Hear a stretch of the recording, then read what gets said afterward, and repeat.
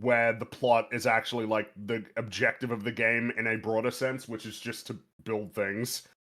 That was probably never remotely considered. They were like, it probably would have just been like, well, yeah, there's got to be like a villain that they fight in like some big action adventure that they got to go on. It can't actually be a movie about somebody in Minecraft just like building something that's meaningful to them. Yeah, because why would you do that? That would be boring. It would be boring if the movie was somebody finds himself in the Minecraft world and then they decide to build something that's like important to them, and then it's just following the journey of them building it and learning more about the world and themselves. We'll go through all that in the Steve flashback. Maybe we will. I mean, it could be that, you know, the trailers don't convey it clear, because obviously I feel like the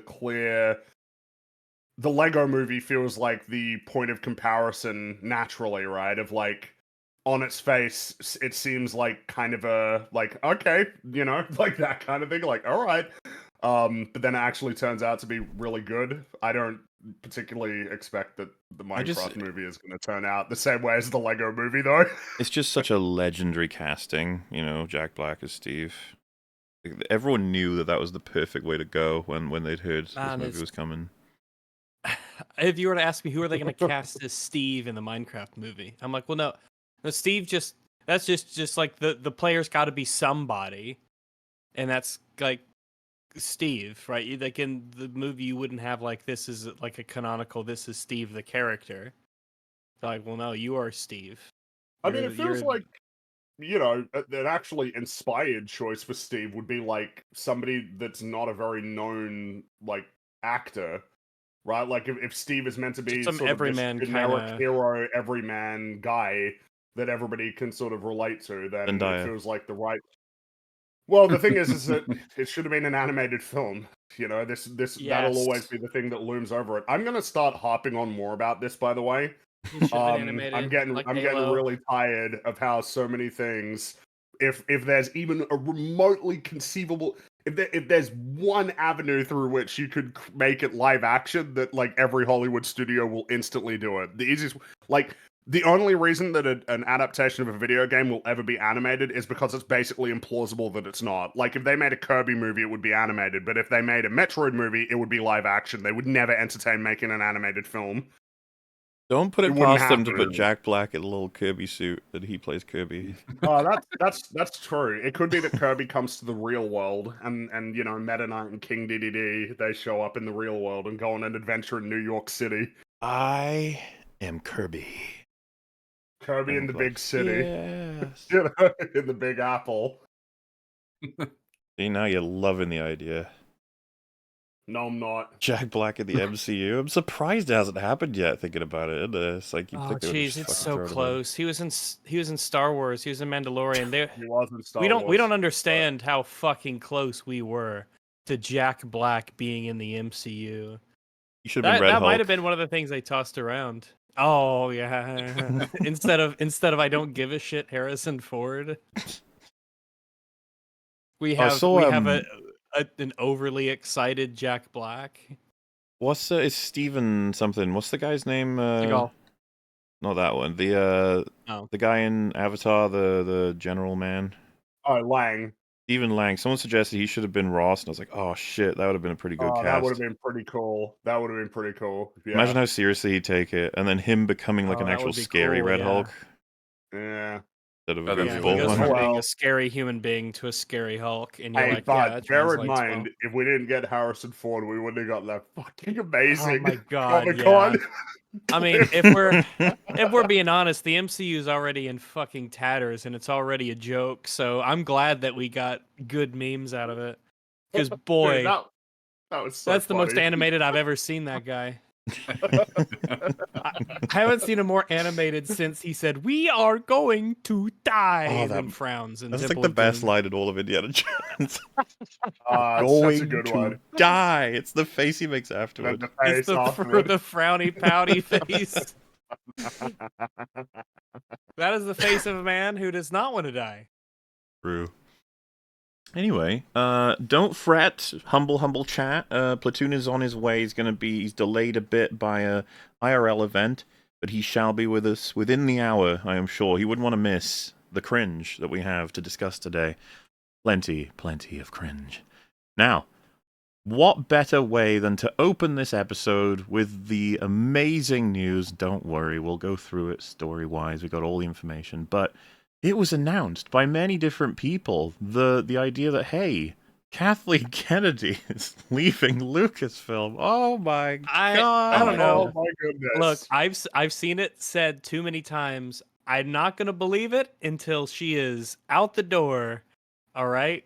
Yeah, it was probably does actually seem like it's going to happen this time. Well, the thing is that what made it seem more likely was it was being reported by like actual major like Hollywood. Yeah, you know, it's like, it probably will actually happen this time. It's not. You know, well, what this one probably meant is there was like serious discussions, and it got just someone told someone, and then it got out, and it was like my source pretty reliable on this, and then it was like whoa, not that simple, buddy.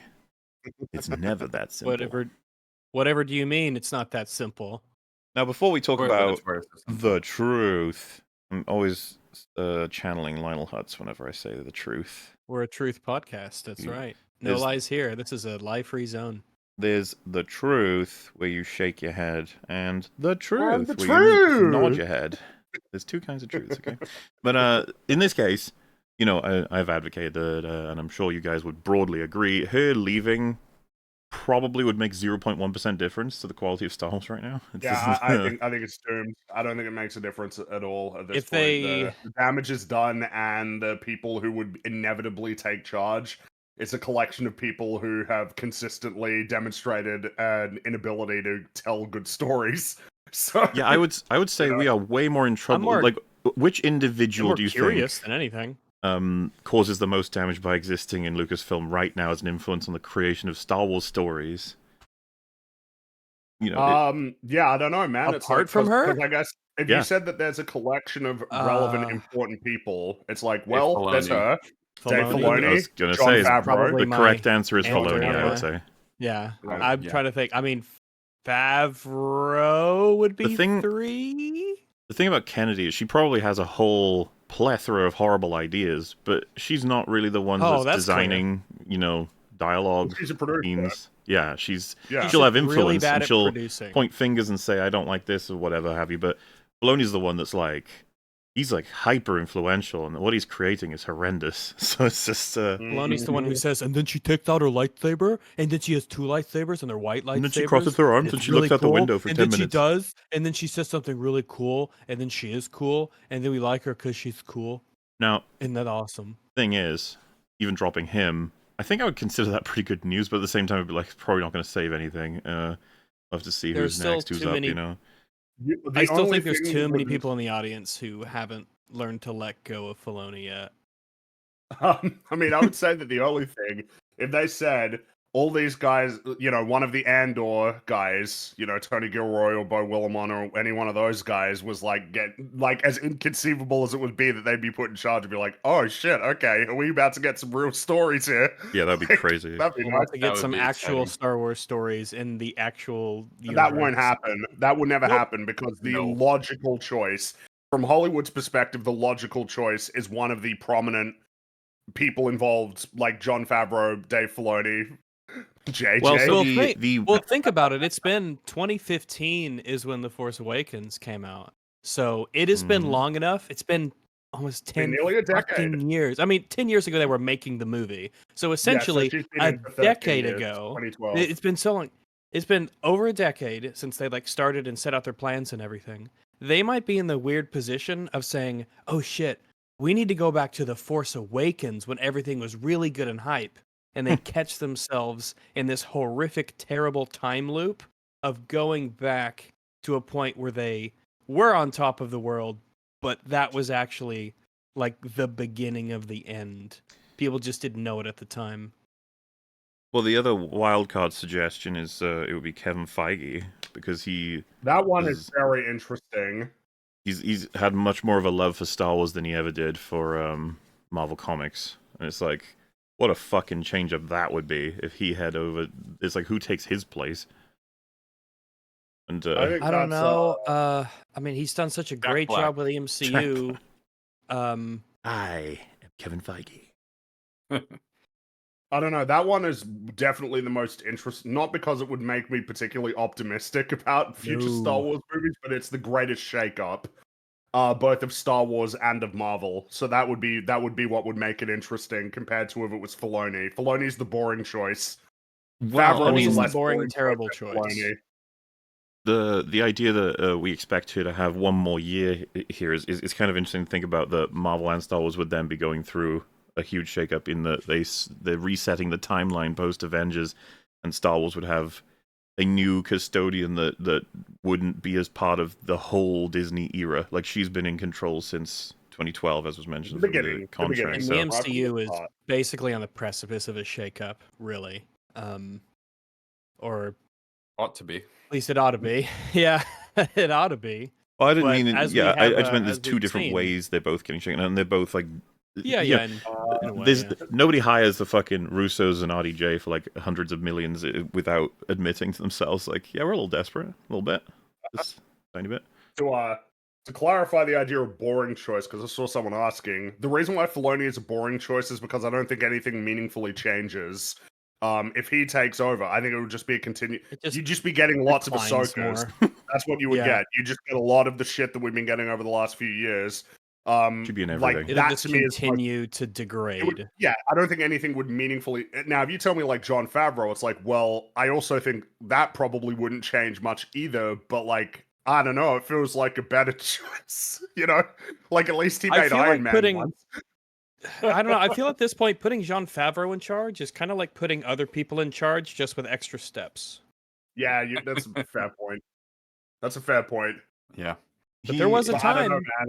He made Iron Man. Like, man made Iron Man, but Filoni never made Iron Man. My expectation is Filoni is gradually just going to be in complete control of Star Wars. It's like inevitable. Yeah. It's because of his tenure, right? Like, it's like this guy's been here. He was with George. He's made loads of successful projects. The fans really enjoy a lot of his original characters. He's tracking the whole universe. He's obsessed with it. He knows his shit. It's like, this is the perfect guy. And we're all sitting here like, oh. Well, all we can hope for, if he's in charge, is that the terrible products he makes are silly and entertaining for us to make fun of. Well, and hopefully he wouldn't get in the way of essentially people who were like actual storytellers. You know, if they managed to get a movie started, that nobody would interrupt it or get in the way. It would be like I don't even know what would having him and Tony Gilroy in the same room talking about Star Wars would just be. Like, what a meeting of the mind that would be. The thing, well, I could imagine Filoni could pass a conversation like that. It's just when he puts pen to paper, it becomes like a complete mess. Because I've heard him talk about Star Wars passionately. He's an ideas guy with no execution capabilities. Maybe. I think that might be too generous. Emil Pagliarulo of Star Wars. Sure. In any case, yes, this news got everywhere. And then I guess Deadline did an interview with Kathleen, and she got to speak on exactly what was going on, because this spread like wildfire. And you know the best part of it, the absolute best part? Everyone was celebrated. No. So she probably, you know what it's like? It's when, this is like a meme in so many things. This happened in real life to a friend of mine, unfortunately. But it's when there's a joke made or a implication being made that a girlfriend that no one likes for a friend, that they've broken up, and then all the friends pour out their criticisms. It's like, finally, and they say a bunch of stuff, and then that person's like, safe to say all the things I wish I could have said earlier. And so, like, the friend is like, oh, what the fuck? Like, it was just a joke, or it was like, I didn't know that all that, and I think that's what's happening with Kathleen. She would have seen all of the news followed by just mass celebration, because it's still very symbolic and meaningful. And you know, like I said, I don't expect much to change, but at the same time, interesting, you know, to see it leave. It's a good step, I guess. It feels like, I mean, you can block it by eras, and the end of hers would certainly be something. But yes, I'm going to read out what happened between her and Deadline and her clarifications, so you guys can stop celebrating and start realizing that reality is coming to your front door. And this is what it sounds like. Reality can be whatever I want. The Deadline say, we've read all these speculative reports that you are out. There's a frenzy for the next person who's going to take over Lucasfilm. What is the truth? She says, the truth is, and I want to say this loud and clear, I am not retiring. I will never retire from movies. I will die making movies. Oh my God. She sounds like a fucking emperor. Like She does. I will die before I see the throne You in the cannot hands of stop a me. usurper. Who are you, Filoni? A pretender to the I throne? am the Lucasfilm. So she says, what's happening at Lucasfilm is I've been talking for quite some time with Bob and Alan about what eventual succession might look like. We have an amazing bunch of people here. Bench of people, sorry. And we have every intention of making an announcement months or a year down the road. We are in lockstep as to what's going to be, and I am continuing. I'm producing the Mandalorian movie right now, and I'm also producing Sean Levy's movie, which is after that. Sean Levy's that movie? definitely feels like, look at all of the things that I'm still working on, all right? You can't get rid of me. And yes, for those who don't remember, he is the director of Deadpool and Wolverine. That's his latest excrement. Oh, yes. So, that is excrement. Can't wait for a Star Wars movie from him. It's probably going to be shitty. Yes. It's probably going to be shitty, but maybe it'll be crowd-pleasing, which is something that, I guess, maybe that's what they need right now.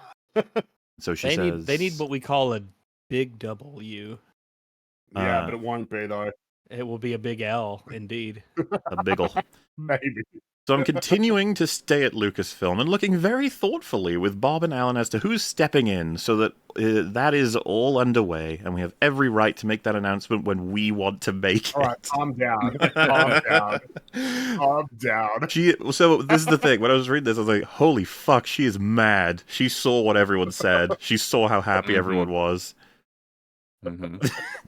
Maybe you shouldn't have fucking destroyed Star Wars, bitch. Destroyed the most lucrative film franchise in all of history. Yeah, that's probably. I mean, like, it wasn't. We didn't take some bad gambles on some experiments. Well, I guess in hindsight, they kind of did, bizarrely enough. But like, this is a repeated and consistent long line of failure after failure after failure. Such that basically her entire career before Lucasfilm is like irrelevant to most people. Like, she produced a lot of very successful Star movies, Wars. and nobody cares. Nobody cares because you wrecked Star Wars. It sounds to me like an Office meme where he comes out and he speaks to the camera and he's like, I'm going to tell them that I'm leaving the office and watch how they panic. And he goes out and he's like, I'm leaving everyone. It's my final day. I'm not interested in working with any of you anymore. I'm out. And then they all like immediately celebrate. Like, or it's like in Hot Fuzz. It's like in Hot Fuzz when Angel's like, you forgot one thing, and that's what the team's gonna make of this. Yeah, and everybody's just standing there like, good luck. God, like just smiles on their faces. Maybe someone gave her the report, because I just can't picture her reading all of these forums herself, and someone was just like, yeah, I don't know how it came out, but everyone thinks you're leaving, and they're celebrating. Celebrating. That's unacceptable. The deadline saying. Just for that, they're getting 2 more Rey movies. I'm gonna make all of the Rey, a Rey saga. I will play Rey. That you are looking within seems to give credence to what we've heard, that an exec like Chief Creative Officer, Dave Filoni, is in a good position as he works on Star Wars and he writes and directs, etc. And she says, I can't say who it is because there's just an internal process that goes on inside a large corporation and a publicly held company as to how we go about making deals, finalizing decisions, and making announcements. There's nothing unusual about that, and we're in that process.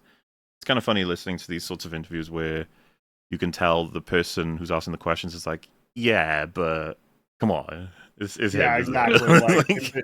This is very much like that question was. I kind of enjoyed that question of like, well, your answer has indicated that like what's being reported on is like at least somewhat true. Is gone. So I mean, you said it yourself. I mean, first you said that I'm never retiring. I'm going to die making movies, but also I'm having conversations about who's going to replace me. So it's like you're not even that old. That actually made me think that the report was probably true. She just doesn't want it public yet, as in, because she even implied it would take maybe a year, which is kind of what everyone was reporting, that she'd be out by the end of the year.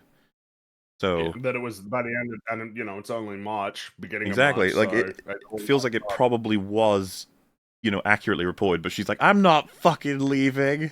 I might leave later, but I'm not. Fuck you. And so they say, this flurry of press coverage, it sounds like chaos. What's the reality? And she says, chaos? There's never been any chaos.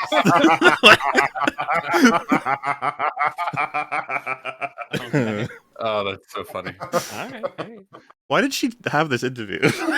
She told her not to. I guess it was just to be like, no, I'm good. I'm good. She slams her fist on the table. Fine. I'm fucking Okay, fine. I'm fine.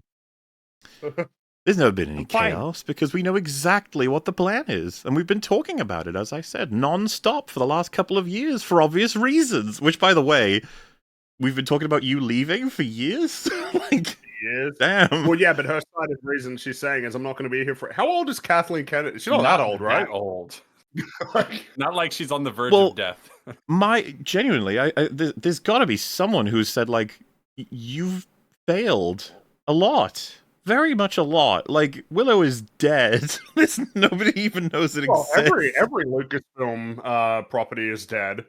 Yep. Like, I mean, Indiana Jones is now very dead. Well, I was Star gonna Wars dead. get to the rest. Disney- I was like, that's kind of my point. Is like, what the fuck are your successes? And I guess she would be like, well, I mean, Force you know, Awakens. I made a lot of money. Yeah. Yeah, okay, so she's 71 at the moment, which is Yeah, older than I thought she was. But still, I mean, you know, She just said she's not retiring. So does she think she's going to die in a year? And picture like when they try to convince her to leave, they're like, "Man, you're almost 80 now. You know, it's time to go." And she's like, "No, I'm not." Like, well, you're in your 70s, late 70s. 71. Well, that's almost your mid 70s, which is almost 80, really.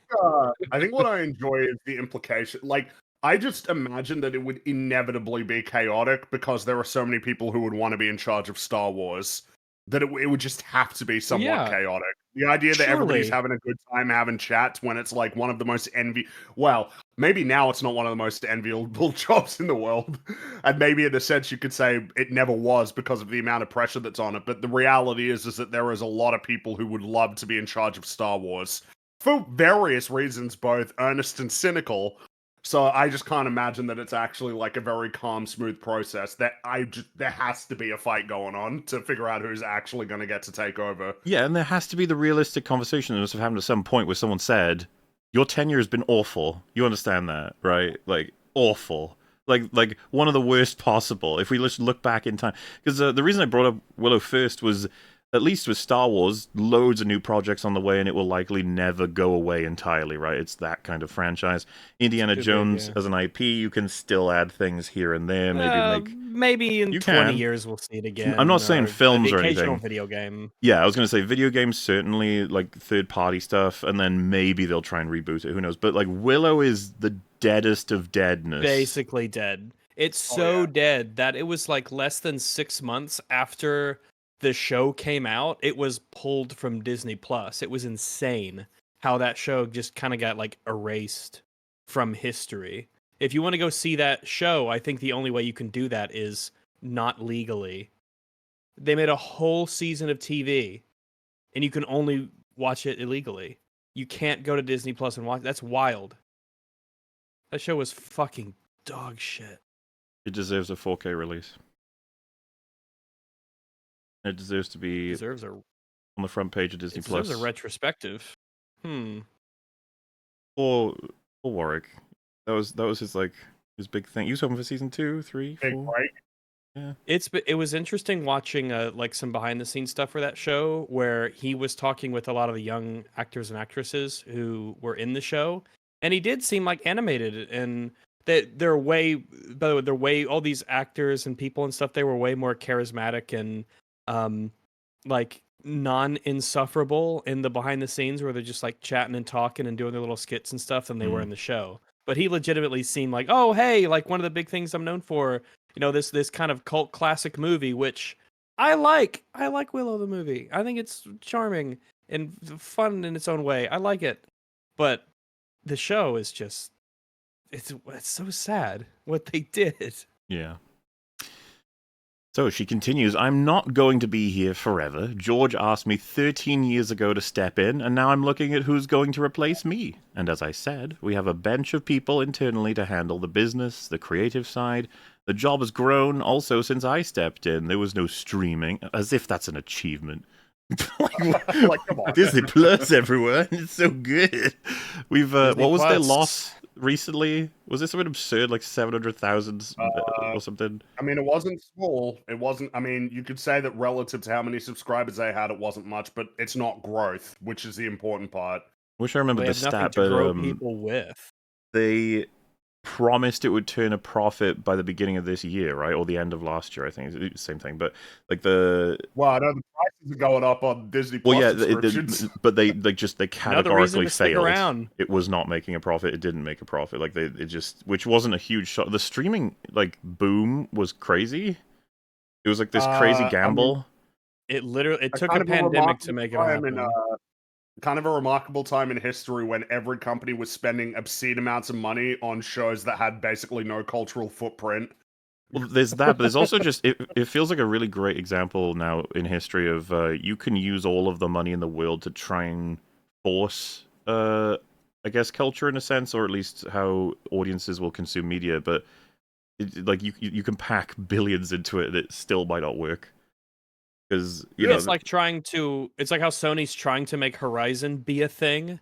They're trying to like force that into being a thing that you will like and consume and spend money on. Right? Specifically Horizon. I mean, it is. It just is like, well, they almost made a Horizon MMO that got canceled. They made a second Horizon game that no one talks about ever. They made a Horizon Lego game that no one fucking cares about or talks about. And I'm like, why do you keep fell through? Yeah, it's like, why are you trying to force Horizon into being a thing? I think it is just as simple as the first one sold really well, like almost surprisingly, inexplicably well, and it's almost like one early success can like ruin everything. I know that we're not on, we'll be talking about DC later, but like Aquaman specifically, that film, you could almost pinpoint that as the reason why DC lost so much money in the following years. Because if that had failed, maybe they would have rebooted quicker. But because it made money, it's like, oh shit, we can actually make money on DC movies. We can't get rid of this gold. And then they never did again. They never made any money ever on any of the other ones that came after it, except maybe Shazam, the first one. Aquaman continues to be an anomaly in more ways than one. It's just funny to think about that, like, one success could throw everything off, like, because you will always want to chase that success again. There's so many examples. As far as I know, of Netflix is the only streaming platform that's ever been consistently profitable for like more than a quarter at a time. And that was like the early days, wasn't it? When it was almost the only game in town, essentially. Well, I think it's still it's profitable now, isn't it? I think Netflix still is. I think Disney Plus was profitable exactly one quarter, like a year ago. It was in one day. We gotta chase that high, man. It's like that's it. I mean, for what? When did Disney Plus start? Was it like 2019, something like that? 2019. Yeah. So for years, completely unprofitable. So it's not hardly a thing to brag about there, Kathleen.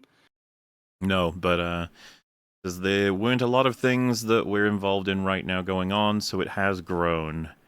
Which I guess you could argue it's spread itself out so thin it's almost dead. But what's the point of saying there was no streaming? It's like, yeah, but you haven't made any movies for 6 years. So what the fuck are you talking about? That would be a very good when you moved into streaming, but you haven't made any movies. Even though we know what the answer would be, which is like, oh no, we wanted, the saga was complete. We did what we wanted to do, and then we were thinking about, and you'd be like, well, no.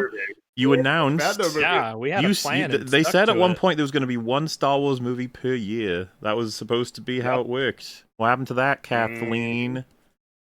It is one of the biggest indicators of how much of a failure Star Wars has become, that we have not had a Star Wars movie since, well... They don't want as public a failure as Solo ever again. That's probably the big hubbub. Like, we can never have that happen again. And they will. They will. Unless they make some big changes, that will be the norm. Yeah. Right. Well, they ask, how far down the road do you expect before a change gets made, and then you go off and produce these two big Star Wars things? Because we'll probably make an announcement months or a year out, and I have every intention of sticking around to help that person be successful. Gee, thanks for all your helpful tips and tricks, Kathleen. I see they served you well. She will be a I puppet see you master have then. constructed Which means, your by the own way, lightsaber. even if she's replaced, but she hangs on and has influence or whatever, it's gonna be like, oh, jeez. Just go away. I'm already producing the Mandalorian movie, and Sean Levy's is after that. Ooh. Oh, what a double dose of fucking amazing content from Star Wars to come, eh? Mando and then the Sean Levi movie. Ugh. Can't wait. Can't wait. Let's see what corpse he parades around. What's so funny is we got plenty of dead Star Wars characters from.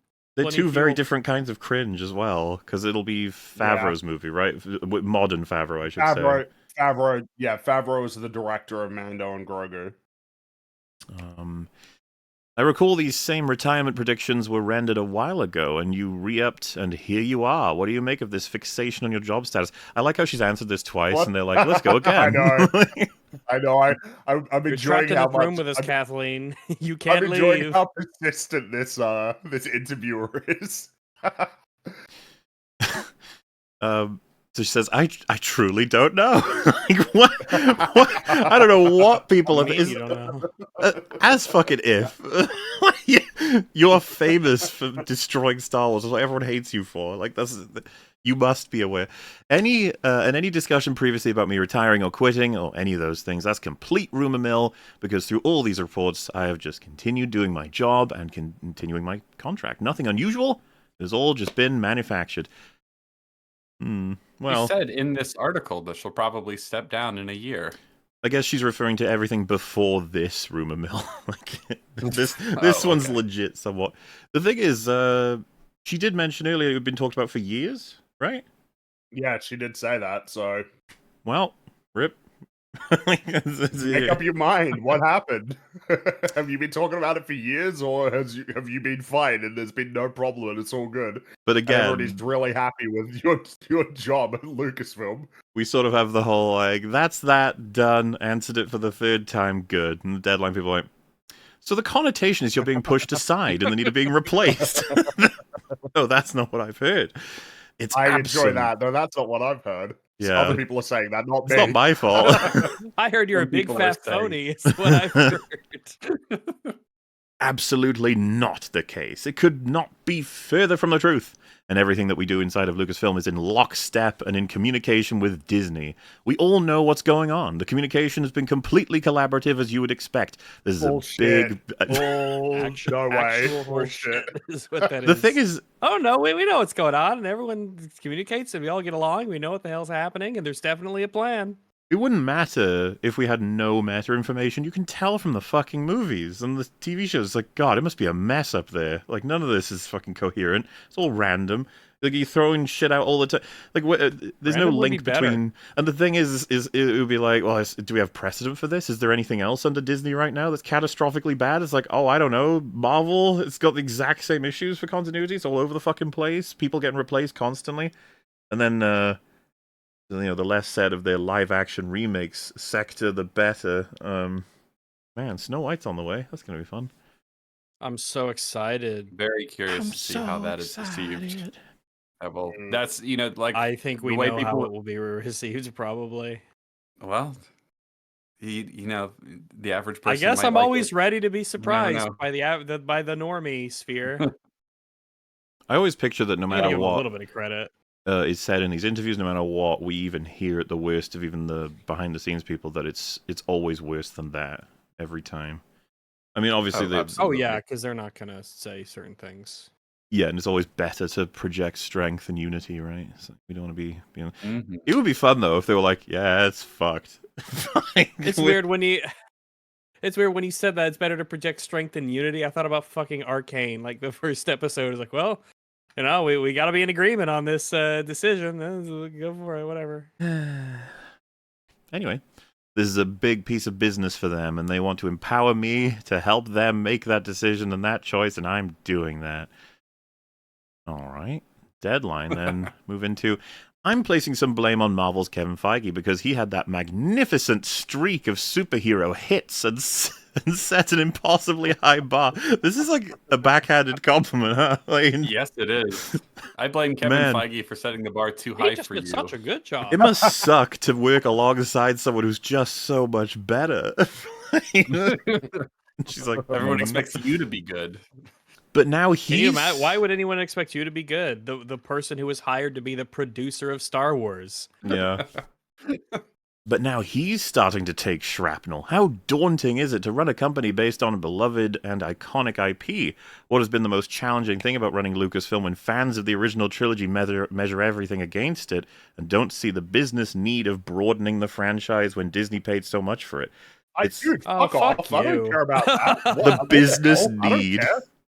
Okay, but need to take a steaming dump on Star Wars. Why is that something that the fans need to give a shit about? That's your fucking job. Also, let's be honest, there are two kinds of broadening here. One, broadening it to all kinds of mediums and selling it out like the whore that Star Wars has become of media, or broadening it in terms of the financial gain, which George Lucas managed to maintain and nail way better than you guys have. Like, what happened there? So, when you likened the Star Wars franchise to being a common whore there, where I instantly did. This was subconscious. It just happened without my consent. My brain was just like, oh yeah, Jack Black was in Star Wars. You had Lizzo. Funny that they would even say that. Yeah, you know, how hard is it to do it when the fans don't understand that you have to broaden the business? It's like, dude, what are we suggesting? Like, they have no obligation to give a shit about what you need to do to make money. Like, they want to get Star Wars good was making money. Well, Star Wars. You bought Star Wars for $4 billion before any of this stuff happened. It clearly had an insane amount of appeal to a wide audience. No, and he's broadening. You didn't need to do this. Broaden it. Also, Disney paid so much for it. I don't know about that. At this point, I feel like it's safe to say that they probably should have paid more for it, all things considered. I don't know. It was a money-printing franchise. They fucking took a hammer to that printer. I don't know. It should have been infinite free money for all time, forever, always, in eternity. I don't know. I just find that funny. Like, well, no, Disney bought it, and they need to make it a return on that investment. And you know, fans don't know about that. It's like they have. Force Awakens made $2 billion by itself. Well, it's just fundamentally like fans. It's not like incumbent on them to be considerate of your business priorities. That's your job. I'm not an investor. You got to figure out how to do it. I'm emotionally invested, or I was emotionally invested in Star Wars once upon a time. But. Yeah, once upon a time. But thanks to the misses here, I don't have to worry about that anymore. Thanks for freeing up some empathy bandwidth for me. On the whore note, do you remember the? Go on. Do you remember why Jack Black and Lizzo got into that episode? I can't remember. Didn't Lizzo say she was a big fan of Star Wars? Like she was, and she dressed up as it could have been Grogu, whatever the fuck, on some. Whatever.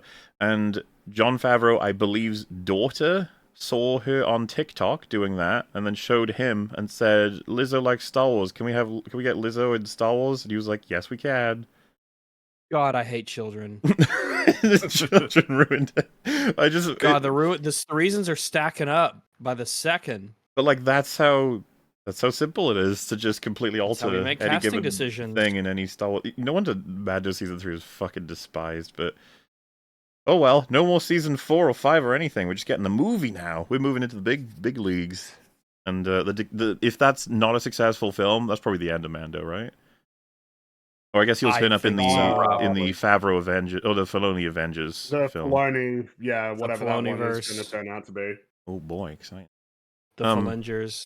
I like that they end this portion with this is what Amazon MGM will now go through as it expands the James Bond universe. They don't have to. They don't have to make these terrible decisions. You know what they have to do is cast a James Bond that's not going to fucking kill the whole franchise at this point. They are in... Like, haven't they been arguing heavily over this? The Broccolis and the recent information, I think, is Amazon finally wrestled control for casting James Bond. James Bond is not Star Wars, and I would not use it as a model for how we should be moving forward with Star Wars. You know what I mean? Like, it's like, we gotta broaden it just like James Bond. You'd be like, what? James Bond should be, every once in a while, a cool, fun spy action movie comes out, and we go to the theater and say, that was fun. When the next one comes out, I'll see it too. And that's what it can be, and that's okay for it to be that way. The focus, I would say, that needs to be done with James Bond, and to be honest, with Star Wars, is just make one good film. Can you do that? And we'll take it from there. Yeah. Mm-hmm. The plan is to make a good movie. That's the plan. Can you do that? Like, no, 10,000 movies and TV shows in 10 million years. So she responds. It is something I think about all the time. It's fascinating to think about how you sustain a brand, especially Star. You have not. That's the complete fucking opposite. Yeah. You guys have been on the Give fumes. us your helpful tips and tricks. The fumes of the OT, add the prequels, add to the EU to a serious extent, and even the Clone Wars animated show. They've tried to squeeze for desperation, everything, every last piece. Especially Star Wars, which is just about to celebrate its 50th anniversary. How sad is that? We're on the way to the 50th anniversary, and they'll fail that in terms of a celebration. 2 years away. Of course. Yeah. God. And so, to analyze and understand what was inspiring George when he created Star Wars, when he was still looking at Saturday matinees and Buck Rogers and Flash Gordon, and those are things of the past and politically what he was reflecting on in his stories, because Star Wars has always had a kind of world building. A kind of world building. kind of world building. Inspiration. George had a kind of world building. But there used to be a time where people made things because they were artistically inspired to do it. You mean things with a kind of world building? Why would you say that? I do enjoy that. A kind of world building. It's like, oh, really? It's Star Wars. Ha! It has a kind of world building? Really? There's a world in it, I suppose. I didn't know that. And it reflects... a certain amount of our society. A certain amount of our society. That's just an amount. That's just everything. You don't have to say a certain amount. You say an amount. A certain amount, Rags. It's very certain. God, it's just a particular amount. This God, it's like when on fucking E3 when someone would get up on stage and just say a bunch of bullshit instead of just speaking plainly. Just speak plainly. It seems that we are creating. Yeah. It seems that her attitude is not that we should try to bring to life the same sort of vision and tone and all that was in the original movies. The important thing about the original movies is that they had a kind of world building and they reflected society. So ours needs to reflect society too. Like, that's what you took away from that? And then you cut to, let the past die. Like, yay, society. Well, I mean, what she's about to say in this quote is more indicative of what her takeaway is, which is kind of fascinating. Yes. Yeah. Indicative. The world, needless to say, is changing by the second, and consequently, the world is changing. The audience has changed dramatically. How they consume things. Yeah, we totally changed, man. People don't just want good movies anymore. They want TV shows everywhere. They want announcements about things that don't exist constantly. They want, efforts to completely alter any and everything to do with this franchise. Why does everyone have to overcomplicate everything instead of just put out a good movie? Just one? Yeah, please? that'd be cool. Just like, one. This is all well and good. I'll give this big, long, lofty ideal of an answer. I just like the idea that she's staring at the whole audience being like, you guys, it's complicated now. You guys have evolved. This is the kinds of things you're after. And they're all just like, we recently rewatched the OT. A lot of people do. It's good. It was good. It's still good. You don't understand, Mahler. See, the original movies reflected society, and we need to reflect society too. And society has completely changed, so the movies need to be completely different. That's what I mean. Humans aren't even people anymore. It was just a crazy reality that every single generation that's ever born and grown up, that they just know late 70s and early 80s culture, and that's why they like the OT. That's the whole reason. They feel the reflection, Modern movies can't really pull that off because nobody knows anything about current culture. So that's really the trick of it, and she's really onto something here. The world really is got kind of a world building to it, but with a certain amount of reflection. We're seeing this reflected in the health of the movie business and what it really means for streaming and what are all these other platforms that may be on the horizon. That's not a sentence. I don't even... Just breaks halfway through. You're trying to look like forward. Star Wars? And at the same time, you're trying to create stories that feel familiar. So you're moving into the future, but you're maintaining a sense of familiarity. And I think that's the hardest balance. What a lame answer. You got yourself there eventually. it's like the diplomatic answer. A lot of people like stuff from before, but you also need to be new with stuff. And that's hard. Yeah, that's it. You nailed it. New things are good, but old stuff is good too. Oh, sorry. That's not a question, is it? That's just like some article thing. Okay. That's another link. Then when you have a brand that's this expansive, you're also, and this is something we work very hard at, you try to find different entry points for different generations, because that's what Star Wars has always been. How did they pull it off, guys? Star Wars as one movie managed to encapsulate the whole fucking planet. How did it do it? That's crazy, because that's not possible. That's a lot of people said about Skeleton Crew, was like, as much as it is directed at a younger audience, you understand, like, younger audiences adored the OT, right? Like, it was... exactly. Because I was one of them. Yeah, my parents were some of them. And a Well, lot I of mean, people, a lot of- ask some people out there who saw Star Wars as a kid, and they're like, holy shit, there was nothing like it. They A still lot of remember parents- watching that movie. would have easily been like, yeah, I could show my kids this. This is pretty tame. You know, there's not that much blood. It's not much... It's kind of the right amount, you know. It's slightly... And there's no Jack Black. Not them all anymore. nightmares. Find different entry points. There's always been. It's a very generational brand, and we want to sustain that. And we work hard to sustain that. So George gave us the gift of storytelling, being across lots of different genres. Huh? I don't think What does that's that mean? true. George do lots of different genres for Star Wars? Not really. Not really. I mean, unless That's a weird thing to say. there's a blending of genres, perhaps, but it's I guess not. so, yeah, but... Say that, and you could say that there are other kinds of genre stories that you can do in Star Wars, but like if you're talking about the core, saga, basically, I mean, they're all broadly can be categorized under the same umbrella. Yeah. It's like, as well, that it's a generational brand, and we want to sustain that, and it's like, you can't. What does it Seriously. mean? What a horrific does it mean? corporate phrase that is, generational brand. Ugh. Mm-hmm. Generational referring brand. to everything as the brand and the business. The It's like brand. lame art, goddammit. You should treat it like it's art. Make one good movie. Let's start there. We're still at that. We It's can like, come on. Yeah, it's like make one good movie a generation. Is that what you meant, maybe? They're running out of time. Every generation gets a good movie from us. That's what we mean by generational brand. And that gives us a lot of opportunity to try things. What we've really enjoyed about the streaming space is we've been able to experiment. Oh, yeah. I find that amusing as a statement. Like, how can you possibly say that if you're spending like $100-200 million on these shows? How does that give you more leg room to experiment than releasing a movie theatrically? Either way, you're still spending a ridiculous amount of money.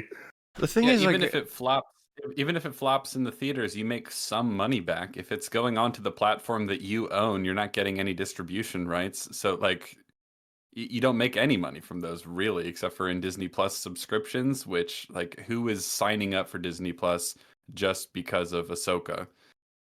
I don't even... Anyone? There's one person out there.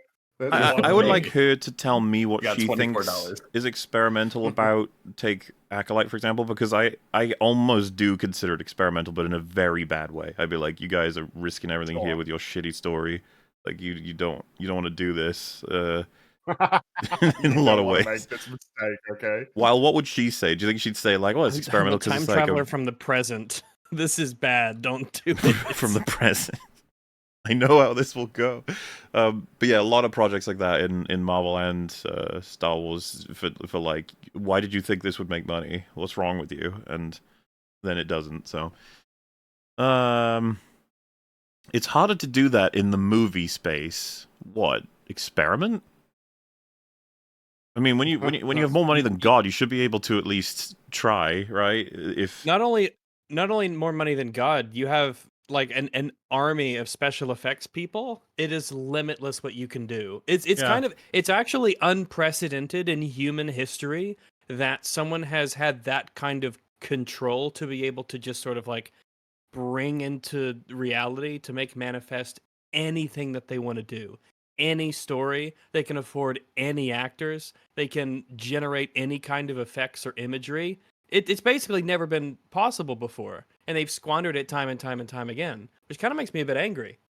Well, I'm confused. Why would she imply that they can experiment more with TV shows on streaming than they can with movies? Got it. Is it the idea that because it's on a streaming service, it can never be said that it flopped because you just don't have the plain box office numbers of how much did it cost and how much money did you make? I know corporate behind the scenes reasons why one would say that, but what would she say in this interview if she was asked this? Like, I think she would say, like, audiences have expectations of what would be in the movies, meanwhile the shows have freedom to experiment or something like that. Maybe it's the structure of the shows themselves as a show versus a movie. It's so funny, though, because character, it's a type of stories, yeah. You look at the shows, and you'd be like, what about those are, like, super experimental outside of just being awful? I guess maybe how little happens in them. It's borderline experimental. And now I think that's why it feels so good to be able to move into a Mandalorian movie, as we're coming off 3 seasons of a very successful show. Are you going to talk about the success of the 3rd one? The critical acclaim? Didn't seem to go too well, and it feels like it was Cameo impactful. Extravaganza? We've actually built an audience for that, and we gave the young audience an opportunity to enter Star Wars at a different place and not feel like you have to have seen everything. Oh my god. Gee, thanks. It can become their Star Wars. You know it's a really good place for that? A New Hope. I could jump right in without any prior knowledge. Wow, that's crazy. And that is, I think, the fun storytelling challenge. All right, you got to redirect her into something more aggressive here. You got a long resume of big movies. Compared to that, how much tougher is the challenge of so much public scrutiny and second guessing by the rabid fan base? Okay. I'm not used to this kind of scrutiny. It's not uncommon to develop a project with big names who fall out when visions don't align, but they get reported as a big explosion or implosion. They're still trying to poke her, which I find amusing. Mm-hmm. They're not afraid of her.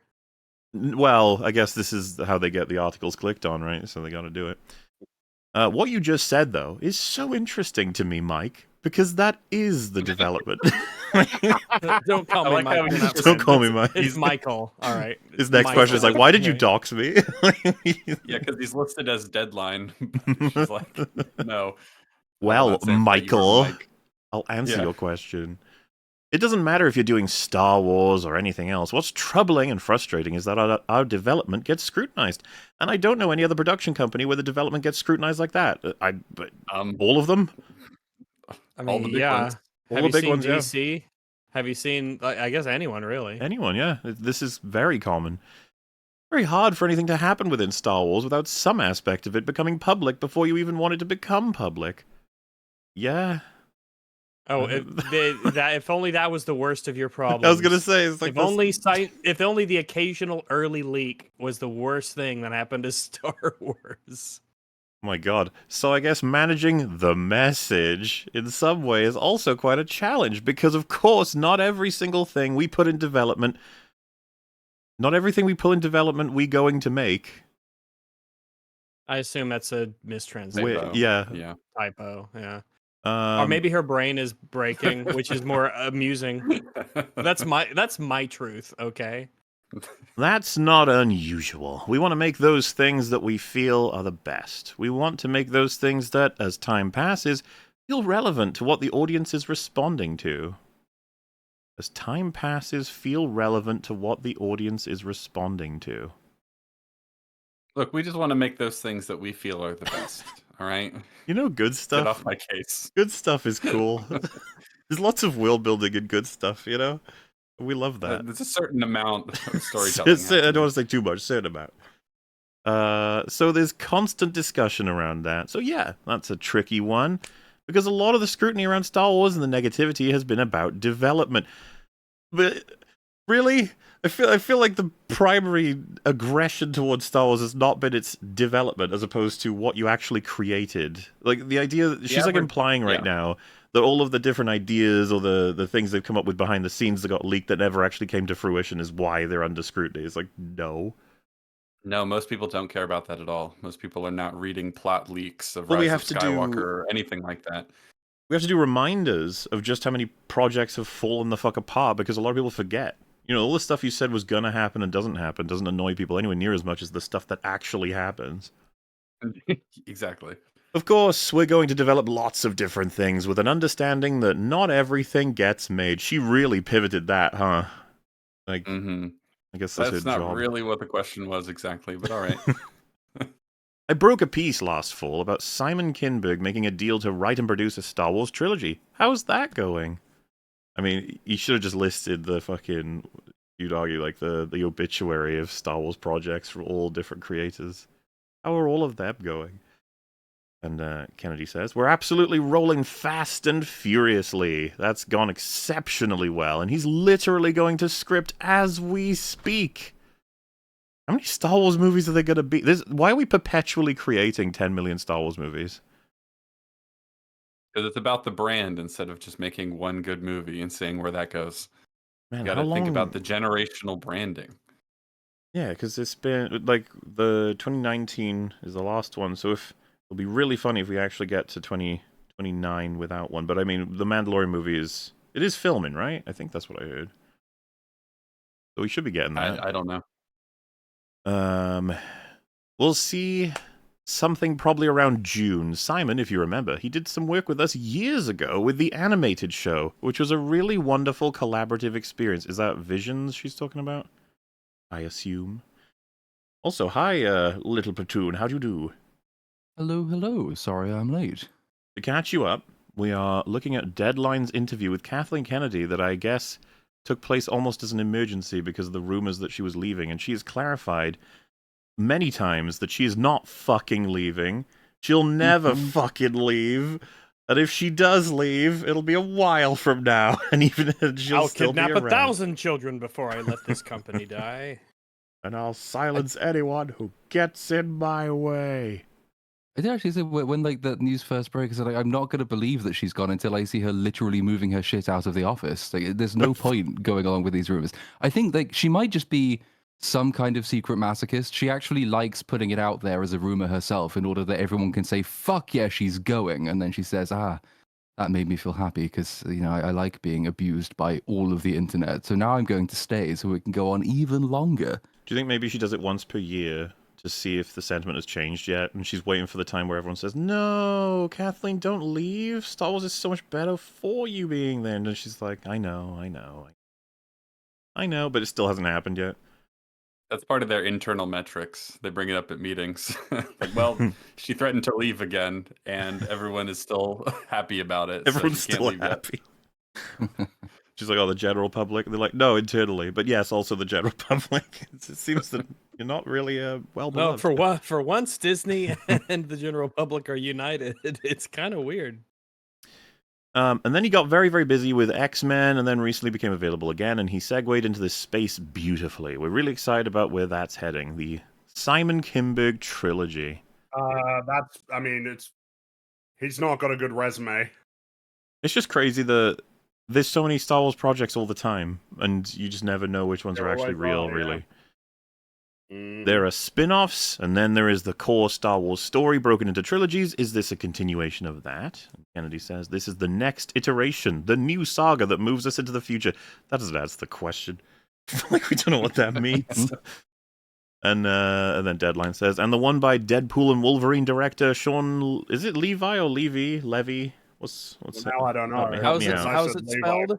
Levy.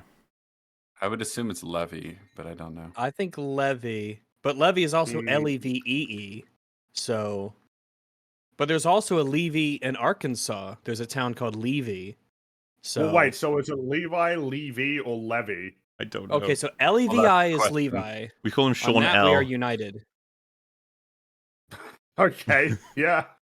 My favorite, right? Some people are trying to type it like phonetically, but my favorite is someone who just types his surname as is, and they're like, "It's pronounced that way." And you're like, "Thanks, bro." Gotcha.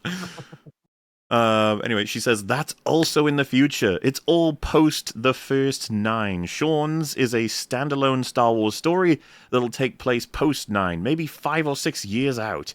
And Mandalorians really stands on its own because there we're dealing with a whole other era in the New Republic.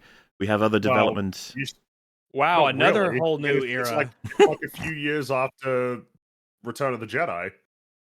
I don't even. Does that count as a new era? Yeah, because they definitely covered that era, right? Skipped it. Well, they did. Mando's sort of been toying around in that era. Ahsoka's been toying around in that era.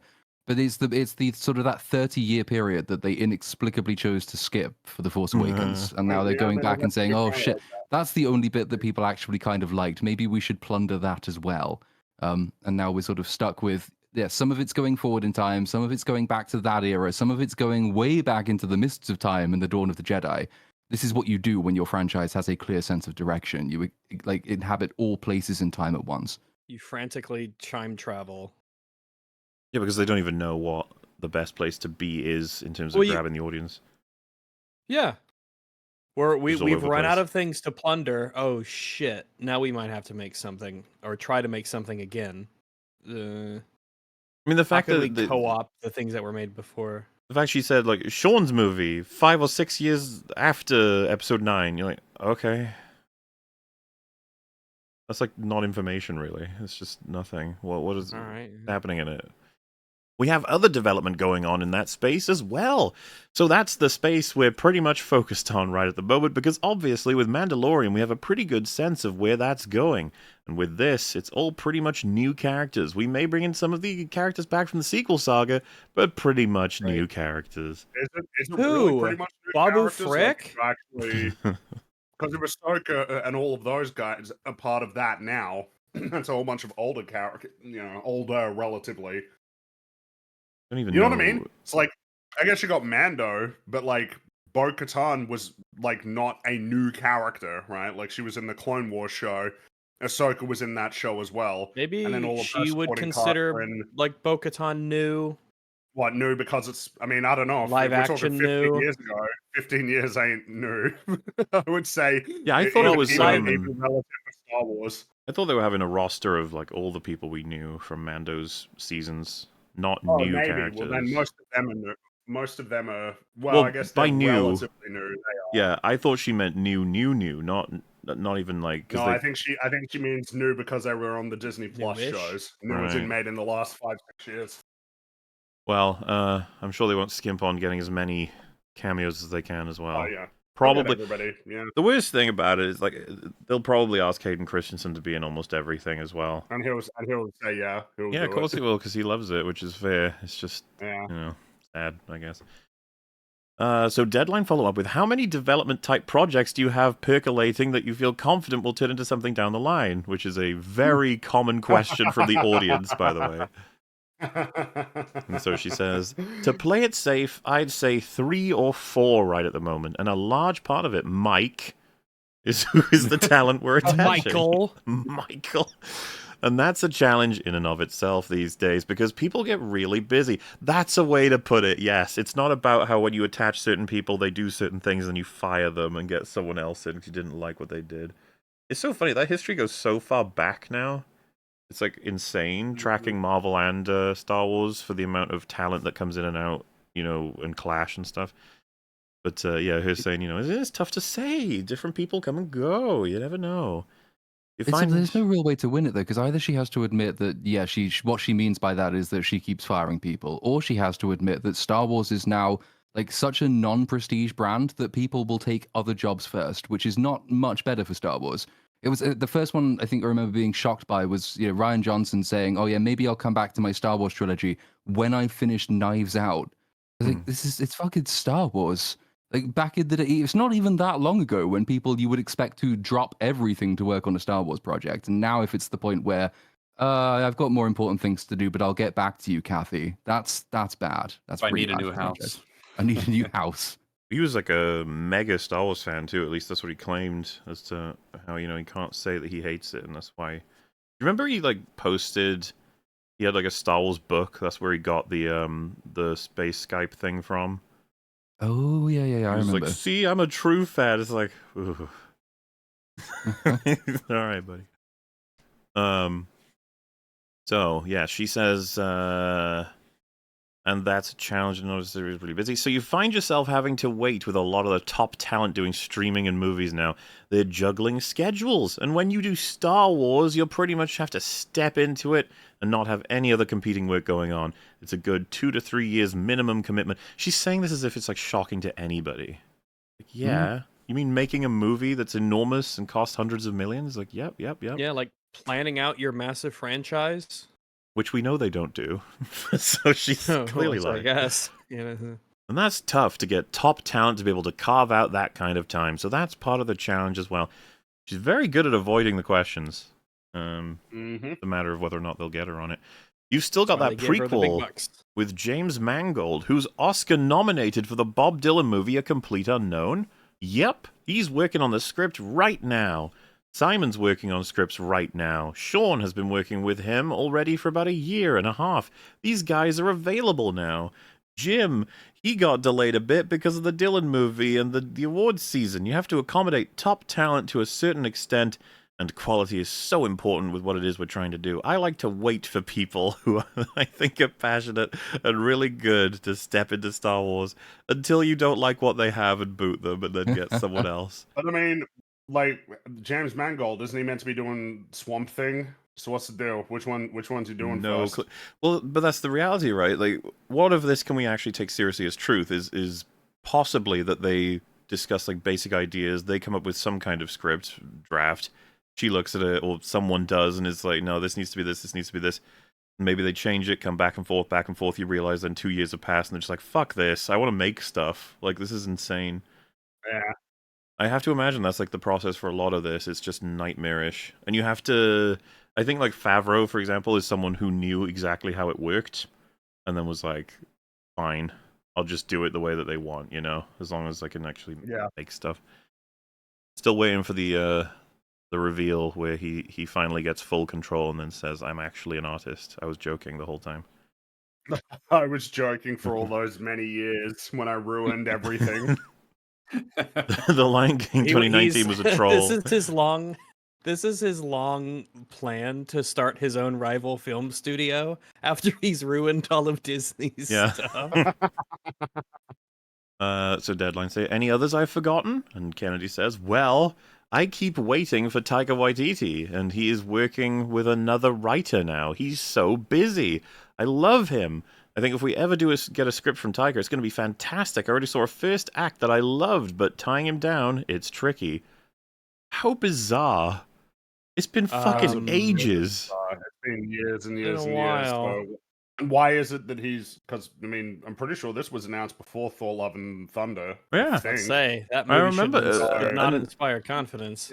Yet again, how the fuck are you there where you're dragging your feet on doing a Star Wars movie? All he's done is a first act? What? Yeah, like, are you kidding me? That's insane. How many years? Look, let the man cook. Listen, Kathy, I think he doesn't give a shit. Like, that's what else do you conclude? Have you seen Love and Thunder? He obviously doesn't give a shit. God. It's so bizarre to read this. It's like, yeah, Taika's on his way. It's like, oh, okay. Is that a threat? Someone's got to ask her about Rian Johnson's trilogy. I still remember seeing his Thor Ragnarok, entering with low expectations, watching his exuberant vision and thinking, this is what you want when you go to a movie theater on a Saturday night. All right, tell us about Thor Love and Thunder. Yeah, tell us how great it was. Waititi didn't write Ragnarok. This is the thing that always gets like, oh, but Ragnarok was good, so what made Love and Thunder so bad? Ragnarok was written by somebody else, and he added jokes to it. And then Love and Thunder was written by him, and it was only his jokes. And the two things are not the same. That's true. So, find the person who wrote Ragnarok if you want a Ragnarok type experience. That is true. Well, and don't forget the fact that he's like been pretty open about how much he didn't even want to make another one. I don't think he even liked Marvel. And so Love and Thunder. Anything though? He likes his own shit. That's about it. This is what I mean. Like, him for Star Wars just feels like an awful fit, especially since we are some of the few people on the internet that did not like his episodes of Mandalorian. Especially the stupid joke with the stormtroopers missing. Yeah, he decided. Like, yeah, cool. Thanks to him, that canon, buddy. Yeah, thanks to him, that is the thing everyone cites as canon, that stormtroopers can't aim. Like, in universe, definitively, it is simply true, and it's like, thanks, man. Awesome. You made it like a problem if ever they can aim. Thanks, that's great. Anyway, I still remember seeing. Oh wait, I read that. It's so true, and that's exactly the tone where you want Thor Ragnarok tone in Star Wars. That's going to go over well. This is what you want when you go to a movie theater on Saturday night. I guess that's what she means. Well, she says that's what we're always looking. Well, the amount of people in the world who took their first date to go see a movie, that movie being Thor: Love and Thunder, is near but not zero. She seems to really want Thor Ragnarok tone for Star Wars. Like, she's really into that. That's She's exactly the just tone we're always looking Like, for. now with that would be filmmakers an who can pull that experiment. off. Yeah, well, I don't know if it's time for that. I think they need to reassure audiences that they know what Star Wars is, or at least Yeah, tell a serious story first. I mean, the Ragnarok works quite well as like a juxtaposition because like how serious and the MCU is getting by that point. Well, You know, it everything is was- sort of scaling up and it's getting very dour and very straight laced. And then Ragnarok comes out and it still has a serious story to it, but it is like it's a comedic shift away from an overall tone, which is getting darker and darker over time. And so, But like, even Ragnarok had very serious moments in it. yeah. It's not just like silly jokes like all the way through like Love and Thunder was. So like it has a serious story to tell, which again, the comedy works by contrast with what's coming around it, even within its own movie. With Star Yeah, Wars, when we've already had a joke movie in The Rise of Skywalker, what we need is to start building up the serious story again. And then maybe a few years down the line, hey Taika, do you want to liven things up a little bit? Okay, I'll come and do that. But that's not what you announced at the beginning. yeah. The key is you want to have jokes in your movie. You don't want the movies to be the joke. Mm-hmm. Well, they've done plenty of that already. Especially Rise of Skywalker. That is like the punching bag of the Star Wars universe for everybody. It's not like they're a dime a dozen. You're really trying to find the diamond in the rough, and he's one of them. That's, I'm surprised she said that, actually. Why? I think she just genuinely Diamond in really the rough. likes him. You just sort of cast a... It's like, man, yeah, a lot of those directors are shit. You really gotta look really hard for the good directors because there's so many bad ones. That's the Yeah, implication like the of a statement producers. like that. She's fired so many. When you for said it. there's a diamond in the rough with reference to directors, you were implying that there are a lot of bad ones, which is maybe something that you don't want to do. Like if you're in charge of Lucasfilm, that might not be a good idea. When what you desperately kind of need is a talented director who can make a non-shit movie. You want to foster an environment where creative people are coming to you and are glad and passionate to work on projects. I Not guess like, it's funny though, I need a job. any director she pulls in, she can be like, "Well, you're not the rough, you're the diamond," and she can just say that to every single person she meets. Yeah, until who she comes fires in them, for a and as they job. leave, she's like, "Yo, you were the rough the whole time, You're loser." the rough, It was you're the you. rough. And she screams it at them as she follows them out the front door. Rough, that's Why you. did you? Why did you betray me? Don't like you. Which I'm sure they take very personally, because there should be some kind of article that stacks all of the creators that probably hate her / Disney. Well, yeah, what happened to the Game of Thrones guys? Didn't they basically truncate the final seasons because they wanted to move on and do other stuff? And then it was announced, hey, they're working on Star Wars, and then Game of Thrones season 8 That fell came out, and through. then they decided, oh yeah, that's not going to happen anymore. And then they just went off into the wilderness for many Yeah, years. so that was totally worth it. Well, I think that one fell through because they did that Netflix show, right? And that's what they did afterwards. Body instead. Problem? Three-body Body. But that only came Which out again, that's like a couple of years ago. last didn't it? year, I mean, think. this was I think it came not out even last 2. year, so I don't know. There just seems to be many instances where, like, dude, how can you guys like not make anything for so long? Like, don't you like, you know what I mean? It's like You are don't the have to, Game like, of make stuff Thrones people. generally fairly regularly. Yeah. Huh. Makes you wonder just how long negotiations ruin everything for everybody. Just eat time. Where was I? So, even when you hand the reins to a Lucasfilm protege, it sure sounds like you're going to be in that world for 8 or 10 years. Fair? An interesting way to put that. And then she says, I don't know if I'm going to say that, but yeah, it's possible. Good news, guys. She could be here for another decade. Woo! Yeah, another successful decade. Oh. Might you also go back to working with your husband, Frank Marshall, who's doing a documentary on Barbra Streisand, another on Fleetwood Mac? He says, he is truly something. I cannot keep pace with one of the most of the time with what he's doing. And then he just opened a play on Broadway. Oh, because he's actually making movies? I was going to say, it sounds like he's a Fleetwood Mac. creative, which is neat, I guess. But then again, oh, he's finishing Jurassic World Rebirth. Never mind. Makes me feel like I'm standing still. Well, you're doing worse than standing still, Kathy. Do you look forward to a point where the two of you can kind of focus on collaborating on these projects you've always cooked up together, whether it was on Amblin or elsewhere? Oh, sure. If something came along for the two of us, we'd love coming back together and be able to work with Mangold on the indie movie. Oof, that was a real treat. Yeah, we'll appreciate that one. And I'll be working with Steven Spielberg. Belgian chocolate. And as they say, getting the band back together, that was really fun. We had a blast. And then the follow-up question. I think it's kind of funny, yeah. It's like, how do you feel about losing so much money on that movie? Well, just after all the things that were just said, and then they follow up with Eddie regrets. Like, Yeah. why would you say that? No, no. Why do you say this like this is an execution? What I don't know. the fuck is happening here? Well, I like to see, this is quite funny to me, is Eddie regrets, and then there's just wall of text. So it's like, you probably pissed her off with that question. Like, no, I mean, far from regrets. I've loved the challenge of stepping into this space, and literally space, and being with Star Wars over the years, taking on the challenges of expanding on Star Wars. I've loved working with Disney. The company's been fantastic in its support of the IP. They've expanded things in ways I don't think George could... I love that that's said. That's so funny. Like, it's expanded things in a way George couldn't have even imagined. Like, really? Why the fuck would you put it that way? Are you mad? If anything, that's a credit to George's fucking restraint, which I can't believe is a sentence I just but said. also, like, why are we pretending like there wasn't a whole bunch of Star Wars games and there was TV shows? I don't think she knows what those there are. were novels. Like, why are we pretending fun like there wasn't she doesn't a whole know what that bunch is? Yeah, she doesn't know what fun is. I will say there have been a hell of a lot less Star Wars games over the last 15 years than there were in the 15 years prior. So what are we talking about? Think of all the games that just the Phantom Menace spawned. It's probably dozens. Yeah.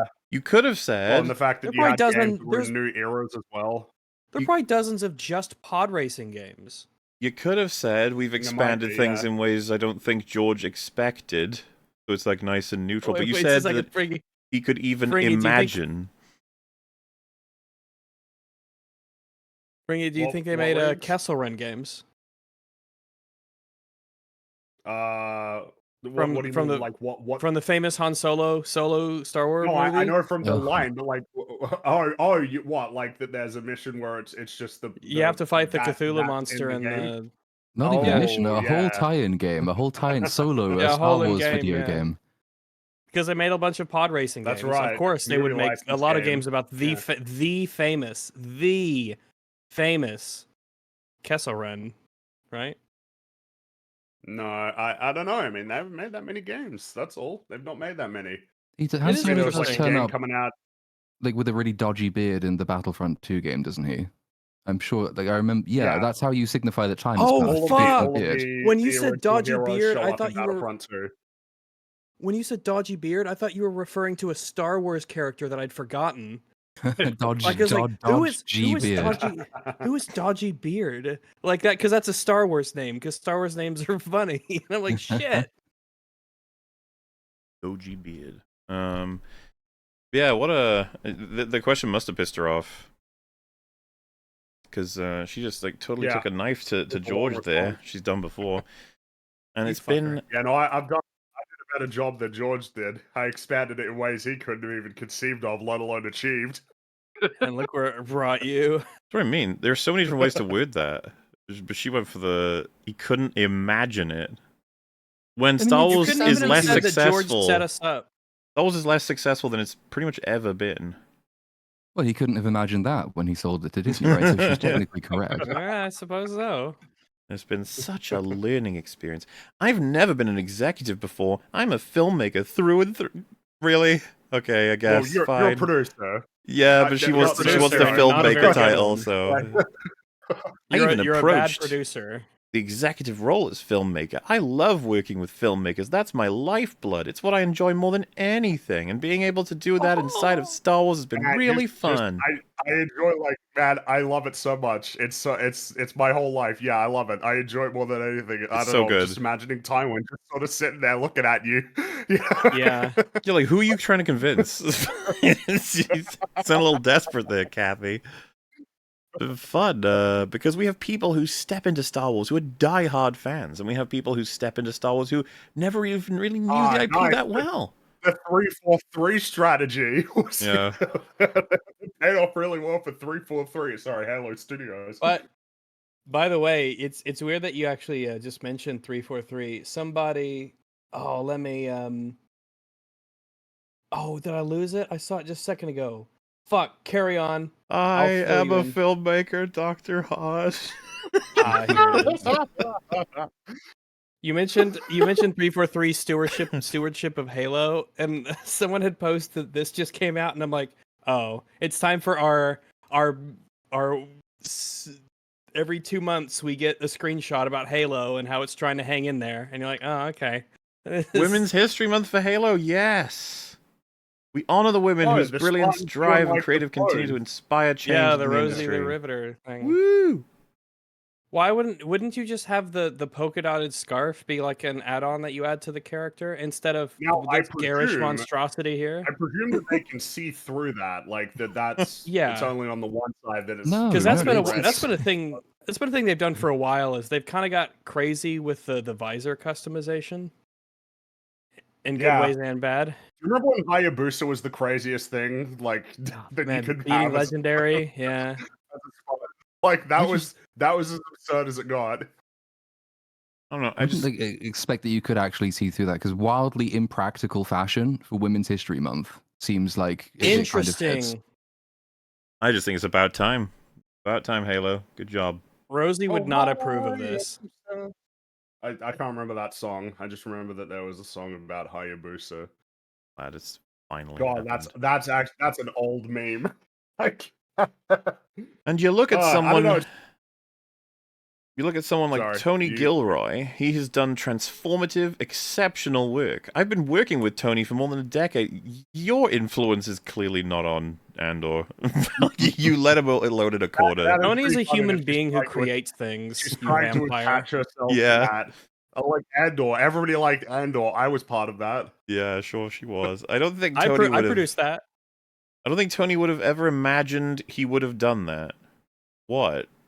Working? Create a Star Wars show? Do you see what she said here? He's done transformative, exceptional work. I don't think Tony would ever have imagined he would have done that. He would never have imagined. Is she a bitch on accident, or does she mean to do it? Well, it's just funny to say this when his resume is like pretty good. This is an asshole thing to say. Like, he's done incredible work. I don't think he ever thought he could. Like, okay. That creative experience on Andor has been fantastic, and second season is coming out next month. That's where the satisfaction comes from me. Yeah, you want to draw the victory out of Andor season 2. She totally wants to. I just hope that continues. Like lockdown strikes and she goes on holiday and he takes the opportunity to rewrite all of season 1, and that's what makes it good. And now she's back and season 2 is coming out. Mm-hmm. Will it actually hold up? We'll see. I hope it does. I can't bear another fucking disappointment. Another bad season 2. Not after Arcane. Don't do this to me. Arcane. I feel like Arcane was the cost, right? Now we've paid the bill. Yeah, you know? That's the tax that we paid. God. Her finger is clenched. Just like, yep. You lost season 2. It ruined like all of the fucking characters and destroyed your investment. But at least it secured a good Star Wars show.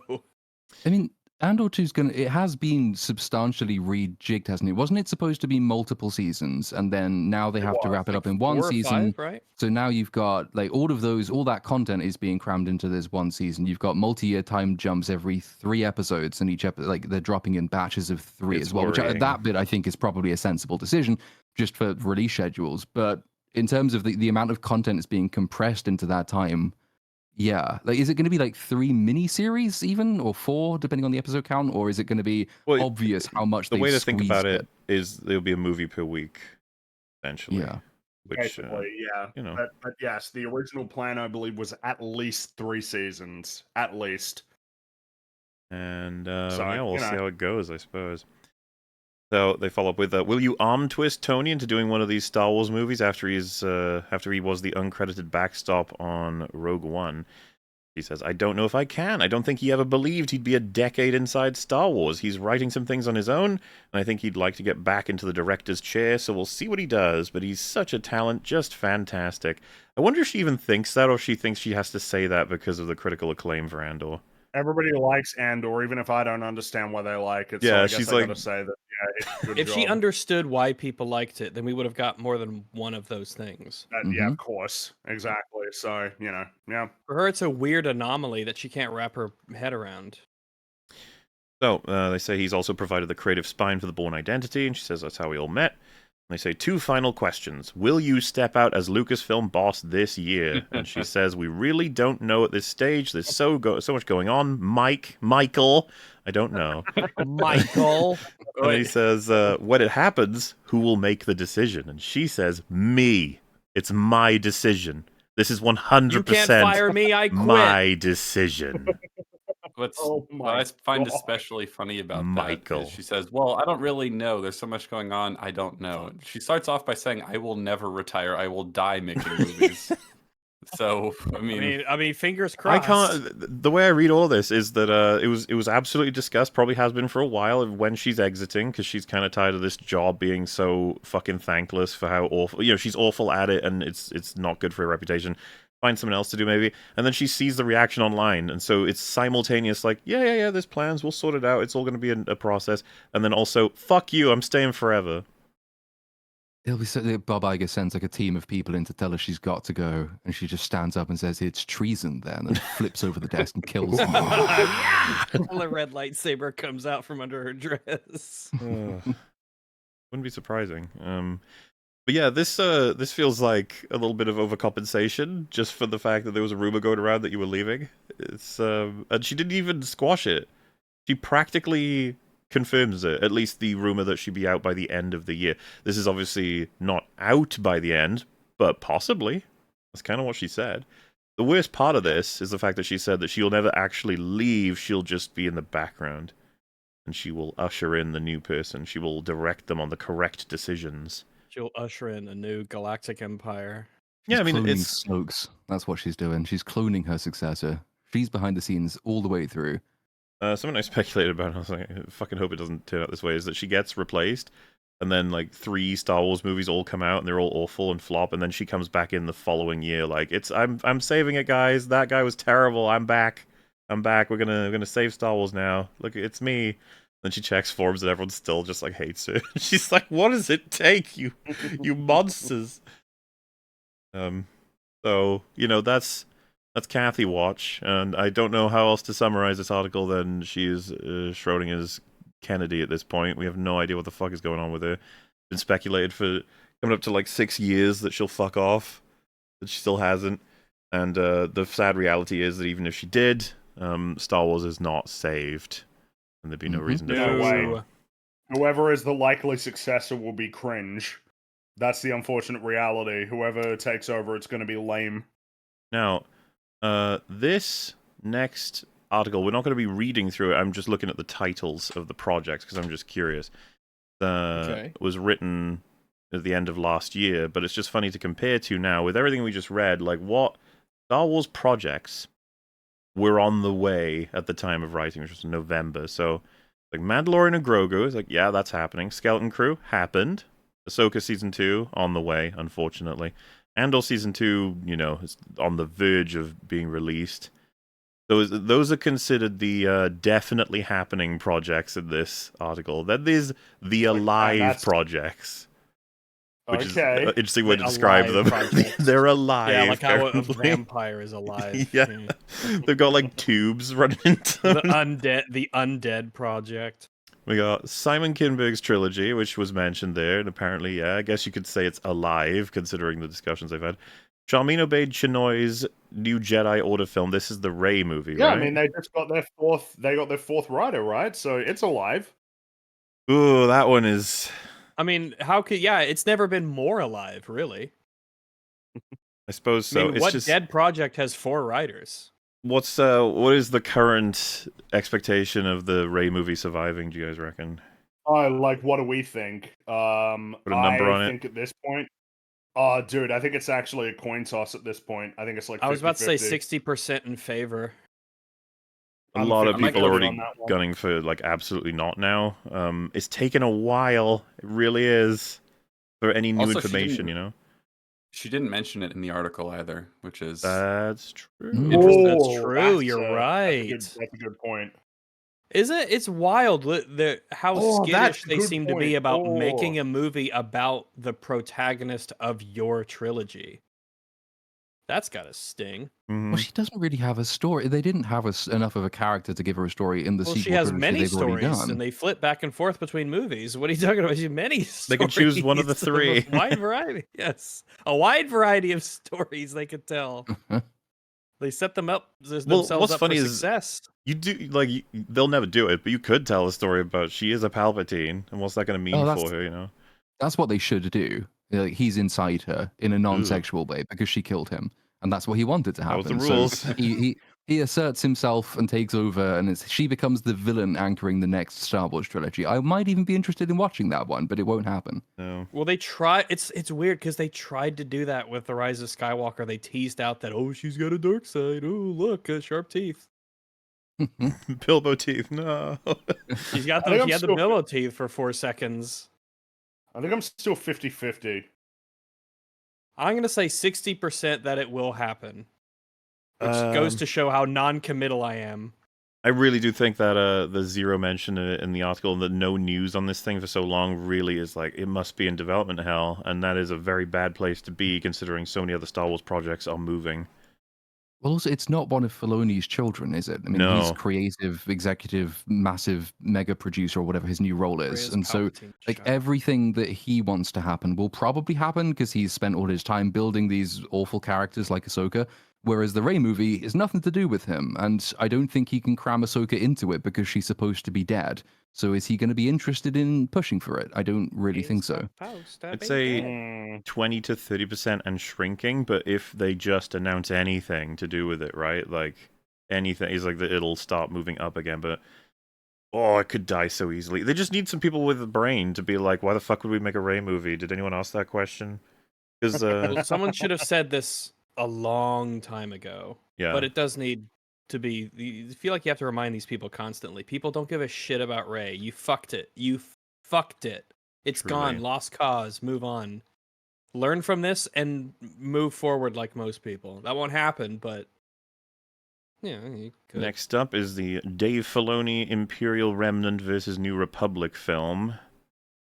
Another one of those. That must be like that'll be terrible. The pending Dave Filoni film, I guess. Wildly rumored to be titled Heir to the Empire as a nod to Timothy Zahn's beloved trilogy of expanded universe novels. That's a shame. The film will pit Grand Admiral Thrawn's remnant empire against the nascent New Republic explored in The Mandalorian and Ahsoka. Ugh. I just got to add, Grand Admiral it's Thrawn and his army of zombies. Yeah, that's what he's bringing back. The witches sent back through the galaxy, they got there with whales or something. Fuck knows. Well, that's what the Ahsoka show is going to be leading to, right? This is going to be the movie that caps them off. This one, like, if you were asking me how likely this is, I'd say very. Unfortunately, very. Anything Dave Filoni wants has got a big boost of likelihood attached to it. Mm-hmm. Oh man, I wonder what his reputation will be like in 5 years from now. Shambles, yeah, I think so. James Mangold's Dawn of the Jedi film. I don't think this one's happening. But she said she likes working with old Jimmy. I don't think this one's happening. Oh, from the sounds of it, James Mangold would do literally anything else first if he has the opportunity. So it's just a. I mean, that's what you'd think he'd know. It's a creative dead end to be doing this shit with Disney now. And because like James Mangold's capable of a lot. It's kind of sad that he's the one that made Dial of Destiny. Well, I mean, I guess that's the thing, right? If he's out there just doing films that get nominated for Academy Awards, like, why the fuck would you stop doing that to make a Star Wars film that will never get you awards? And that won't be the kind of film he wants to make anyway. It's going to be... Any Star Wars film that's currently coming out is going to be needled to death by every producer ever. Spot on your career. I think that was what he said when he was talking about it most recently. Like the appeal to him of going so far back in time for this Dawn of the Jedi thing is precisely that. It has as little to do with everything else in Star Wars as possible. Like, he's freed from all of the lore and the canon and everything that people get very upset about, which I just don't think is a very healthy sign for a director to be saying, yeah, the thing that appeals to me about this project is that it doesn't actually link to anything. I can do whatever I want. It's as little Star Wars as possible.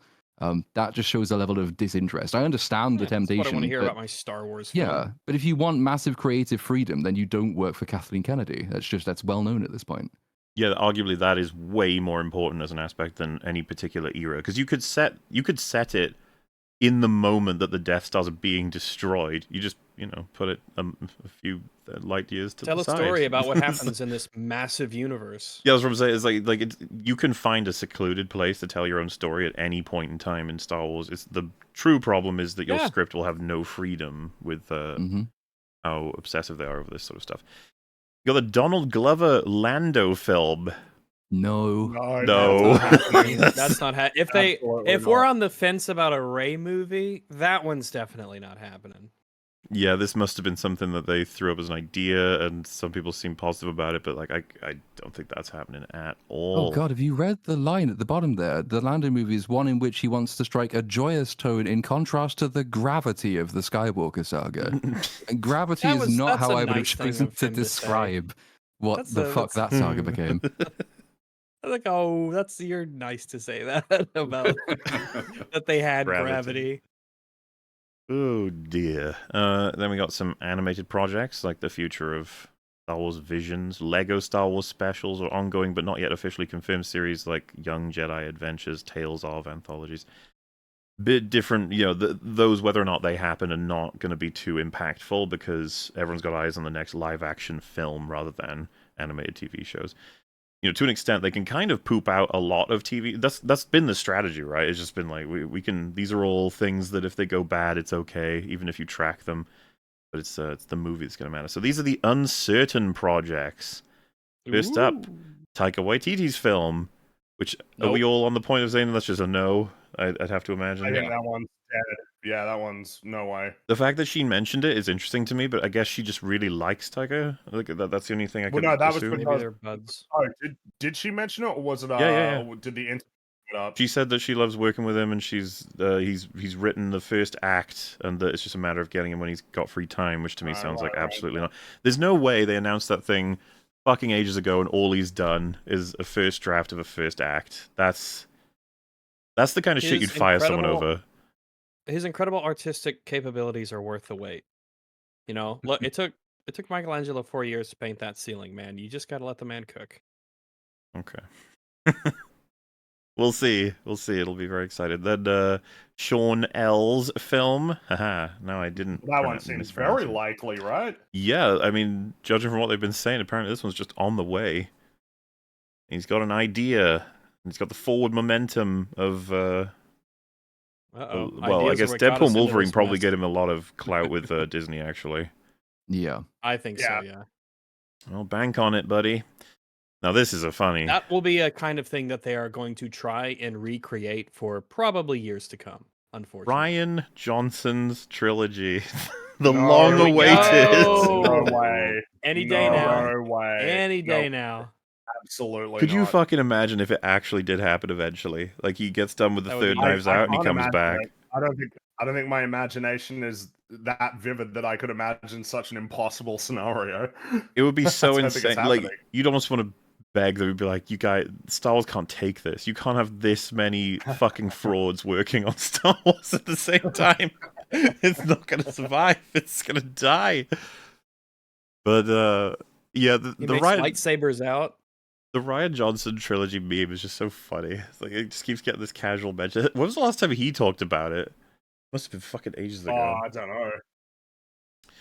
Well, this article says that he regularly reminds us about it. I don't remember him regularly reminding us about it. Well... No, I was blissfully unaware. Like I mentioned, the trilogy is an active existence during the 2023 update. Ugh. Good luck with that. And then, possibly equally funny, Patty Jenkins' Rogue Squadron. Hasn't that been off and on several times? Like, that's definitely. I can't remember. Like that one was meant to be moving real quick, and then Wonder Woman 1984 came out. But it destroyed her career. It basically did. Yeah, that killed her career. Isn't it crazy that like Wonder Woman basically got her like 1 billion jobs, and then Wonder Woman 1984 it ended everything. Yep. Everything fell through, everything fell apart, which of course it did. That movie, it was just one of those cases where it's like, it's awful and everybody knows it. There's nobody's really fighting for that film. Nobody's coping for it in the way that they often do for other superhero films. It actually drained all of the clout and more that she got from Wonder Woman. Pretty much, yeah. I mean, she hasn't made anything since then. That came out 4 years ago. Yeah, Four, it's like at Kathleen least 4 Kennedy in years Star ago. Wars. That would be director jail, would it not? That's what the meme is called. Yeah, even though it seems like there are a lot of people who aren't in it for some reason when they should be. Yeah. Some people who are in director's jail is very obvious. It's almost like they know. They're like, yeah, I made a shit one. Like, oh. JJ is in the cell next to it, like, yeah, what was yours? Mine was Tross. It was fucking terrible. Then we got Mandalorian season 4. I mean, well, I think that's not happening, right? I thought the movie was what I You thought. think- As I understood it, season 4 was meant to. The movie was what season 4 was meant to be. Yeah. would this have anything to do with It was the Mandalorian strike. season The 3? strike messed it up. Oh, that as I probably makes understand sense. Yeah. Well, because Mandalorian went through some weird growing pains, right? Because I believe the yeah. story at the time would have been Pedro Pascal was like, I don't like doing this anymore, and then they would have renegotiated and they got him to do the voice only. That was the deal, presumably. Yeah, you only got to come in one day. Hence So why wacky shit starts happening, and they're desperate for Book of Boba Fett to be created to fill the slot that I presume Mando was supposed to, because then Book of Boba Fett wasn't a complete season, and then they shoved what would have been the beginnings of season 2 of Mando into Book of Boba Fett. Season 3, Oh, right? 3, sorry, season, yeah. season 3. 2, and then it was Book of Boba Fett. Like, that, in retrospect, was fucking crazy, whatever the hell happened with all of that, but, you know, it's settled now. Episode that was... Oh, sorry, it was 2 episodes that were just, like, notably higher production values. It's just clearly made by different people with different money. conspicuous, It's just like, what happened here? What did they poach this from? And They actually finished the sets on the Mando episodes. That was quite impressive. They didn't do that for half the Boba Fett ones. But then the Mando season 3 comes along, and then it understands that nobody watched the Book of Boba Fett, so then they have to have the really clunky exposition at the beginning saying, oh yeah, by the way, in the show that you should have watched but didn't, I went and I found the magic sword, and I got it, and then I lost the baby, but then the baby came back, and it was really fun. You should go check it out, maybe one day. This is like a remnant of an original plan, which probably was for 4 seasons of Mando in a movie or something, and then it got crushed and moved around because all the crazy shit happened with like negotiations or something. I don't know, because the other side of that is that they are so desperate for a movie that makes money, because the TV shows have this natural plateau. Like The Mandalorian's the most popular one they've got, and even that hits a plateau pretty quickly. Like season 1 pretty popular, season 2 pretty popular, season 3 not particularly popular, but it's still the only recognizably successful thing they've really got. So People why not actually turn like it into Mando a movie? as a character. They shouldn't, but a lot of people do. And Grogu is immensely marketable, and so imagine that, but on the big screen with like proper movie production budgets, and maybe they're thinking, well, actually, it makes more economic sense to stick it out as a film, because if we've got anything for fans to latch onto, it's probably going to be this. Everything else is a massive risk. I like how the Book of Boba Fett one just says, yeah, Book of Boba Fett exists. There could be a season 2. No. It's just like, No. No. Obi-Wan Kenobi. Let's say that they were wanting to make another Book of Boba Fett. Do you think that they'd get sorry, the Boba Fett actor, Tamura Morrison. Yeah, do you think that he'd come back after some of the stuff Yeah, that I he's think kind so. of openly said about it? He might try to argue in favor of a better story, but I think ultimately he really would just like to be a part of Star Wars continuously. I think That he was the loves big playing Boba takeaway from Fett. that season. Yeah, he was the only person who actually seemed like he cared about the character and the story that they were trying to tell. And that was one of the revealing things about how slapdash that season was all those interviews when he was nervously looking off to the side because he wasn't supposed to be saying anything. But then he said, like, Jon Favreau, who was supposed to be, writing and in charge of this production, wasn't even on set for the majority of the time. He was nowhere near, and he wasn't answering his phone, which is not what you typically do if you're running a show that you care about. They did not fucking care about it. It was a slot filler. And it comes across that way when you watch it. Absolutely. Obi-Wan Kenobi Season 2 would have happened by now if it was going to. It was not successful enough. Absolutely. That should have been the easy slam dunk show that would definitely get a season 2 with all the actors that they brought back and how much, they could market the idea of, oh, hey, it's Obi-Wan Kenobi and he fights Darth Vader again. Oh my God. And if that's not working, if that's not getting a season 2, you're in trouble. I like how these aren't even the dead project section when it's like, there's no fucking way these things are happening. These are dead projects. Yeah. But now we've got the dead project section. Kevin Feige's film. Really dead. Which these things are going to be hard to even remember details about, but these all, you know, this is what I mean about the graveyard of Star Wars projects. It's insane. Guillermo del Toro's film. David Benioff and D.B. Weiss's trilogy. Good old D&D. I guess these are... Wait a minute, The Acolyte. I guess it's that these are dead because they are officially, like, cancelled. They have been cancelled. What about The Acolyte? Oh, I guess The Acolyte Future... The Acolyte was cancelled because of second season. I guess that's what they counted as. Okay, well, it should probably say, like, The Acolyte's Future or Season 2 or whatever, right? They should have said that, considering they said Season 2 for other shows. I thought maybe for a second there's, like, dead projects. The Acolyte's like, We're fair. going back in time to stop ourselves from making The Acolyte. That's how bad it was. Rangers of the New Republic. I don't even know what this is. This is New the Republic. Gina Carano one, isn't it? Like, oh, where they're going to get her own TV show. And then Cara Dune. Yeah. Oh, and that's it. Okay. I'm sure there's more, but yeah, Star Wars is a catastrophe overall. Of just they have no fucking clue what the hell they're supposed to do.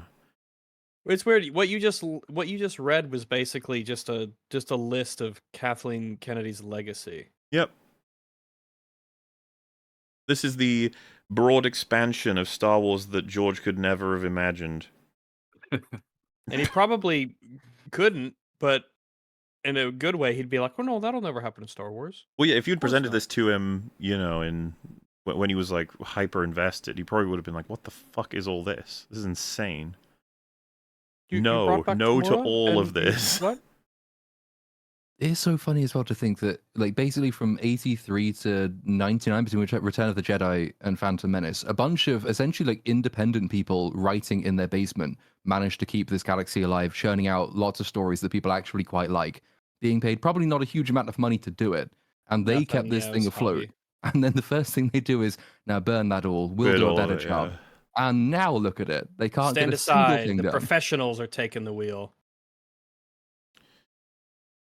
Oh dear. Well, next up, that's it for Star Wars, alright? It's enough Star Wars for one day. Good God. We're going to move on to Marvel. Our other friendly... Hooray! I know, right? First of all, I just want to check in, okay? Considering last week's episode. Here's how we're doing. On good old... on the left is Captain Falcon. And on the right is Quantumania. Just tracking it, seeing how it's going. If you so on the left is Captain Falcon, on the right is Quantumania. You direct your eyes. The Quantumania numbers are they're bigger. Shut the fuck up. If you direct your eyes to the to date and then go all the way down to the bottom, that's day 14 for both of them, and that is the compared gross. Falcon is waning by comparison. Look at that gap. That poor fucker. Quantumania is smashing him. Ooh, that's quite... Yeah, that's not even a small amount behind. That's like 25 million. Yeah. And that's just domestic, right? This is domestic box office, so I imagine... Is this just domestic? Yeah, this is just domestic, but it's obviously like reflective. It's all reflective, so... The 148... So yeah, for those who can't read, 148 million for Captain Falcon as of the 14th day, and it's 174 million for Quantumania and this is the best comparison you're going to find, I'd say. Release same time, comparable budget. Yeah, I agree. I'd say similar draw, like in terms of why people would even want to go and see a movie like this. If anything, Captain America would have greater expectations. Yeah, I think you could say that. Because Captain America. Yeah, because of the name, yeah. But not looking great for Mr. Falcon, and you know, this is on the backs of like all those different people claiming it's like it's already made its budget back. No, it hasn't. It hasn't, and it will not. And I don't know how long it'll take, how many weeks, DVD sales, man.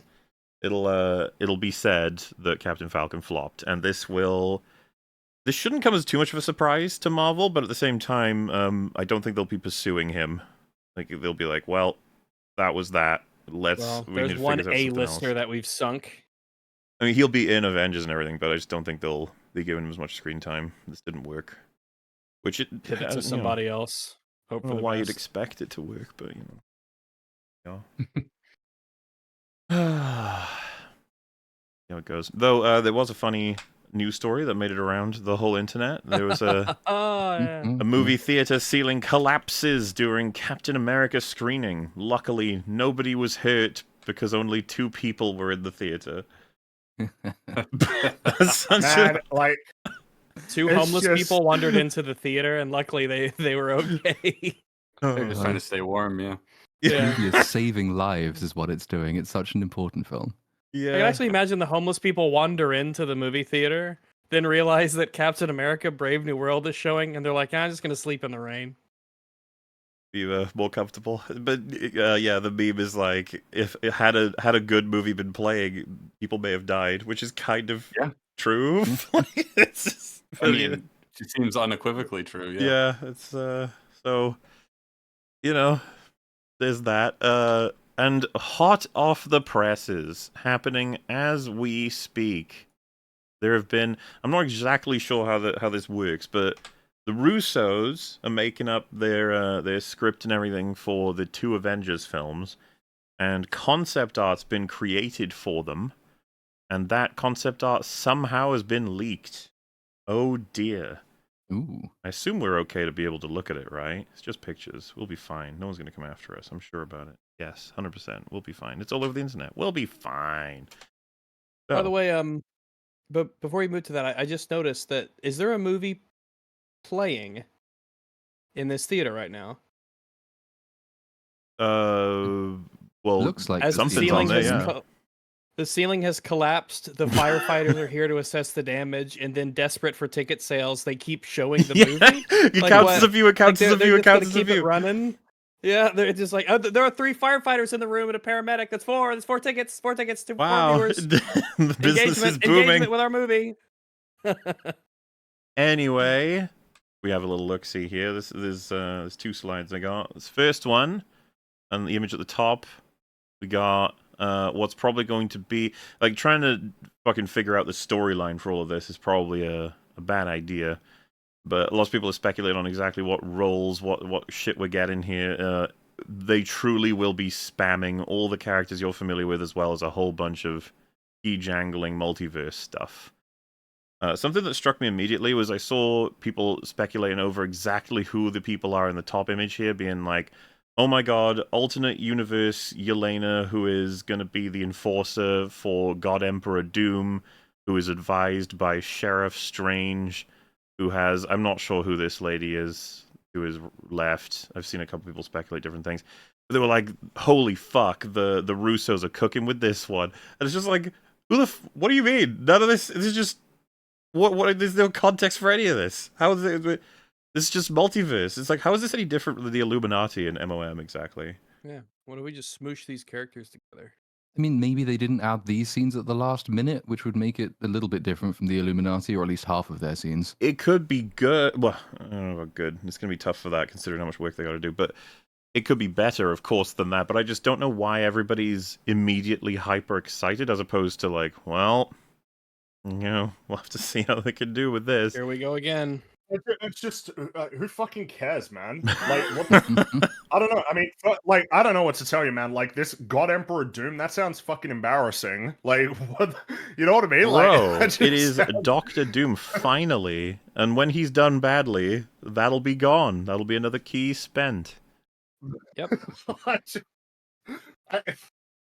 Okay. I mean, let's be honest. wanna, People like- have talked about wanting Doom in the MCU for fucking ages. They were going to spend this at some point, and it's so funny that they did in response to all the Jonathan Majors stuff. Like, that's what caused this to happen. Yeah, if he didn't beat the shit out of that chick, then we might not have. I think he Dr. Doom in wasn't here. found guilty of that, Wild. by the way. Then allegedly. Well, I don't even know. I think it's over. I haven't checked on the latest updates for that, but that's why there was rumors of whether or not they're going to get him back in the MCU. Obviously, it's a bit late now with everything that's Kang in is just motion. too. No, Kang just no one cares about Kang, Yeah, and I they mean, banked hard on him in Loki season 2 as well. Was that the first or the second time he got beaten? Because it's never a great idea to introduce your next big, massive threat and have him lose every single time, including to ants, which was just really embarrassing. Yeah, but Why they were aren't pretty you smart taken ants. seriously? They're pretty smart ants. Oh, they were socialist ants, that's true. They were like a Very, Type 2 very smart. civilization. I haven't followed the story, Pretty but smart ants. we had every possible answer in chat there. Someone said he was found guilty, found innocent, like settled out, or he's in therapy, or it was found innocent. You're gonna have to go and search it up for yourself if you want to know the story on that one. I don't know what it was exactly. I've heard different things. In any case, this is the result of them scrambling to make some kind of story. They bring on the Russos. Obviously, Doom will be Robert Downey Jr., which...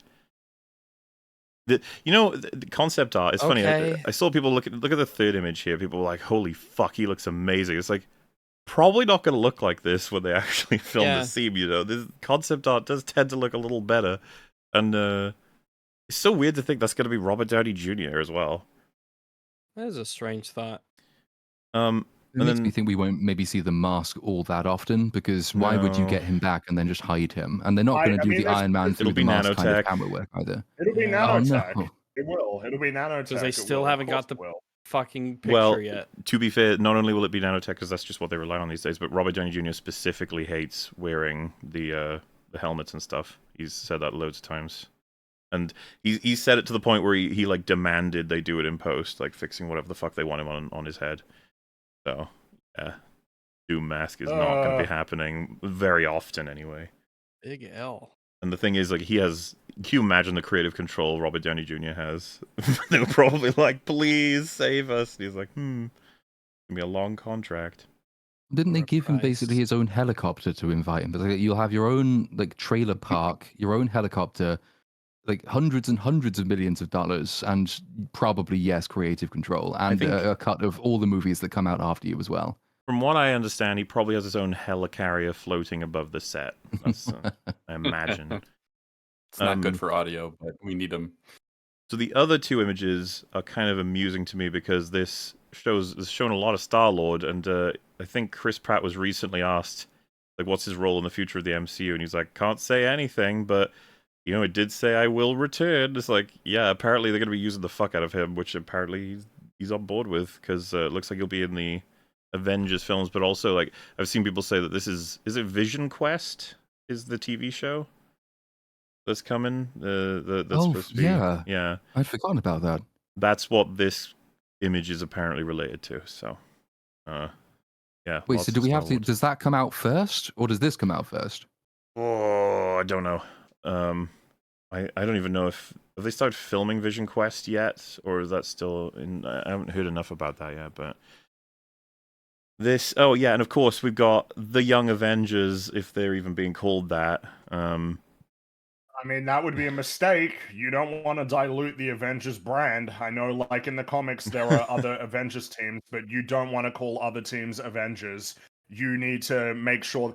I mean, it's funny, right? If this movie does shit, then... that's it for that anyway. Like, yeah. But you don't want a whole bunch of competing like Avengers brands. All that does is dilute the significance of an Avengers movie. Yep. So when you put Avengers on that poster, it needs to mean something big. Isn't this a fucking insane image? It's like, check them out. Wong, Star-Lord, what's her name? Kate Bishop. Ant-Man's daughter. Oh. Whoever that is. Wiccan from famous character from the Agatha TV show. Hey kid. And Miss Marvel. And then also Slimer. Who is that on the right? Where's Mr. Shart? Where is Mr. Shart? But just this image is just like, holy shit, guys. Like, you guys, we are fucked. You're absolutely fucked. They are Doctor Doomed, is what they are. That's or these are your Avengers? According to IMDb, Vision Quest is in production. In production. Right. This could be another situation where, probably even more so, where that show will come out, probably no one will watch it, he'll show up in an Avengers movie, and most of the audience will say, wait, why is the Vision's back? And he's white now? When did any of this happen? Do I have to go back and fucking WandaVision? Oh. I think the people who watched WandaVision are going to say the same thing. What? When the fuck was there a white? And it's like, you don't remember? And like, no. You remember not even a little bit. The show White Vision? For the next set, we got presumably the recast or alternate universe Black Panther. Don't really know what to make of that. Hulkland with Hulk and She-Hulk. Is this Hulkland or is this the new D&D orcs? I don't know. I figured you were going to say, is this Shrek 5? Oh, that would have been a good one too. Man, they really redesigned Shrek, huh? Look, they're all green. Yeah, Hulkland. At least it looks like that. I don't know. Whatever. I'm just lost. How does any of this come together in any sensible film? Multiverse. Releasing over the last 5 years. If Avengers movies were ostensibly supposed to be the culmination of preceding storylines, what does any of this have to do with anything that's happened Multiverse. Before? Oh, you know. Yeah. The multiverse, baby. Multiverse. Hulk's Anything, son whenever you turned up want, in for one whatever scene reason. Of She-Hulk, that's a tie-in. We remember Scar, is it? What's his name from She-Hulk? Maybe that is Scar. He didn't say anything. He just had a terrible haircut. Oh god, yeah, it's terrible. But yeah, I mean, with all of these images, you just have to imagine it is going to be an absolutely insane film with all different worlds flashing together, and that's the thing. It's like the perfect movie for these studios, where they'll film everything you could imagine, and then they have a bunch of people in an editor room being like jigsawing it together, being like, "Oh, we should have this, not this, yeah, this. How is this testing right now? Oh, did people like Captain Falcon? It's like reduce his scenes by 50%, whatever it takes. Just get him out. You know, nobody likes him." But do they like Doctor Strange? It's like, we think so. What about Vision Quest? What does this tell us? If their intention is to have, you know, basically like all of the characters that have been introduced over the last few years, as well as whatever legacy characters are still left, like that is considerably more characters than they've ever really had to juggle. Because like, I don't even, that's what I mean. Like, I don't, and not only, because like Infinity War, like that was, like, it's kind of impressive how well paced that film is, considering how many characters they had. But it was like you get a whole bunch of characters in. Basically, that's kind of the thing, is that you had like interesting, good groupings, and kind of really, it didn't really go beyond like 3 or 4 POVs. Like, not really. There was like the Tony team, there was the Cap team, there was Thanos, and then, you know, briefly there was, and then there's like the Thor team, basically. Like that was like the structure. Whereas, I mean, I don't even know how you would even begin to do it if you've got as many characters and plus you're doing multiverse stuff. Like, how in the world could you even make anything that's coherent? Especially when you compare it to the first Avengers, where it's like it's 6 people. You know, like that's it. You got 6 characters plus a few other supporting characters you got to be dealing with. Endgame's probably the only one with comparable scale in terms of the number of people that they have to involve. But even that tried to take an Infinity War-esque approach in splitting up its narrative and like focusing on set people's adventures through it. And then it saves all of the numbers of cameos for, you know, the big set piece battle at the end, and everybody gets to juggle the glove for a bit. And hey, look, they're in the movie now. You can't trying to make an entire movie out of that part of Endgame would be impossible. And it kind of looks like that's what they're trying to do here. Oh man. So yeah, if we went from thinking it was going to be terrible, seeing these images is like, wow, it really is going to be terrible. There's nothing to gain here. I just find it crazy that it's like Doctor Doom is a Fantastic Four villain, but yet here, you know, not to say that Doctor Doom isn't like a major Marvel villain, but I just find it funny that like he never showed up and had no impact on anything up to like this point. Yeah, no, and then all of a sudden he's just going to be the main bad guy. I totally get what you're saying. Like, decide to add, he'll be a post-credit scene, and then they'll have to just like fucking shotgun all of his just, you know, development. Like Loki, right? That feels like the way to compare it. Loki is a Thor villain who became an Avengers villain. Well, even but Thanos he got like a whole movie where he was a character, and Thanos had scenes as well. Scenes, yeah. It's better than nothing. It's but that's the thing. It's just Avengers 1. You think about Avengers, all of the, you know, that was very much, that feels like a clear case of kind of like essentially the bare bones requirements that were needed. It's like, you got to set up the Tesseract, you got to set up the Asgardians and Loki as an element. You got to set up that like Nick Fury and S.H.I.E.L.D. have taken an interest in gathering a team of, you know, enhanced individuals. Like, Iron Man 1 doesn't necessarily like lead in that much to Avengers, but there's like a through line there that you can pinpoint. What the hell could you possibly pinpoint now, where we are now with Marvel movies, that could even remotely be like relevant to whatever's What are you next? talking about? Did you not see the end credits scene for Brave New World? They're gonna do something with the multiverse. Ooh. Oh yeah, that's right. Yeah.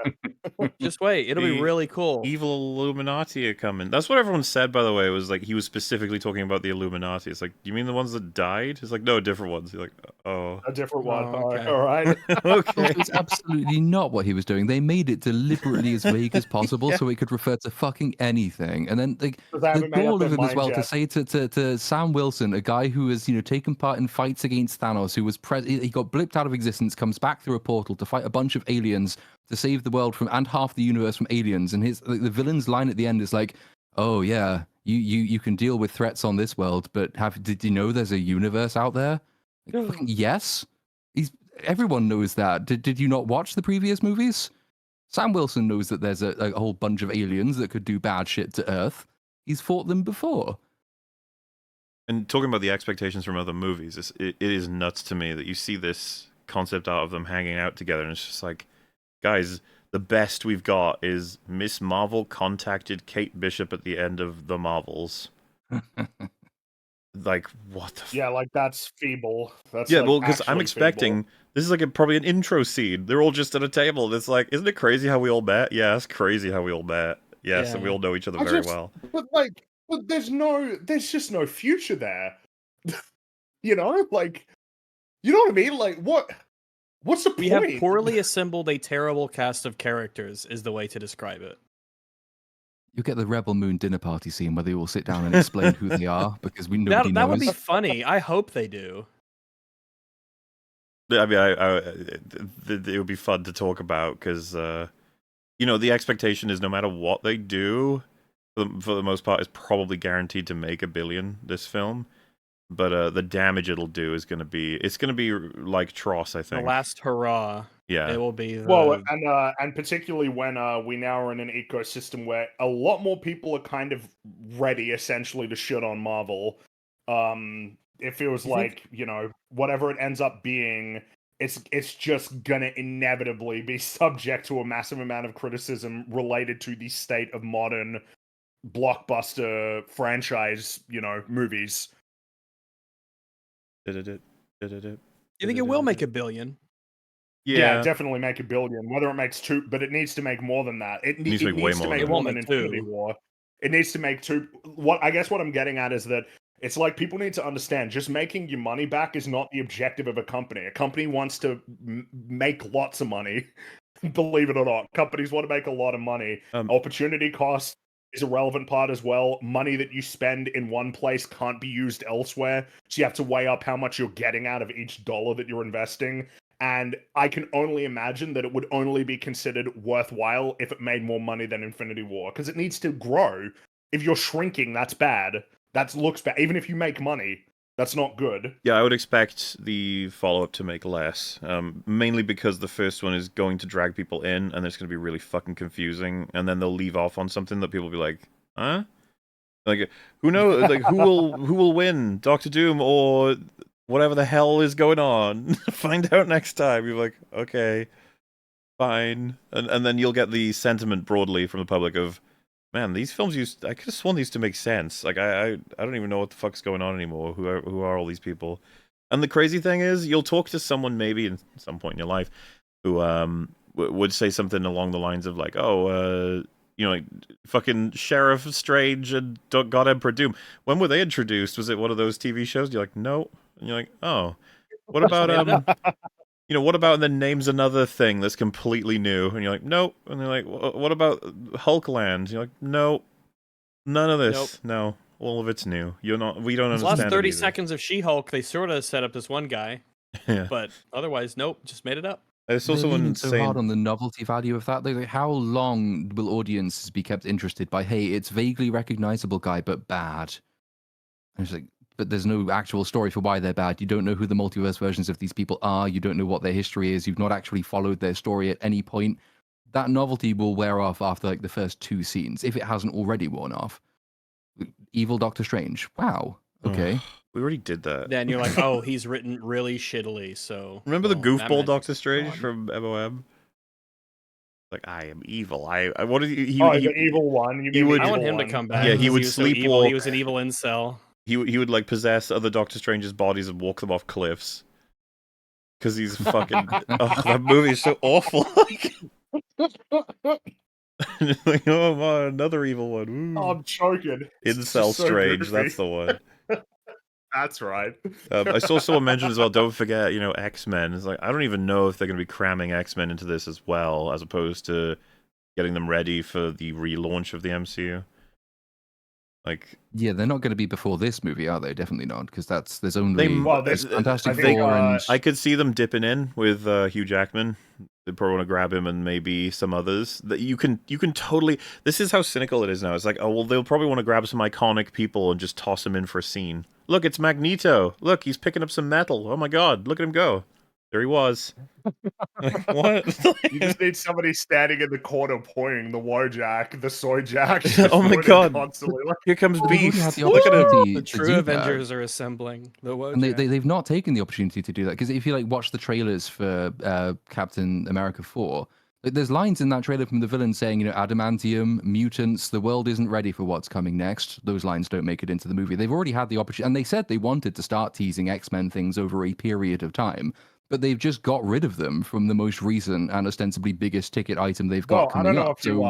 I don't know if you remember, but the ending of Miss Marvel implied heavily that she was a mutant. Yes. And they even played the X-Men theme. And that was like, at this point, I want to say 3 years ago that came out.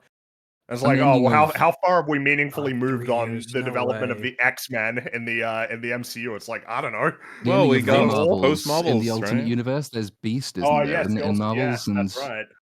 We will never. I don't know if we'll ever see Monica Rambeau ever again. She's just stuck in the universe forever. Could you fucking imagine trying to cobble together a script and then someone says like, "Did you watch Miss Marvel's show?" And you're like, "No, I didn't." And then you're like, "Well, you got to account for this." And you're like, "Ugh." You go, "Oh wait, you did see the Marvels, right?" And it's like, "Yeah." And it's like, "Did you see the post credits?" Like, "No, what was it?" It's like, we got Beast and what was her name? Power Star or some shit. She was like alternative Power Star. Monica. I forget what her name was. It was like you got her. Right? That's the one that they're weirdly obsessed with, like Captain Carter, where it's just like, why does she keep showing up? You got that, and you got to get Monica out of the other dimension, and it's like I'm trying to write a story as is. You know what I mean? It's just like, yeah, but you got to get all this other stuff in there, otherwise it won't make sense. As if it does already. Hey, did you watch Agatha? You got to get Wiccan in there. Get Wiccan in there. Come on, get Wiccan in.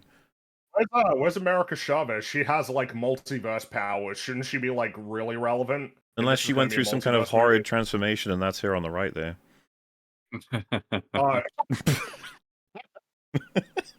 It seems like his voice being like, "Hello, my name is blah. Nice to meet you.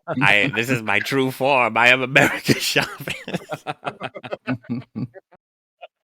Please watch my movie. They're trying to hold on to the X-Men card as long as possible until they're like truly desperate. Like that beyond. really I tell you is what, their final hand to play. I think a big deal that they have to wrestle with is getting as much out of Hugh Jackman's Wolverine as they can before they have to recast. And you don't want him clashing, right? Because, he's probably willing to do a whole bunch. He loves playing Wolverine. And they're probably like, okay, great. But we do need to reset the X-Men. We need someone younger and cheaper. And would last a long time, yeah. So, nothing but good news on that front. And someone's probably getting fired and tossed into the career hole for this, I'd imagine. This is not the kind of thing they want leaking. Because then people speculate over how awful all of it's going to be. And they're like, no, it's going to be great. And then we got, I just spotted this out in the wild as well, from Brad Winderbaum on the rumors of the MCU being rebooted. There's a very difficult thing to do to a living, breathing, fictional universe to just start from scratch because all the fan investment and love for the stories have come so far. So yes, they're going to be rebooting it. It's pretty fucking obvious. They're going to be like, we need to clean the slate. Which, by the way, I can only see as a signal of, holy fuck, we got to fix this. Because why would you ever reboot it otherwise? Yep. If it was healthy and it was in a really good state, then that's the point of the cinematic universe. You wouldn't reset it if you got the whole point. I think it's actually gotten so far out of control that even the people making this shit are like, I can't track any of this anymore. And they don't have a lore master assembling all of this sort of stuff as like a, hi, we see that we see this as your first time like the little paperclip guy. We see you're trying to direct a Marvel movie. Would you like some help? Oh yeah. I mean, it was already assumed, but it's essentially all but confirmed that we'll be seeing the end of this MCU story. This one. I'm not a I think big that's comics probably- person, but isn't that what God. Secret Wars was supposed to do? I think the comic version of Secret Wars was supposed to like that. I think they used that for a big sort of cataclysmic reset. So to be like, fair, it's rare that I don't even have they even followed the continuity of any comic story in the entire MCU. Yeah, like that's what I would say. Is that I don't know that it being named after a comic should like mean anything. Not like really. for instance, I mean, like Born Again, Daredevil Born Again's coming out. It's like, well, it's not Born Again though. You No. kind of already did Born Again somewhat in season 3, so like it ain't. So Civil it's War almost, was not Civil War. We had people referencing like House of M for MOM, even though it wasn't that. World War Hulk and stuff. Yeah, It was like I they don't take think that there's any pieces. particular interest in. They take concepts. That's like the most that you Yeah. get. It seems like essentially Or that just any names that comic book sound good. storyline is like a pitch. Yeah, basically, it seems that way. But yes, it's just gonna be wild when it happens though. To just be like, yep, we're wiping all of it to try and rescue this dying franchise because they know what's happening. And it's not being done for any deep creative reason where they're like, all right, we've reached the end of this cinematic universe. It's great, golden stuff, really good. It is time to begin anew. It is time for a new game, a new story, a new cast. We'd love to do it all over again, but change a whole bunch of different Well, and things. also we're going to work a lot harder to ensure that we have like a coherent storyline that's going to be, building up to it'll be big done crossovers. Like that's purely for business. I'm actually more cynical about it. I assume it's because they've encountered too many artists who are like, I want to do this with the story. It's like, well, you can't do that. That character's got a whole bunch of history that would clash with that. And it's like, it'd be much easier if we were just at a clean slate, so then we could just drag anyone and everyone in, and they can do whatever they want with every character. But like, it just feels like they could eventually get to a point that the comics have kind of been out for a long time, which is that there are just fucking reboots regularly, and then it gets really confusing. Like, I don't know, like for instance, for a normie, I don't know how you explain like New 52. I don't know that a normie's going to be particularly interested in getting like a coherent explanation of what that was, for example, or like DC Rebirth, or Secret Wars or anything like that. I don't know, I think it wouldn't surprise me if they want to go down that road. It wouldn't surprise me if they want to recreate like Phase 1 and 2 era, where when they reset, instead of having someone come in and say, "Oh, I'd love to do a Thor story," it's like, well, you have to do something that matches all of his stories in the MCU up till now. Or once you reset, do whatever you want. Like, oh, that's way cleaner and easier. I can just have an original Thor, and you can do that with almost everything then. Especially with bringing in the X-Men, and then Fantastic Four being like the core team that's going to have everything revolve around it instead of Tony and the Avengers. MCU 2.0, but it's going to crash and burn so much faster because they're not changing anything about the way that they create stories. That's the fundamental problem, right? Like, them coming out saying stuff like, clearly Daredevil's on my mind. Oh yeah, no green screens and stuff. It's like, so first of all, don't believe that. Second of all, like, doesn't even mean anything. Like the idea plenty of of terrible visual movies effects with are no better, green screen. which visual effects don't even look better. That fight with Bullseye when Daredevil's launching onto the roof and jumping down, that looked real bad. I don't know why he's jumping that high. He couldn't jump that high in the show. Sorry, I'm going on Daredevil tangent. Daredevil will have its time. Yes, it the will. point being that just being like, oh well, the visual effects are improved. It's like, dude, you got to write better. Like that's expected. That is a problem. That's like a baseline expectation as the I year don't of our Lord expect that. number goes up. Fantastic Four finished principal photography in November. It's coming out in July. That ain't long. It's like 8 months. Meanwhile, the Avatar films got made like 7 years ago. Now, obviously, that's on the extreme end. That is on the extreme end. But the point being, like, I don't know, man. You probably need more than a year to for post-production for a massive visual effects intense superhero movie. And like, I don't know, that doesn't appear to have changed, right? Like, I don't know. It's just the writing needs to improve, and it doesn't even seem like it's fully recognized that there is a fundamental problem with the way that they approach like storytelling. Yeah, it doesn't matter what your plan is if you can't make good movies.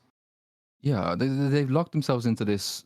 It was the weird decision to carry on from Endgame. You know, Avengers scales up over time. You begin with lots of quite local stories, then you get a threat to New York, then you get a threat to Earth, then you get a threat to the universe, basically. And it goes up and then it reaches that massive crescendo and then it ends.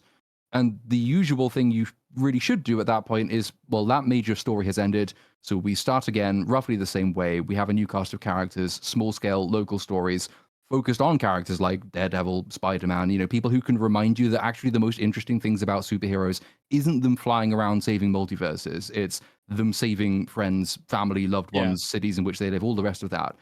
Focus on that, you build up again. But after Endgame, they thought, no, how do we go even bigger than that? How do we go even bigger than that? Well, multiverse, okay, that's infinite. It makes it impossible to care about. And there's no sign that they're going to care about that. two people talking in a room. I'm not going to care about this random universe you just like said exists out there somewhere now, I guess. But that goes back to the point that Fringy was making about, you know, they've not changed the way they make stories. I don't trust, even if they were to do a massive reset in Secret Wars or whatever the movie is, they do a huge reset. I don't necessarily think that they would use that to even go back to telling these smaller scale stories first. I think they just want another bigger threat. They want more people flying around, shooting more sky lasers at things, more massive super weapons that have to be stopped, because that's what they think the comic book genre is. And it wasn't that way. If it was always that way, it would never have been as beloved as it was. But if you're not going to be interested in your own characters, why are we going to be interested in the stories that they're supposed to be telling? Yep. Wouldn't surprise me if they did still want to like really focus on the X-Men. But the thing is, that's going to drag in. I mean, that's. I think Cap. It's like it's kind of the right choice, basically. Like it's the cleanest break available. But at the same time, if you're just going to have the same problems where like the characters are incoherent, the plot is just garbled nonsense, and they're not integrated into the world, it's like, would you just perpetuate the same problems? And then now you've ruined something else. And now what are you going to do? Like once X-Men are gone, that's it. That's it. Like what else you got now? Do you think you don't have Spider-Man? The reset Spider-Man with is X-Men? So. On the note of Spider-Man, though, I don't know. There was this I just thought was funny. The recognition that with the rights and how they work, that Sony have the long-form television rights, and they can only they'll only allow Spider-Man to appear in 30-minute animation at most, which actually saves him from significant damage because he can't be in any Marvel shows. It is kind of a funny thing. As much as everybody gets mad, oh, Sony, it's like, dude, Sony's like the only reason why Spider-Man hasn't been ruined. Which is funny because they've things considered, ruined everything around Spider-Man too, right? Like Madam Web, Venom, blah blah blah. Madam Web is perfect the way she is. Yes, take that back. I wouldn't change anything. Basically, that if there wasn't this crazy deal that they had to be figuring out, Spider-Man would have been showing up in everything. Yeah, you know, if it wasn't the case that they had to make deals that essentially determine. Have you heard the whole they've moved things around because you've got Tom Holland needs to be filming The Odyssey, and then immediately after he's filming Spider-Man 4. Yeah, because Spider-Man 4 is scheduled to come out July next year. Mm-hmm. Which I don't know about that, right? Like, I mean, if he's doing this Nolan movie, it's like when is the opportunity to even like make this film? And also, how is that going to square away if it's stuck in the middle of these Avengers movies, but it's made, you know, this is Sony. Like, how's that going to work? I have no clue. If those are good questions, Fringy.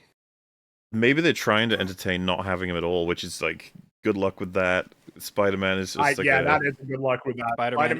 Spider-Man movie alone made $2 billion. So, like, you know. It's just so funny how the leverage of power has gone over the years, isn't it, with Spider-Man? It's this, you know, Marvel are almost to the point of probably begging for him. I'm sure they have begged already, actually down on their knees and begged. Please. I don't know, they got to pay let us money. ruin Spider-Man. That's the thing. I mean, they got to pay money to get it back at this point, and probably not a small sum either. Which is pretty funny when I think, didn't they sell the rights to Spider-Man for like $7 million? Something like really small. That's like when so Marvel stupid. was going through Well, it's because they were going bankrupt, right? In the late 90s. That was when they sold off a bunch of the film rights for not that much. Oh, okay. And now, I don't know if they wanted them back. Maybe they could snatch up some of those Ubisoft properties. Which wraps up the Marvel side of things. We've done Star Wars. We've Man, done Marvel. Star Wars, the Marvel stuff. God, we're eating good today. Now that takes us to DC. Ah, yes. Oh. DC. What's the like preamble catch up of DC? Is how long ago now? 2 years since James Gunn announced everything? It was 2 years ago. 2 years since the DCU was essentially announced with the initial slate of films, which, if you remember the slate of films, because I think I remember it, they had Superman, Batman, the Brave and the Bold, Supergirl, The Authority, and if you remember for TV shows, there's Lanterns, there was Paradise Lost, which was supposed to be like a Wonder Woman prequel, Game of Thrones-esque thing. That's what they pitched it as. Booster Gold. I'm trying to think of Game of Thrones quotes as said by Gal Gadot. There's a Swamp Thing movie, the James Mangold. Right. That one too. The Wallow. There was meant to be an Amanda Waller show. Yeah. Well, that was and there's something to bear in mind. Wallow was actually meant to come out before Superman. That was the way that it was presented at the time. Yeah, which is important to like, say. that didn't come out. Well, yeah, I was going to say that like that's how it was New presented, Waller? and now we've got like 2 years on. How are things looking? And it's like the main hype, of course, is all around Superman movie coming out, because that's going to determine a shit ton. But we have had Creature Commandos, right? That came out. Yeah, I watched the first 2 episodes. Didn't like it. It's from what I've gathered, it's got mixed stuff, and people, but like broadly speaking, I don't think people care. Which, to be fair, it could have been an amazing animated show, and it probably wouldn't get a lot of attention. That's just kind of how it goes. But still strange.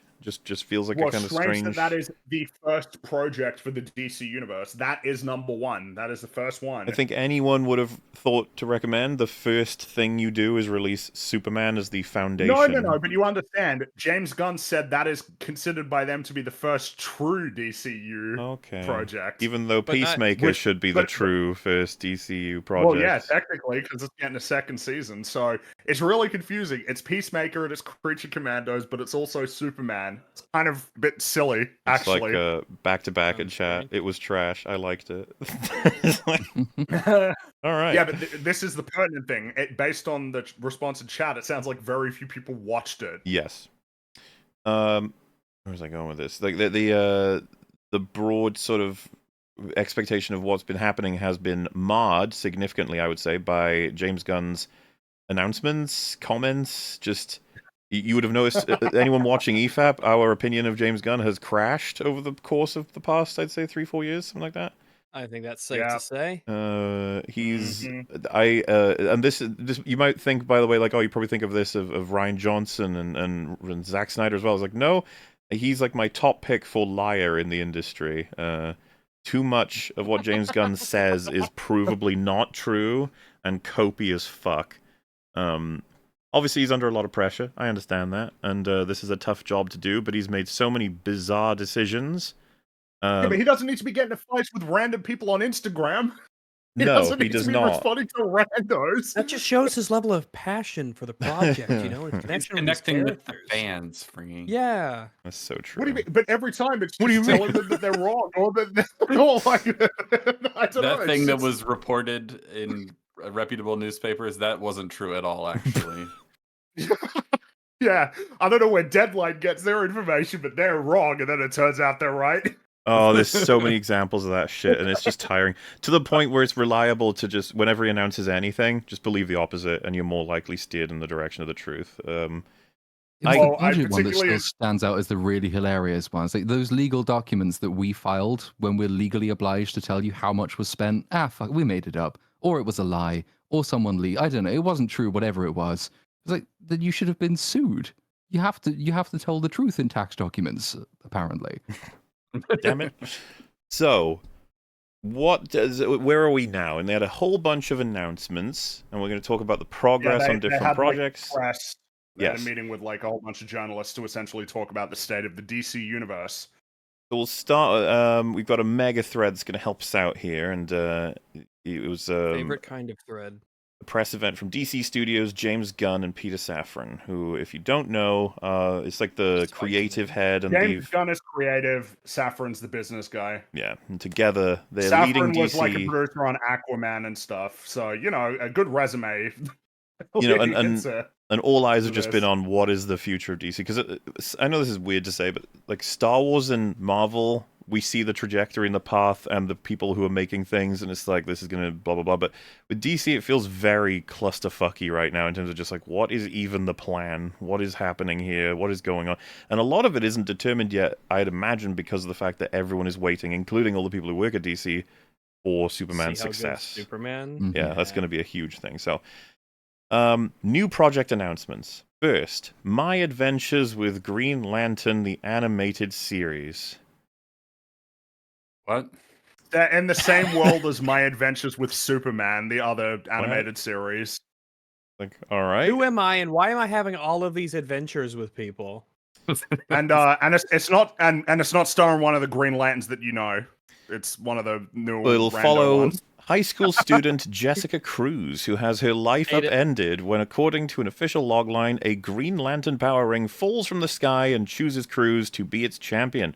Things get even worse when more debris from the Lantern's ancient space war arrives, along with their alien foes. Jack Wyatt is executive producing, and Stephanie Gonzaga, what a name.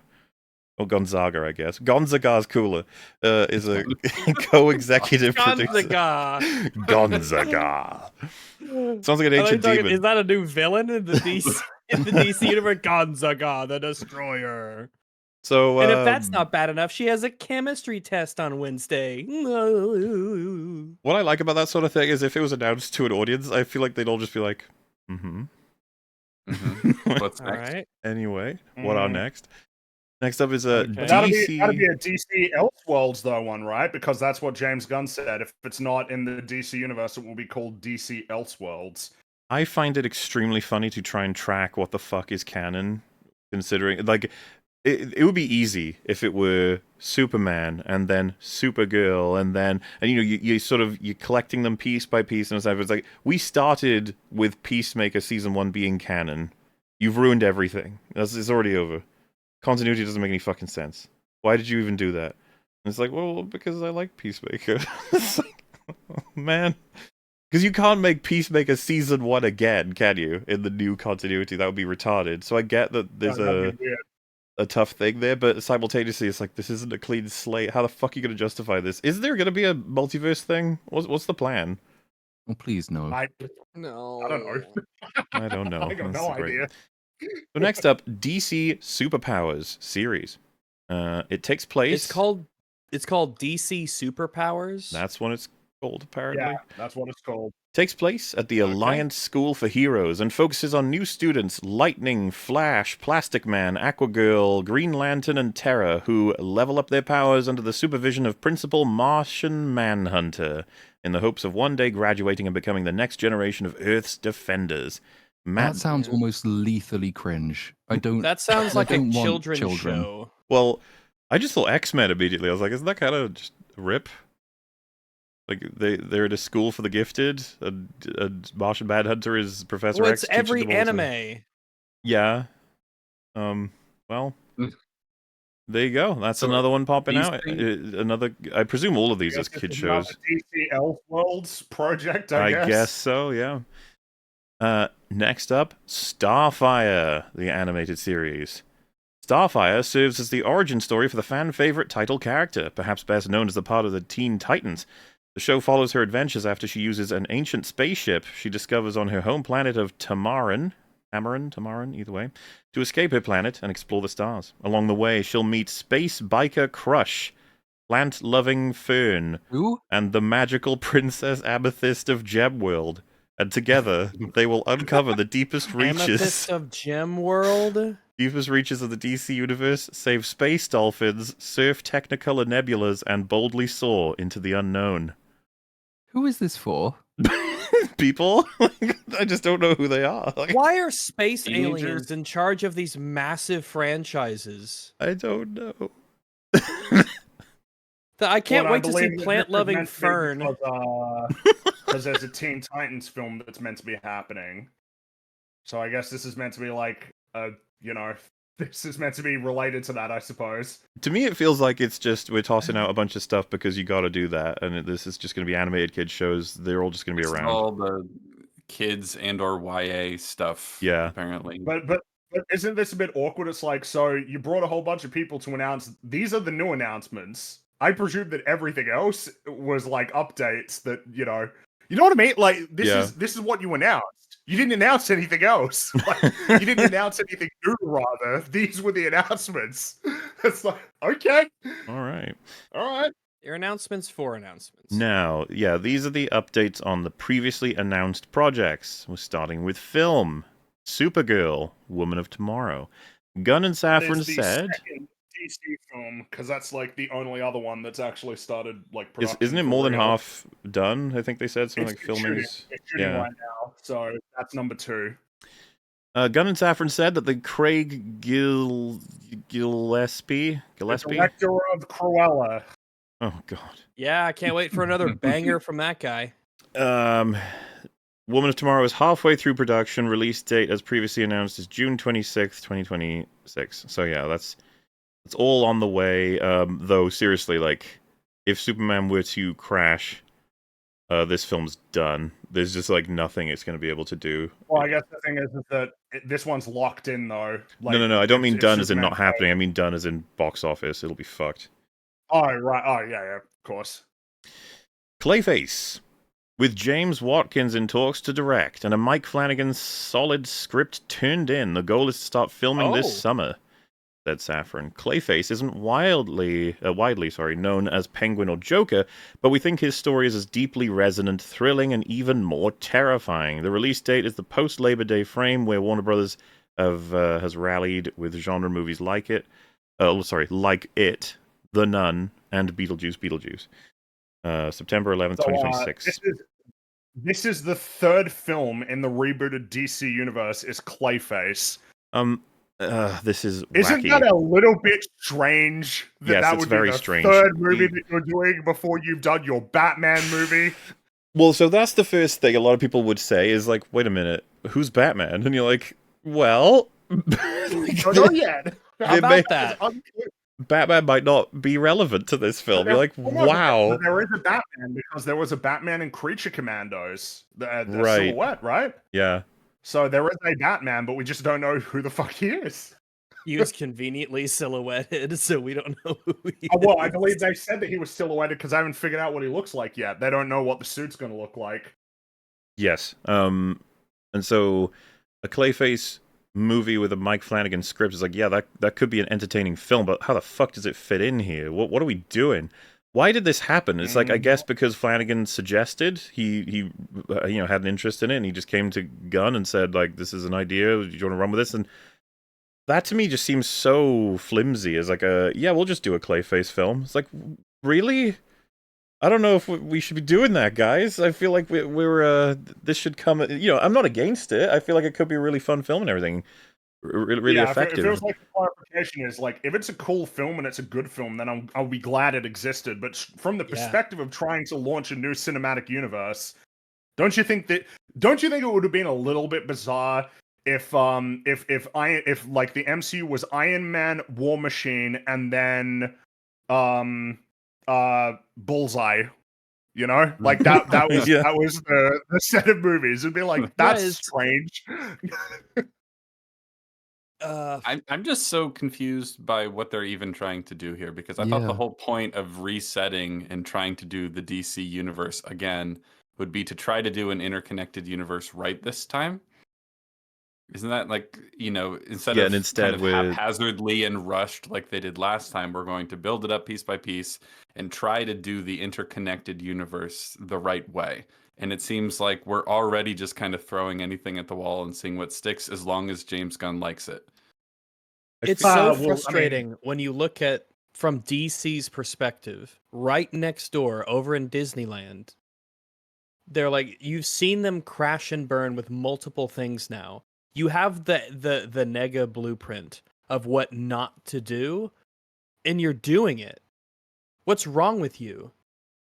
You know what's funny about that? It's kind of what. Oh, sorry. I was just gonna say, I feel like this is actually foreshadowing for what the Marvel's reboot's gonna look like too.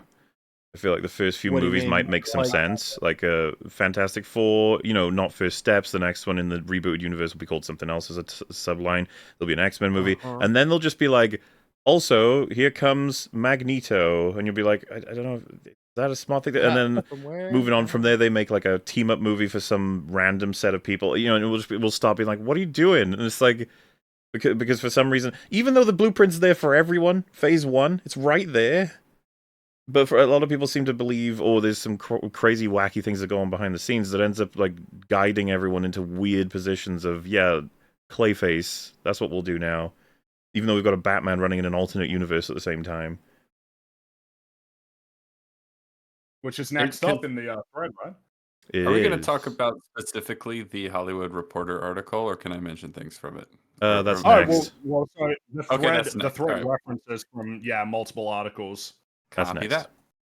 So, Batman Part 2. Matt Reeves has yet to turn in a script, but from what the duo... Matt Reeves recently said that he did have a script. So, this is I don't know what's happening here between Matt Reeves and James Gunn, but clearly something weird is going on. I don't believe for a fucking second that Matt Reeves has not yet turned in a script for Batman Part 2. That would be nuts. It's been a long time, and he seems to have a lot of excitement for the movie. I assume, now, of course, instead that he would have submitted a script that they didn't like, and they've asked him to do something to it, and he has yet to give them the different one. And they probably agreed, like, we will announce that you've yet to turn in a script, as opposed to you have yet to make revisions because your script needed work. Mutually beneficial. Something like that. Like, I can't imagine the relationship is looking good right now. It was back in September that Matt Reeves said in an interview with, I believe, Entertainment Weekly, that he had finished a script. And then James Gunn said, nuh-uh.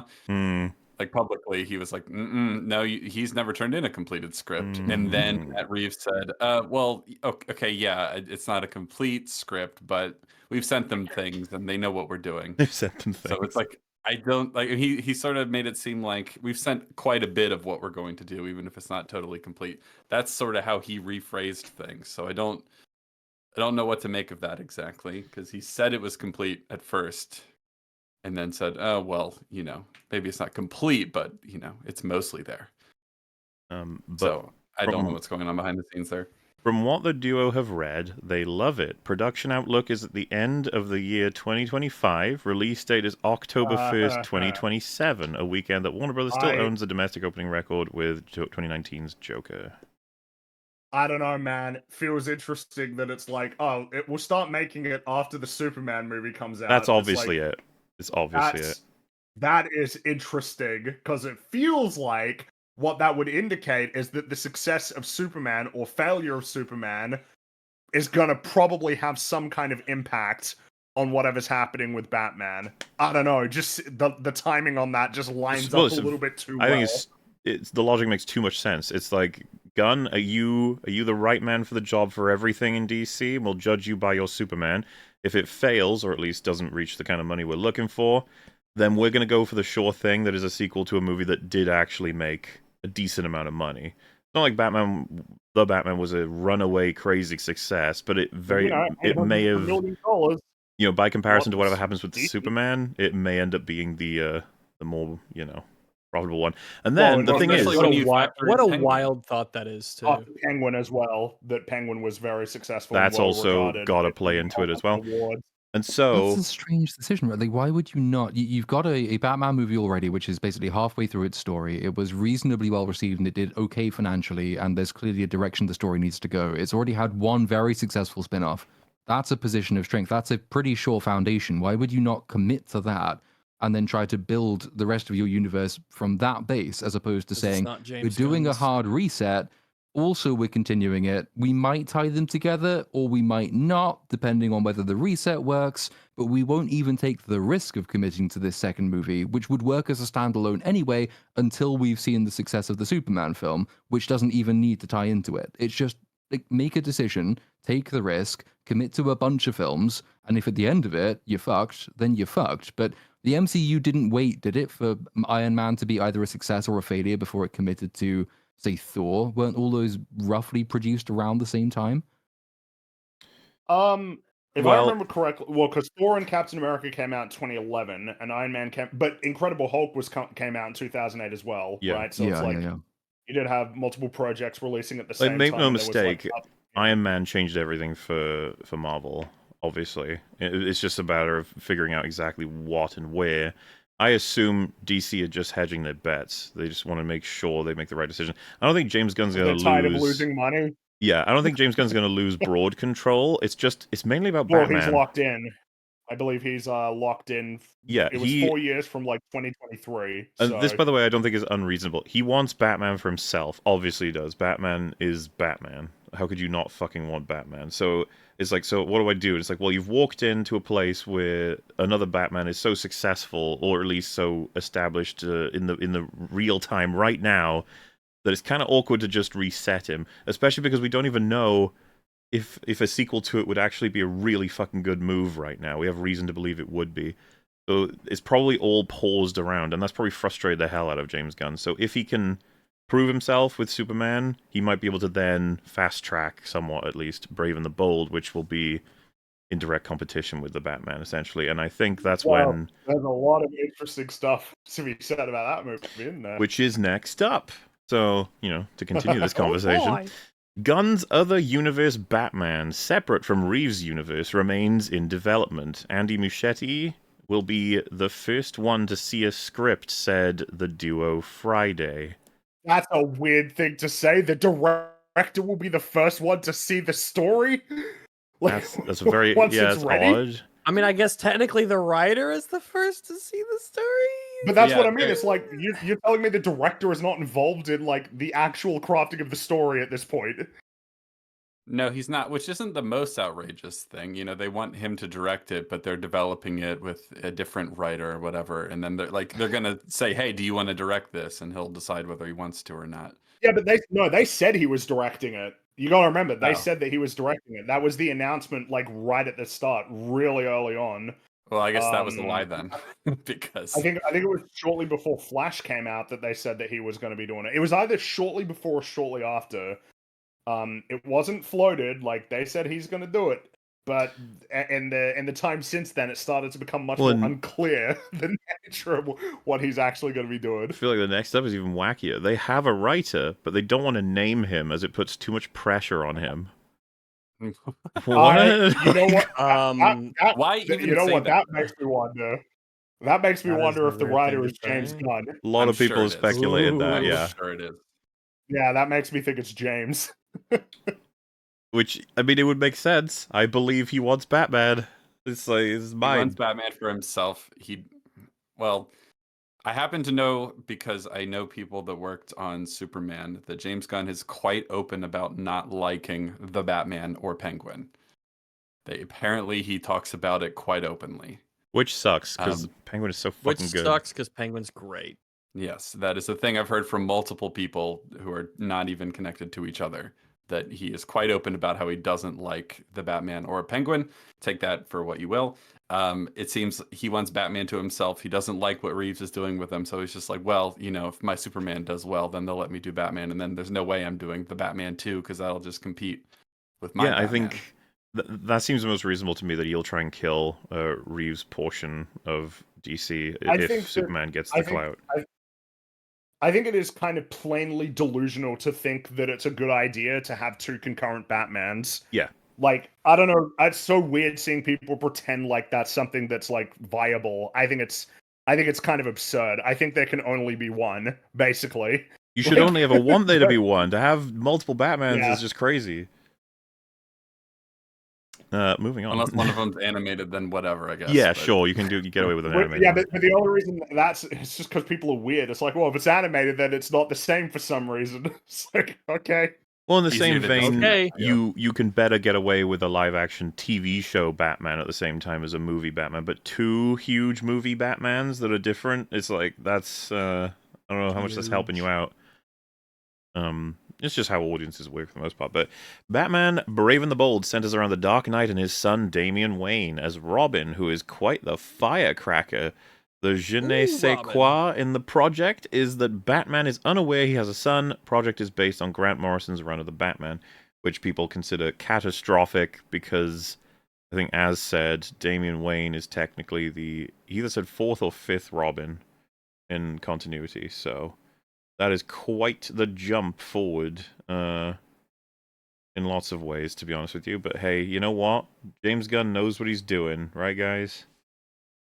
I think so. The man's he's really talented. We'll see. Yeah, we're gonna see And how he well loves. it turns out. He's got great taste in penguin-themed shows. So DC Studios is also concurrently developing The Brave and the Bold, centered on Batman and his son Damian Wayne. But although it was announced in 2023 that Andy Muschietti would direct the feature and be a producer on it, the filmmaker behind The Flash and It movies seems to be at arm's length from the project. We're developing the Brave and the Bold script right now, and he'll be the first one to see it. Yes, that's, I guess, explains the discrepancy that it's just changed over time, which lots of things are changing over time, I think, with this. Gunn went as far as to say he is now the driving force of the title. Everybody knows I love Batman, and it's important to me, so I'm working very closely with the writer on Brave and the Bold. He's me. Yeah, I was gonna say. I'm working very closely. I'm with working myself. very closely with me. having close collaboration with two friends have of a mine, great known as rapport. myself and I. Like, when the fuck does anyone ever say we can't reveal the writer because of the pressure? You're like, very curious. Gunn poured cold water that Patterson would star as Batman in Brave and the Bold and bristled at the word sharing the actor with Reeves. He said there were no serious conversations about the actor continuing his role into the broader DCU, rather than staying in the separate universe of Reeves' world. He wants it clean. Doesn't want anything from Reeves. Get out of here with that stinkiness. Don't want you. Or does he? Is he just lying again? Maybe all of this is untrue. Maybe this is just a big It is rug hard to pull bait tell. and switch. I guess from the only time will tell, huh? And yeah, they'll show him the script and see if it's a fit for him regarding Muschietti. I'm very, very actively involved in that script, Gunn said. Safran teased more on The Brave and the Bold will be announced very soon. Very soon after Superbad's opening weekend. Yes. So yeah, Batman is in a mess right now, as should not be happening, but I guess is an inevitable result Not with someone as important as Batman. It's kind of nuts to think about, because, I don't know, it just feels like there's a leadership bit of fuckery, but I guess they care that much about the money that they're too afraid to let go of Reeves' universe or commit to it. Which, I mean, at this point... It was too successful. It was successful enough, and people like it enough, and then Penguin happened, and, I mean, the Matt Reeves' The Batman, it has enough of its own identity as a Batman project to where, well... it's kind of out there. I could totally imagine he fucking hates the Penguin because it was good. Yeah, that's what I think so too. It throws a bit of a wrench into his machine, so to speak. I'd say so. And it reinvigorated interest in the Batman. So yeah, because they're people... very similar in terms of their aesthetic identity and all that sort of stuff. They're, of a kind, obviously. A lot of people said the ending of the Penguin show makes you invested in seeing how Batman will take him down. Like, that's I mean, it ends with the bat. Yeah, it ends with a bat signal out there. So next up, oh boy, and I feel like this is one that a lot of people don't even have any knowledge of. But Sergeant Rock, in the wake of Never Daniel, heard of him. in the wake of Daniel Craig stepping away from the Luca Guad. It's a weird one. I forgive you. Luca G. Planned, directed, World War II, scripted by Challenger's Justin. Okay, why can't everyone just have, Smith as their surname? Why not? What happened to Smith? Just get him back. The DC duo are looking for actors to play the title protagonist. The duo said that they never met with Craig. He was never attached. And what we love about Sergeant Rock is the opportunity to tell a story about heroism and conflict in compelling and unique in compelling, unique ways. I think that's supposed to be. Justin really wrote a wonderful screenplay, and that's what's catapulted that project to the forefront. The movie will shoot this summer if they can find the right actor. If his name is Sergeant Rock, surely there's only one choice. Recently played Black Adam, but that's not part of the universe anymore, so it's fine. Nobody trusts him as an actor right now. Which was weird. I thought you were referring to Emma Stone for a second. I'm like, well, that would be a strange, but fair enough, I guess. Do something bold. But yeah, this is So is it a war movie about a World War II soldier directed by the pervert who made Call Me By Your Name and Challengers? Apparently. Is that what we're doing? Why? This is an example of one of the projects. It's like, what? Why? Again, why? Why? It's just like, well. The answer to a lot of these questions, by the way, for anyone who's very curious, is James Gunn wants it. He likes it. It's what people have grasped pretty immediately about everything that's getting made is it's just his personal set of things he likes from DC. I'd say Booster Gold is like a good example of that as well, because nobody expects these things to be done early.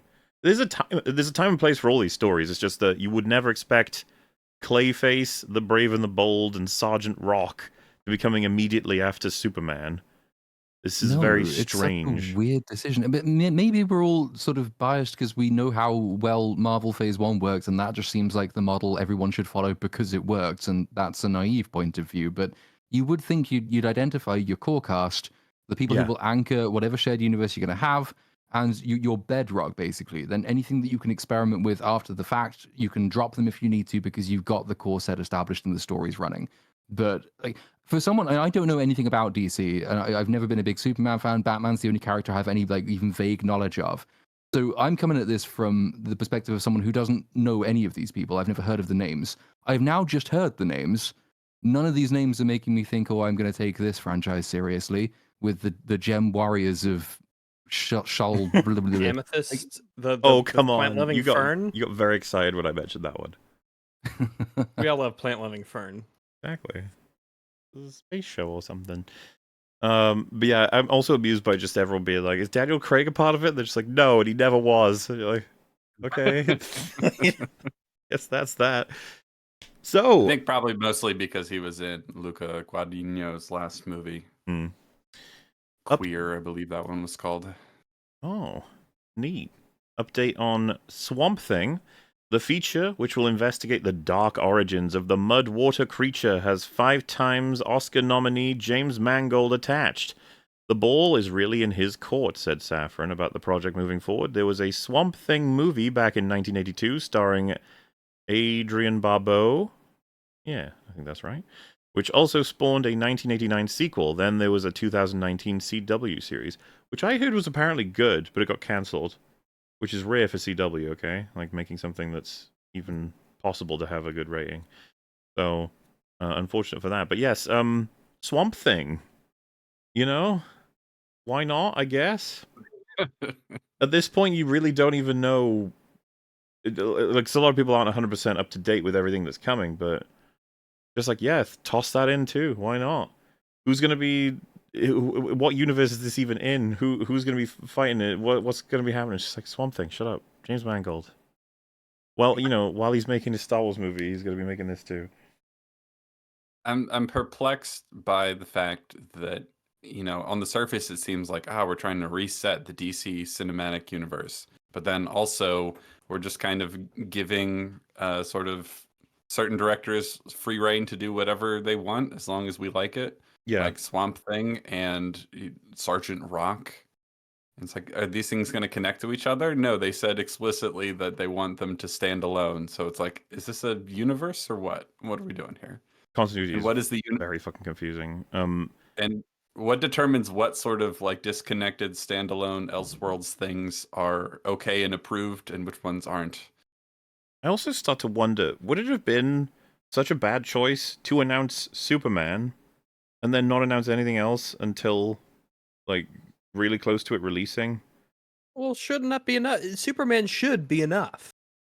I think so. And to really rally the DC audience into one unified, like, this is gonna be a bitchin' film, and it's gonna be the foundation of what's to come. Woohoo! Instead of, like, here's 1,000 projects. We don't know which ones will actually even be made.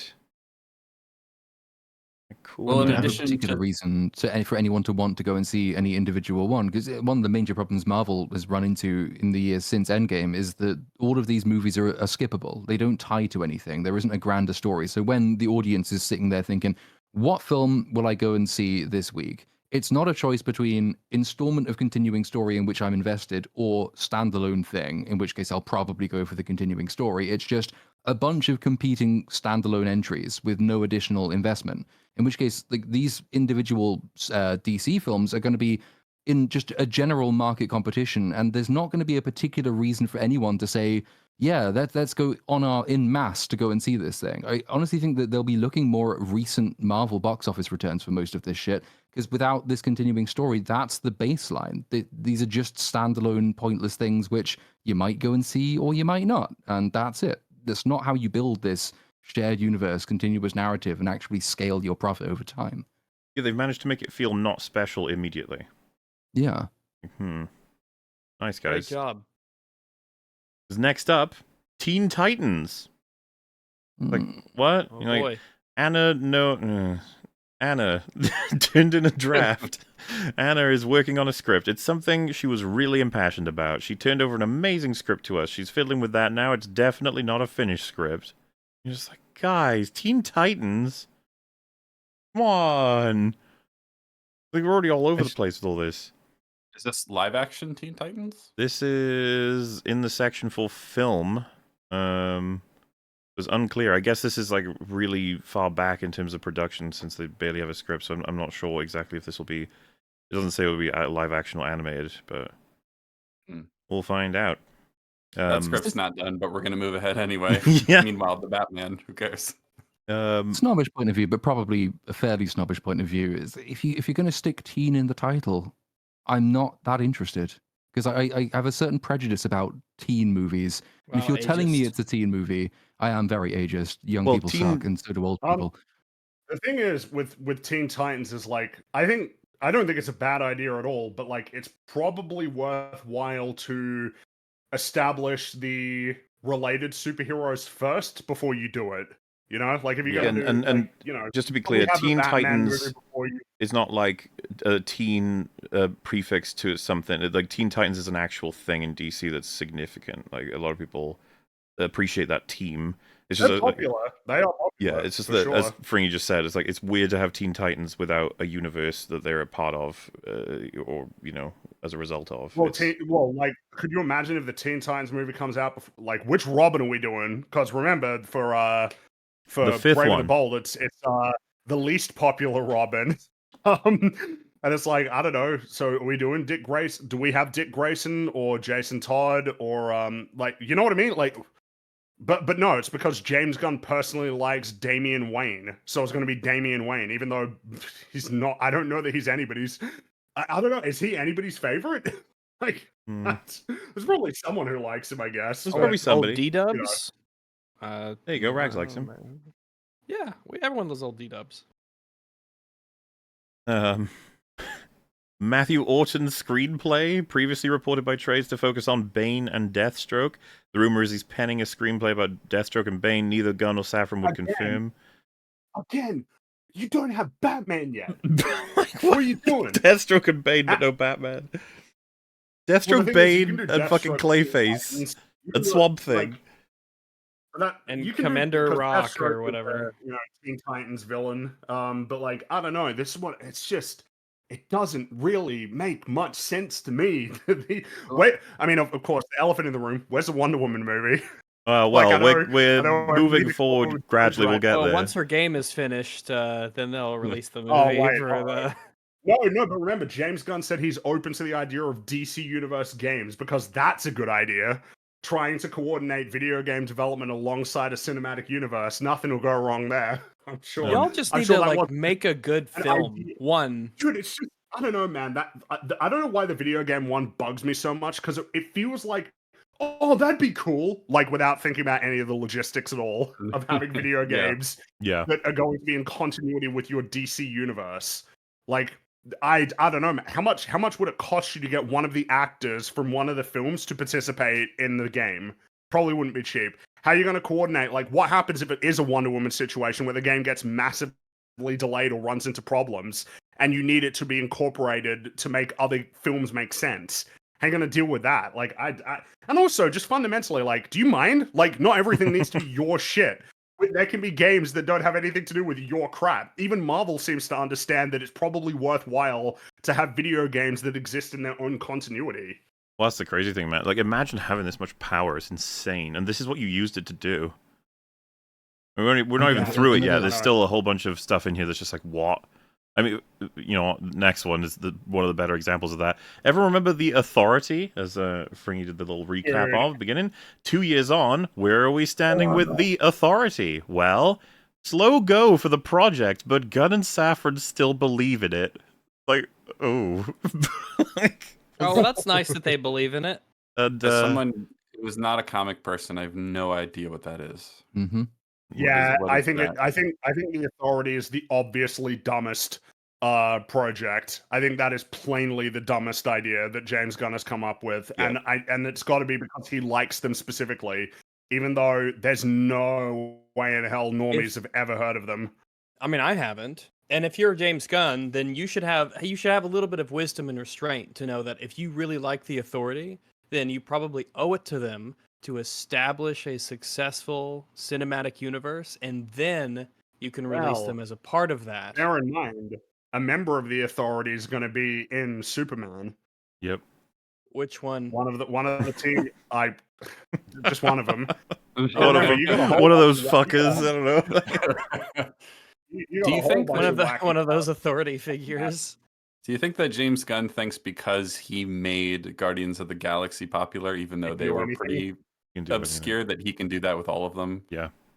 Even if he doesn't have a universe in Let's place. be 100% clear. He would have advocated that he wouldn't take this job on if they didn't give him immense control. And they were probably like, I don't know, man. He's like, look what I did. Look what I did. Look at this. Mm-hmm. I can do it for you. You gotta let me, though. Can you make... Yeah, because that movie was good. Yeah. Guardians of the Galaxy was good. So can you just make a good movie, please? I'm thinking about the starting with the villain, like Batman villains getting their solo movies before you even have Batman in place. It's insane.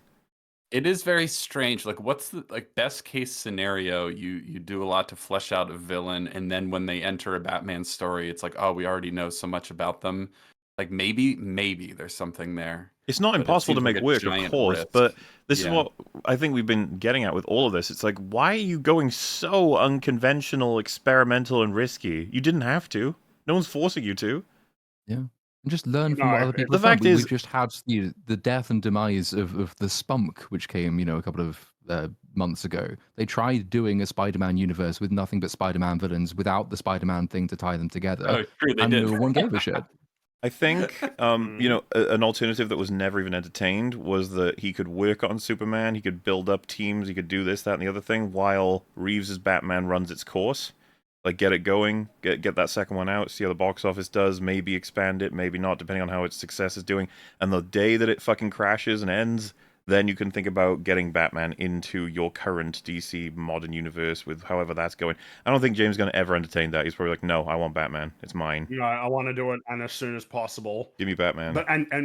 But yet other major there should be a Wonder Woman movie. Like, absolutely, I know that, Wonder Woman 1984, but you got to get it. You get a new actress and you get going. You need your core team. You got to rip that Band-Aid. Like, for a fact they were probably thinking about recasting is going to be awkward, but it's like, get it done. Go. Get it done. Recast. Get a whole set of new characters. You need a new Superman, Batman, Wonder Woman, and you really need like a new Flash and Aquaman as well. But then how inconvenient is it if one of the first things you announce and you're part of your reset is, we're doing a movie, it's going to be called Justice League. It's like, but that was the last one that you did, and that stink has not washed off just yet. So like maybe they feel like they're almost forced not to do that because they don't want the association with the last failure that they've had, even though it's the most natural story with which to begin, or it seems like that from the outside. thing is, you can put some distance between a new Justice League and an old one because you need to make films for all of the characters.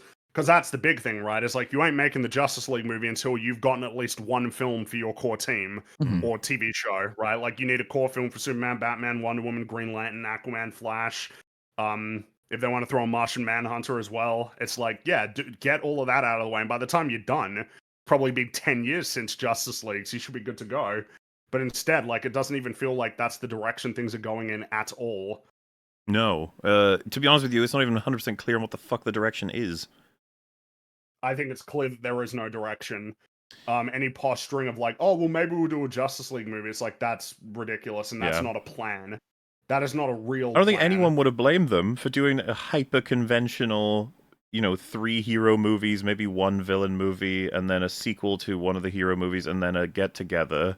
Obviously, the only problem is figuring out Batman. But, doing that, if someone had said, like, what's the worst people will say? It's like, you're copying the MCU. It's like, yeah. That's what people want, but, yeah, with different characters. Moving on, Gunn says it's not the furthest along regarding the Authority. It's a very big movie. If you're going to do it properly, some of the story elements perhaps that are in Superman and some other films, we fast-tracked. Why would you say that? Step a little on the Authority. Gunn further notes, it's the one that got messed through all of the other things that were happening. A script had a harder time coming along. So, why are you telling anybody any of this? Why are you speaking? There was like 3 different things in there that shouldn't have been said. Nice. Why are you not just lying about how good it's going? Yeah, just say it's going well. Or you shouldn't have announced it if you didn't, because, if James Gunn's been saying, like, well, we don't greenlight it until we got a script. It's like, I'm sorry, man, but if you tell people that you're making it, it might as well, in their views, be a sure thing. That's just how it works. Yeah, if you announce something, making it. If you announce that you're working on it, even before you've got green light for production, that's not something that's going to be readily understood by the people that you say it to. If you say, we're making an Authority movie, people are like, oh, you're making that. Yeah. And then if it doesn't happen, it'll be like, oh, what the fuck happened? And you won't be like, well, we didn't greenlight. It's like, sorry, man, you told everybody you were working on it. It's a distinction without a difference in the eyes of the public. Well, it reminds me of Star Wars. All these fucking projects. Yeah. You have no faith in any of them. You're just trying to announce them to see what people do and say. And then, you hope for the best. But it's just like, God, have you not learned that this is not a good idea? But to have thrown in, it's gotten, like, essentially ruined by other films. It's like, what are you talking about? What? Why? How? Why should that have ever been the priority at this stage in the game? I don't even know why it exists at this point. It's not that the Authority can't be made into like a really good story, of course. It's just that it's like, what are you doing here now? Go away later. We'll come in later. And why are you telling the world? Yeah, it's not going well. Actually, like, I don't know if we're talking about learning lessons from the MC. Obviously, in recent years it's been a little bit more tumultuous, but something that could be said about Marvel for a long time is just that there was a level of reliability, not necessarily in quality, though people might erroneously say that there was, but that fundamentally there was a reliability in that if the movie was announced, it was going to happen. I can't really think of any, except for like Inhumans, which I think was announced as a film and then became a TV show. Prior to recent years, I can't think of any like Marvel projects that have very prominently and notably like imploded. Or in the same way that we're talking about, like, for instance, with Star Wars, where a project gets announced and then you don't hear anything for like 6 years. Like, I don't know, it's just crazy that before your universe has even started, you're out here admitting, yeah, we've lost like showrunners, yeah, the director, we lost that actor, man, yeah, the script's not going so well. Just don't say that. Just keep it to yourself. Don't tell everybody that that's happening. And then over to TV projects, Peacemaker Season 2. Gunn has penned the show premiering in August, which I don't think is going to make a dent. I don't think anyone's going to care, especially considering what the fuck is the continuity situation with Peacemaker Season 2? How does that work at all? It is like, it actually doesn't make any sense. It is a tumor that's attached to a prior dead corpse. Not this redundant, but you know what I mean. Like, yeah, but the thing is that James Gunn's going around like, well, no, the way that it works is that anything that isn't explicitly referenced, it's like a soft canon where the events might be referenced and you could infer that what was in the DCEU happened in the DCU, or you don't infer that unless it's explicitly said. It's like, man, you know what's easier? If you just actually rip the Band-Aid off and you didn't bring all your buddies back to do this show. Like, he should have restarted instead of saving Peacemaker. Isn't it funny to think that preserving Peacemaker has actually made it such that they can't just have a clean break? Because it was the Suicide Squad, I'm guessing, that got him, I don't know, into the door of, like, we could be doing more with you. But, like, surely it wasn't Peacemaker Season 1 that made them think, all right, you're the guy. This guy's got to be in charge. So it's like, what? Well, it was after Black Adam, right? Black Adam was, when Black Adam died, that's when the announcement was made.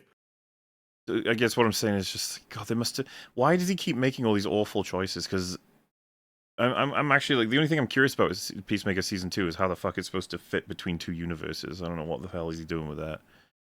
I have no idea. Next up, Waller. We've taken a couple of cracks at it, but still haven't been able to land, Safford says about Waller, a Peacemaker don't say that. Suicide Squad spin-off that was to star Viola Davis. Waller has been a bumpy road. And bear in mind, Waller was meant to be the second. That was meant to be after Creature Commandos and before Superman. So Waller should be out by now if all just things fucked, went well. Is what they're saying. Yeah. So isn't this already a repeat of what we saw with the DCEU, where a whole bunch of projects got announced and then remained in like indefinite limbo? There was meant to be multiple Aquaman spin-offs. There was meant to be that J.J. Abrams Superman movie, or whatever it was, or whatever he was trying to do with a whole bunch of spin-offs. What is the meaningful difference between what the DCU was and what it is already? It's like, well, the people creating it, I guess. Mm-hmm.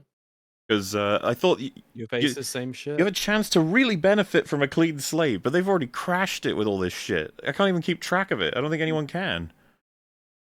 Yeah, like just sitting here listening to you name all these projects and everything. Like I don't know 60% of the names, and there's so much. I'm just in this weird malaise of. I was like, well, I guess if it comes out, then maybe I might check it out. I suppose. I think there's nothing here to get excited for. A pretty enticing idea when it was Superman, and even being like Supergirl will follow it up later. You're like, okay, like Clayface, and you're just like that.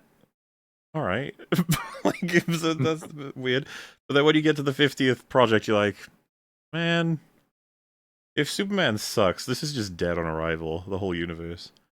Well, speaking of Superman, if you watch the trailer, it feels similarly overstuffed with a whole bunch of nonsense that I'm like, that seems like you're overcomplicating it already. Mm-hmm. I feel like Superman, your first Superman movie should be simple and streamlined and straightforward. And you watch the trailer Superman, for it.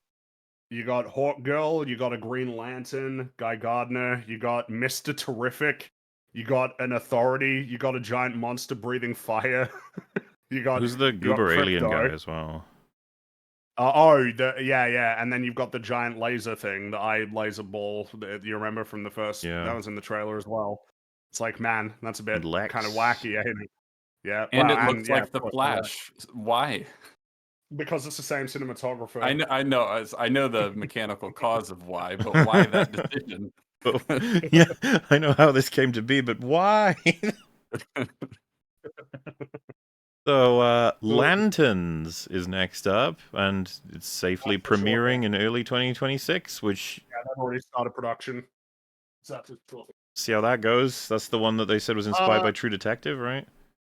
Yes, and it's got Hal Jordan and Jon Stewart. So this is like the first. This is actually the first one where, on its face, it's like, oh, logical decisions. Yeah, that makes more sense.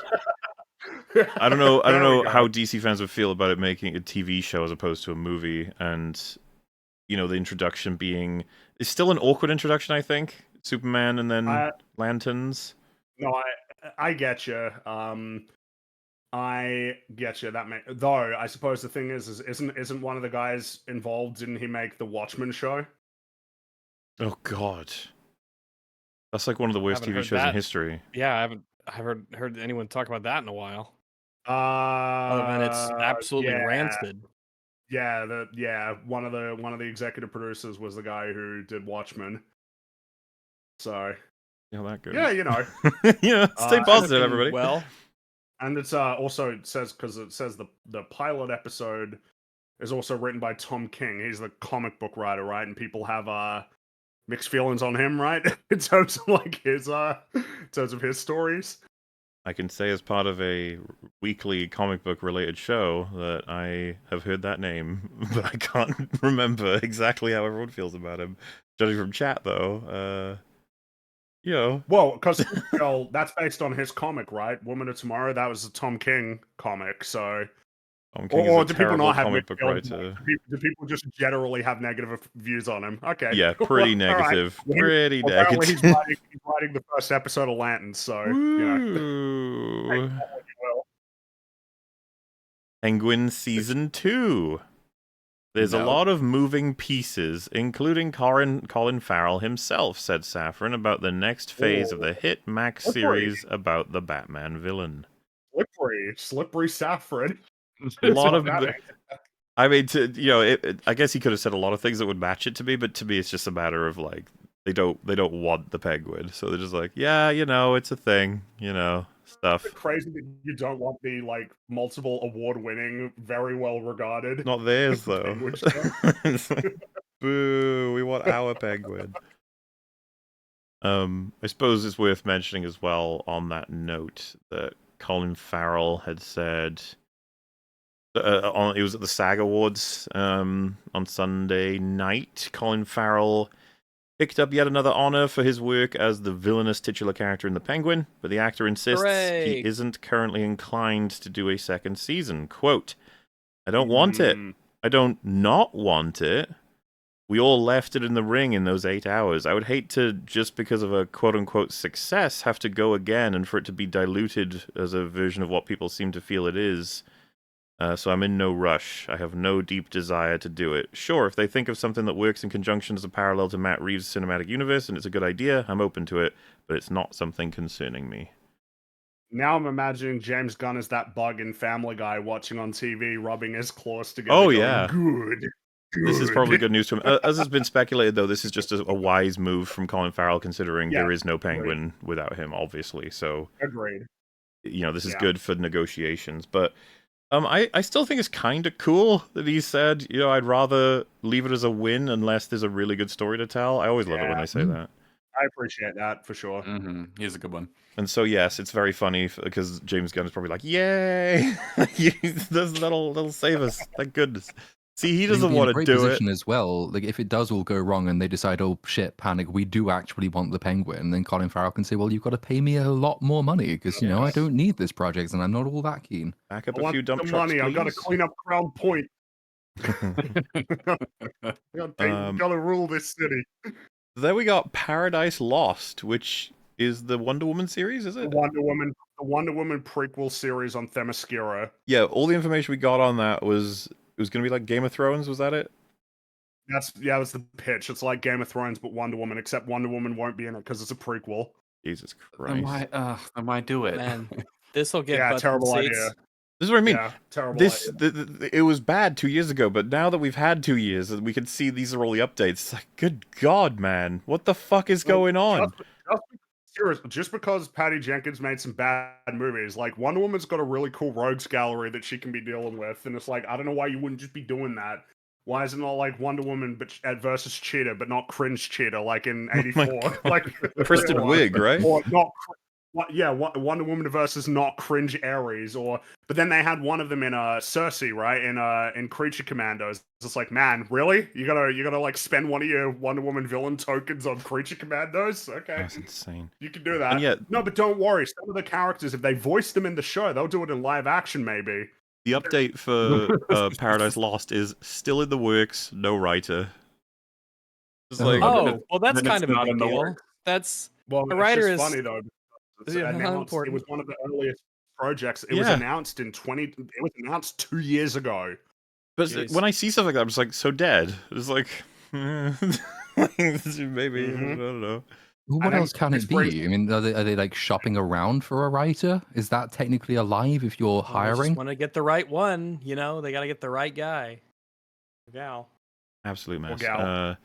Someone who understands what Game of Thrones is would be a good start, because the number of what was the most? It's June Prophecy, I think, was the most recent one that said, "Oh yeah, we're going to be like Game of Thrones but in space." And their understanding of Game of Thrones was boring people talking about politics sometimes, and also sex. That's kind of it. The number of people who say, "Oh yeah, it's like Game of yeah. Thrones, but this," it's like, you don't actually understand why Game of Thrones used to be popular. Have you seen anyone talk about Dune Prophecy? No, not Because I've not heard anybody talk about that show. No. The only thing I know about the show is that the ad played 1,000,000 times when I went to Chili's last. It was actually kind of wild how many times they played the Dune Prophecy ad while I was eating my delicious chicken sandwich. So next up, Mark Strong's in it. Booster Gold. Everyone's favorite. Yet another case of this is a Who is clear that? vanity project. This is a ridiculous choice to announce for like the beginning of your universe. Booster Gold, cool idea for a character, but like, really, you're gonna lead with Booster Gold? Are you serious? Yeah, I've got no clue who that is. Same. That's what I'm talking about. It's like, I don't know, man. Do you feel like this is a good place to start? Like, I don't Again, know this the is- this is- Authority this or is the a Creature clear one. Commandos or Booster Gold or Amethyst is Lady or clearly Plant one Living that- Fern. James Gunn personally likes rather than a logical choice Yeah. to start off with. But hey, it's not one they're starting off with because this one is also in trouble. Right, yeah, so the update is, we love Booster Gold. There was a particular showrunner and creator we were waiting on who expressed interest. We waited a really long time. Ultimately, he fell out of love. We pivoted. It's still one that's important to us. It's moving forward with someone else. Sounds dead again. It's like a weird Yeah. schizophrenic guy is planning out the entirety of this series that's going to happen. Have you based noticed, off of though- subjective whims? Between Star Wars, Marvel, and DC, it's just like, man, you guys just can't hold on to artists anymore, huh? Yeah, that's crazy that you can't get anybody. You can't you can't. How can you not get anybody to do these projects? And how does it make the person who's now attached to the project feel to see in an interview, "Oh, we waited for so long for this guy, but then he said no, so we went with the other one." Like, fucking second choice, sloppy seconds. That's what you are. sloppy seconds, man. Why would you say this? Why wouldn't you just say we're working on it, or just say that we're working on it? That's it. No idea. Blue Beetle animated series. Oh, this is a good idea. Saffron says that the Angel Manuel I've heard of Soto Blue and Gareth Dunnett Alcosa, I'm not sure, director and screenwriter of the 2023 film, is getting to a place, and they're going to present for a green light real soon. It follows on the events of the movie. So you're doing Oh. a sequel to a film that made what, like $100 million at the That box no office? one gave a fuck about. That everyone thought wouldn't be part of this universe. They, But now they it- get the but now it consolation is. prize of an animated series sequel. What? Why? Not even a reboot, a Uh, sequel. What are you doing? What is this? Who When you read this cares list, about you're Blue like, what the Beetle? fuck is going to be next? It could be anything. Are they It could just be like anything. dartboarding it with a list of random comic book characters, and it's just like, well, I mean, I don't know. This we put our this faith feels in the like yet gods. another one. This is another one of not wanting to rip the band-aid off, which is like, sorry, man, didn't work. Blue Beetle didn't work, so we're not doing anything with it because we only have a finite amount of resources, and we need to be making like clever choices about where to spend it. And if you feel bad for that actor because you liked him or something, just cast him as something else. Yeah, easy. Yeah, or yeah, exactly. Like I Yeah, don't no know one's why. gonna remember he was Blue Beetle. You could just have him be Blue Beetle again, and no one's You could gonna. have him be It Blue doesn't Beetle matter. again, Like it but- doesn't If matter. he showed up, if he showed up again in one of these random movies, and you said the introducing the first appearance Yeah. of Blue Exactly, Beetle, yeah. you could get away with You've it. never seen him before. You're like, oh, Exactly. Is Blue would Beetle be his fine. own thing, or does he have? Sorry, my dog's No, barking. Blue Or Beetle. does- Blue Beetle is a. He's Well, he didn't make like the a cut for hero. the Big Bad He's not- Beetle he's- Borgs, so He's on his own. What Oh, are you okay. asking? Like, is he part of a team? Oh, is he or... part of another team or group or rogues gallery of something, or is he on his own? Blue Beetle's he's going on his own adventures. I don't know. I will be honest. I don't I'm know much about expecting Blue Fringy Beetle. to say, "Oh yeah, he's part of the DC group, the Insect Alliance." Another thing that I have never heard of, and he could be completely All I know fabricating is- it. I wouldn't be able to know. That, yeah, all I know is that in Injustice 2, he like was friends with Firestorm. So, you know, maybe that's like a pairing that they have. I don't know much about Blue Beetle. Fair enough. Honest. finally, Gunn's next project at the studio.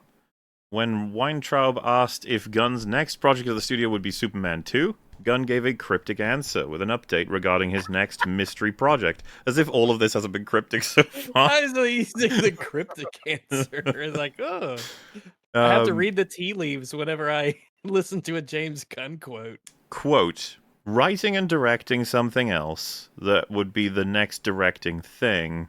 It's about... It's connected. End quote. It's Batman.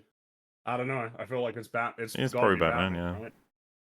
Do you think they specifically said that Andy Muschietti of The Flash is like, well, he'll get first look at Batman, but who knows? Maybe he'll pass on it, and then it'll fall to me, James Gunn.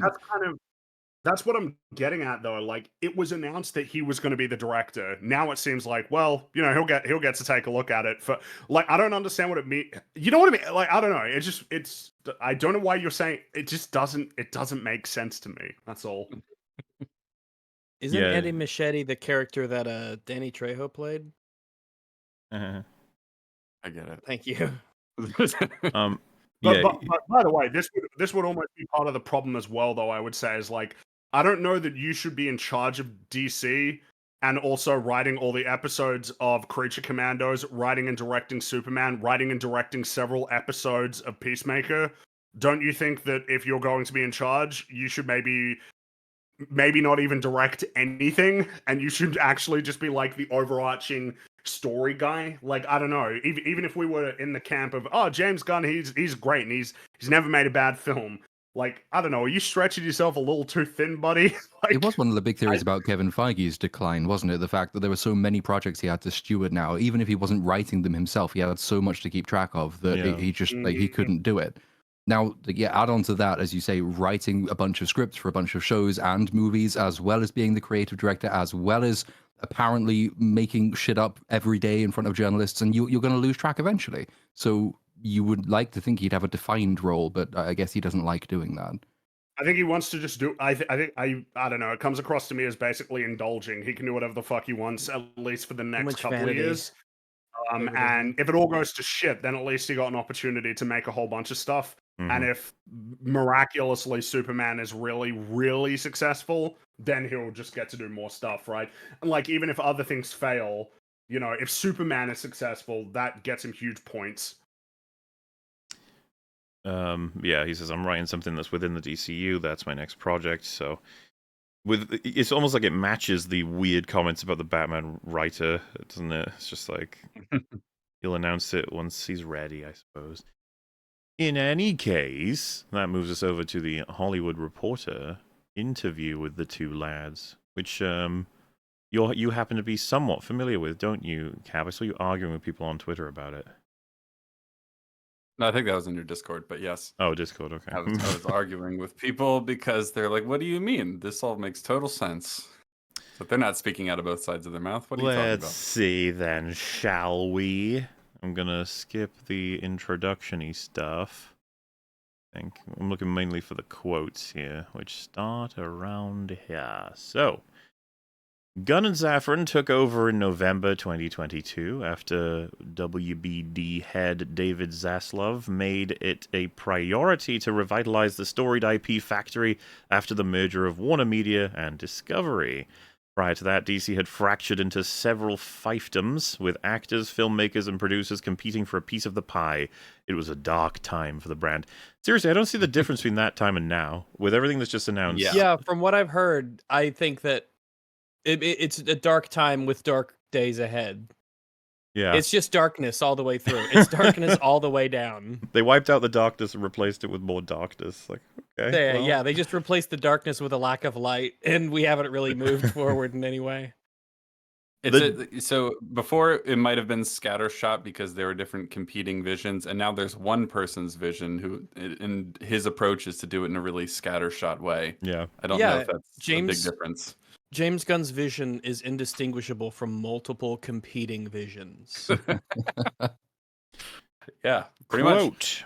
The DC brand was being defined by different creative teams at the company. Each was pursuing their own distinct vision of the characters. The story, the result was not one DCU, but many, summed up Safran. Quote, this fracture proved very challenging to consumers and it chipped away the identity of the brand. Was that really the problem? Or was it more so that they sucked ass? Yeah. Sucking ass is kind of the core to a lot of life's problems. Yeah. Gotta keep It that should in not be consideration. underestimated. And like, you want to convince me that with the amount of projects we just went through, all of those are united by James Gunn and Peter Safran's vision. It's like, I fucking doubt it. Especially with people coming and going as they please as well. Somehow I just don't think it's going to be as, streamlined as they think. From the duo's perspective, a lot of work has already been done, even ahead of Superman's release. Quote, we've unified the brand. We've greenlit 5 theatrical... Greenlight in films does not mean you've unified the brand. Doesn't mean anything. It doesn't mean anything, really. Made 3 live-action series and are producing 5 animated series. What does that have to do with anything? You've it doesn't sound greenlit like projects. A particularly unified brand. That we're going to do a serious Superman movie, then we're going to do children's adventures with gem people, which is something else entirely. Then we're doing Superhero High School Captain Rock and Buck Rogers or whatever the fuck that was called.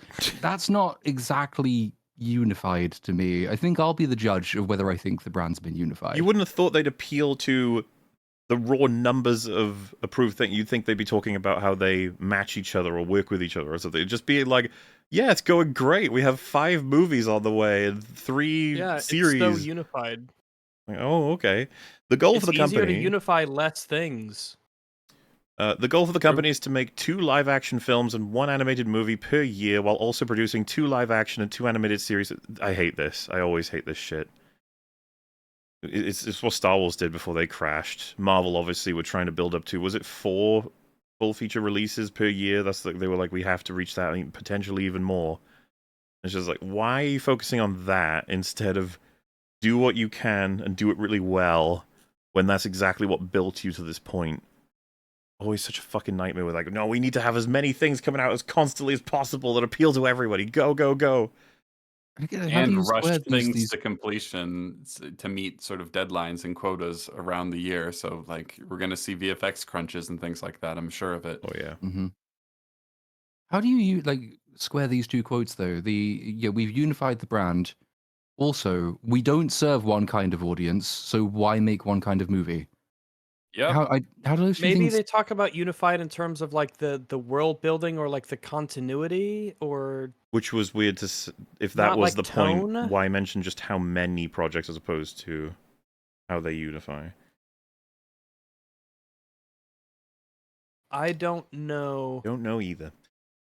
The company aims to work in multiple genres and sizes of projects. We don't serve one kind of audience, so why make one kind of movie, Safran said, adding, working in a multitude of genres, it affords us the opportunity to allocate resources where they can make the biggest impact. We budget according to the demands of the story and the revenue expectations of each title.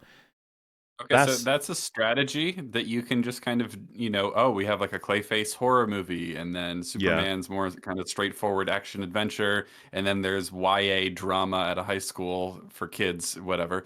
Sure, you can do that, but you can't also say that, the problem before is that we didn't have a unified brand, and now we do.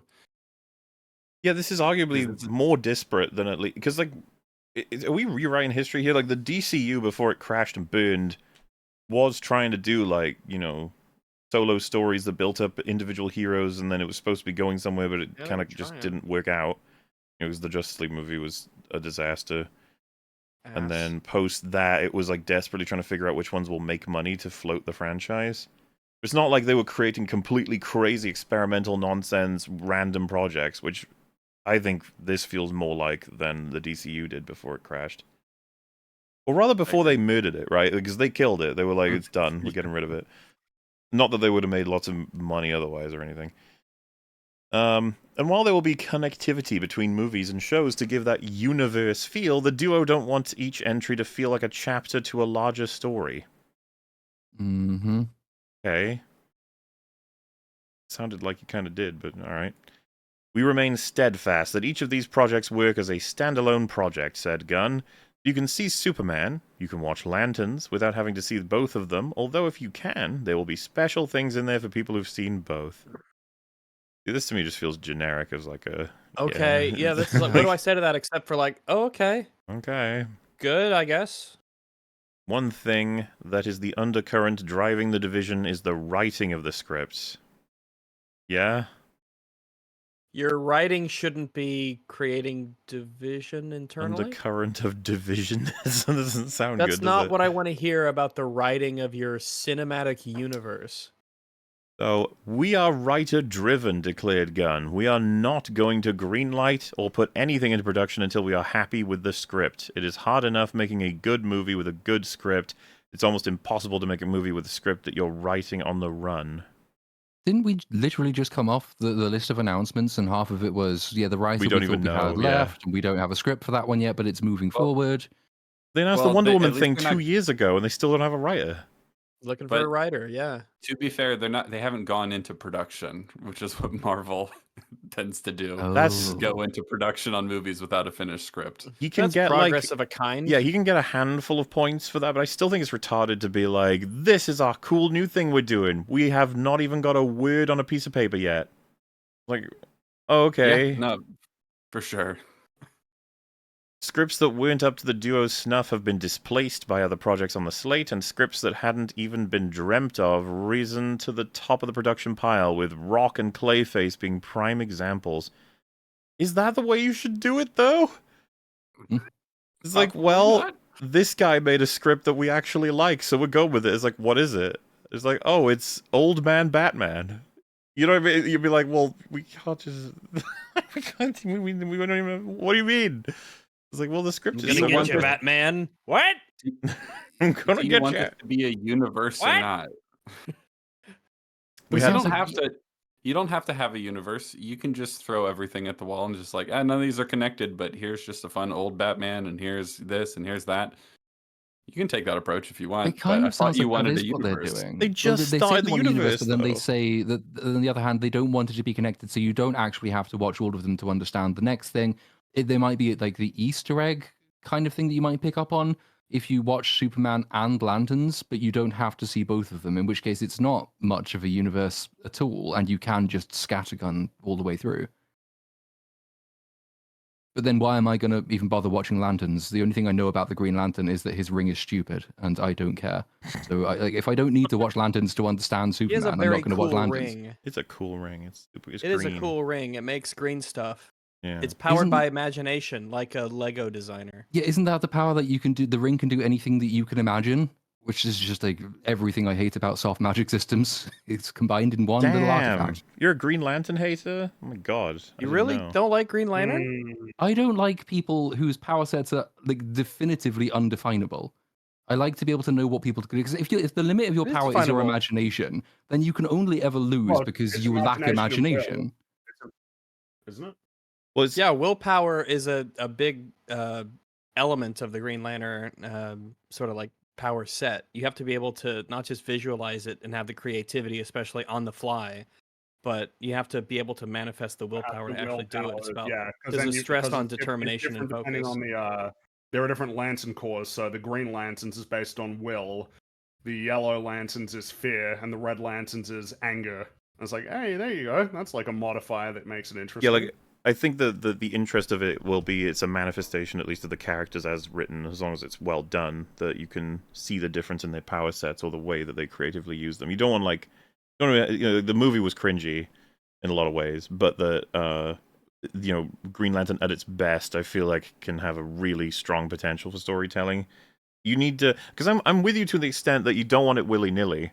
You're gonna have to try and create a sense of a higher end limit, and that you can tell in the same way that it's like, just how strong is Spider-Man? It's like, well, it's not like we're going to get an actual sort of like PSI of just how much he can lift or anything, but you'll definitely want there to be limits. Like with the Force, you don't. It's like, how can Darth Vader pull down a Star Destroyer? It's like, no. Well, depending on who you ask, yes, actually. I had a whole debate about this with I think it was Star Wars Theory. But it's like, yeah, because I'm with you on, I would like there to be limits, and then you need the limits so that then when something special or crazy happens, it makes it special. But I think Green Lantern is just, it's been too long without a Green Lantern that can show off just how cool Green Lantern can be with written. Starkiller can. Yes, he can, and he does, but I don't think he fucking should have. You pulling a Star Destroyer out of the sky, and people can be like, "Oh, actually, it was gravity and him." Okay. There is a reason they haven't really brought that back into too much of the live action stuff. Like, I'm prepared to have my mind changed on Green Lantern because, as I say, I know basically nothing about DC. I just know that the ring does shit based on your imagination, which seems lame without limits. Limits are the most important thing for any power set, and I understand there's the comics backdrop for Green Lantern, which is, yes, there are limits built into some of the stories he's been a part of. That doesn't mean they're going to do it with the Green Lantern that they introduce in James Gunn's versions of the films, though. It's like, whenever you introduce anything which doesn't contain very obvious, very self-contained limits, the chances of it just becoming Doctor Strange in Multiverse of Madness, where like powers are used and then forgotten, incredibly useful shit which would have solved fights is never used, except when it is, but it's always used in the wrong place, and there's no accounting for any of it, just increases. So if he writes a good Green Lantern, I'll change my mind. I was going to say, your I'm going to be concerns skeptical. are going to be very well-founded, because what'll happen is they'll show you a basic set, and then, you know, the second act, they'll be pushed to some kind of limit, and then third act, some big event will happen. And then the next film, that big event will be kind of normal-ish, and then by the end of that, second, you know, like, then they'll just keep pushing it until it becomes out of control, like every fucking soft magic system and everything that has a writer that doesn't care. I would expect them to fuck it up, yes. Like, oh, he's got the willpower, he can create his own planet now. Is really cool, and it allows for different Green Lanterns to manifest their powers in very different ways based on their histories and where they're from and what their personal interests are. I think it's a great idea. It's just that execution is more complicated on that one. Quote, "We had no plans making a Clayface movie," noted Gunn. "Even after scribe Mike Flanagan pitched what they felt was a great idea, there was still a wait-and-see attitude. He turned in a script, and it's one of the best scripts that we've read." Cool, but isn't that really odd to have the structure of your story of the universe, and then suddenly someone walks in with, "Hey, I got this." Like, cool, in it goes. It's like, okay. It's just weird because there's hundreds of millions of dollars on the line, and you're just like, yeah, fuck it. He made a good script, so there we go. It's like, really, though? Okay, fine. You know, this is the thing, right? I could be very wrong. Turns out this film's amazing, and it helps prop up the whole universe. It's like, okay. It's just weird. It feels very strange. We've laid out internally a plan, but we're happy to pivot as we discover things in the making of Superman or Supergirl or scripts being written. There's a flexibility built into it, even though we know where this larger story is headed. Maybe there shouldn't be. Maybe I just can't imagine it. It's all flexibility right now. Rigid and confident. It's not like Clayface is an isolated part of the world, and the story doesn't concern anyone. It's like he is definitively a Batman bad guy. Like, how does that play in? What are you going to do? And it's like, Batman just can't be in the movie. And it's like, okay. Yeah. I don't know about that. I don't know. Maybe you should be inflexible. Maybe you should, like, actually have a plan, and if it doesn't fit into that plan, then it doesn't happen. Even if it's a good script. I don't know. Like, I'm not sure that I don't know. It feels like it, because, again, the clarification is like, what? You turn down an opportunity for a good script? It's like, well, it depends on what your ambitions are. If you want to make a cinematic universe, you need stories that fit into it. And if they don't, then too bad. Pick one. You want to make any movie that you want, regardless of whether it fits in the universe, you can do that. But the trade-off is that you don't get to pretend like you're trying to make a coherent cinematic universe. And you have virtually an infinite amount of options when you have a cinematic universe of this scale. It's like the MCU. It's just like Star Wars. It's like you can, there are restrictions based off of what the lore and the world building and the established stories are. But if you can't come up with stuff that fits into it, then you just suck at writing stories. And yeah, if it's a lower budget and a really well executed character study of a movie that's just really good, that's great and everything. It's still strange in terms of a pillar of building the DC universe. You know, it feels more so like a side project. But I suppose, you know what? If it ends up good, then so be it. And while I would love to be able to say more often that I'd love to be able to say more often, I thought it was gonna suck, but it was really good. But that's not something I say very often. Normally I say I thought it was gonna suck, and I overestimated it. Yeah, you. While Gunn and Safran didn't. Go ahead. I was just gonna say, how strange would it have been if they did the Penguin before the Batman? Like that would be comparable. I mean, and we'd all be maybe surprised. Even like it would be more surprising if they did that. But if it's still good, you're like, oh, okay, this is good. But even then, the Penguin is pretty heavily reliant on the Batman. So, and it uses what came before well, and that's what you would want to do with Clayface. You have a Batman movie, then you do Clayface or whatever. Well, I mean, I guess an example would be Joker of an actual full-on villain movie that creates the circumstances for Batman to be made, and it's like, well, how did that play out? And it's like, well, good and everything, but like that, it was an extreme exception to the point where the sequel was a fucking disaster. So complicated. And they don't seem to want to do Elseworld stuff anymore. They want to do standalone stuff that's in the same universe. Yeah. I don't know. It's weird.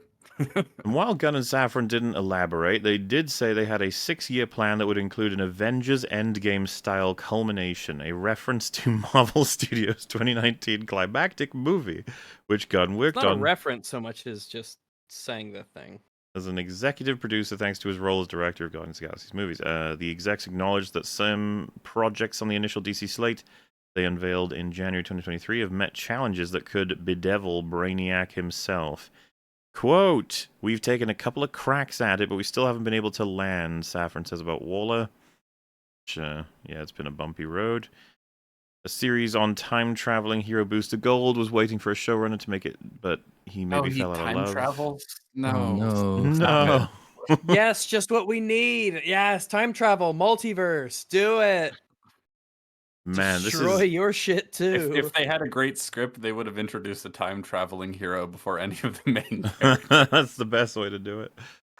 But yeah, this is all the stuff we talked about earlier, which is like I would say this is close to disaster. All of these announced projects being all over the place and in no real, solution.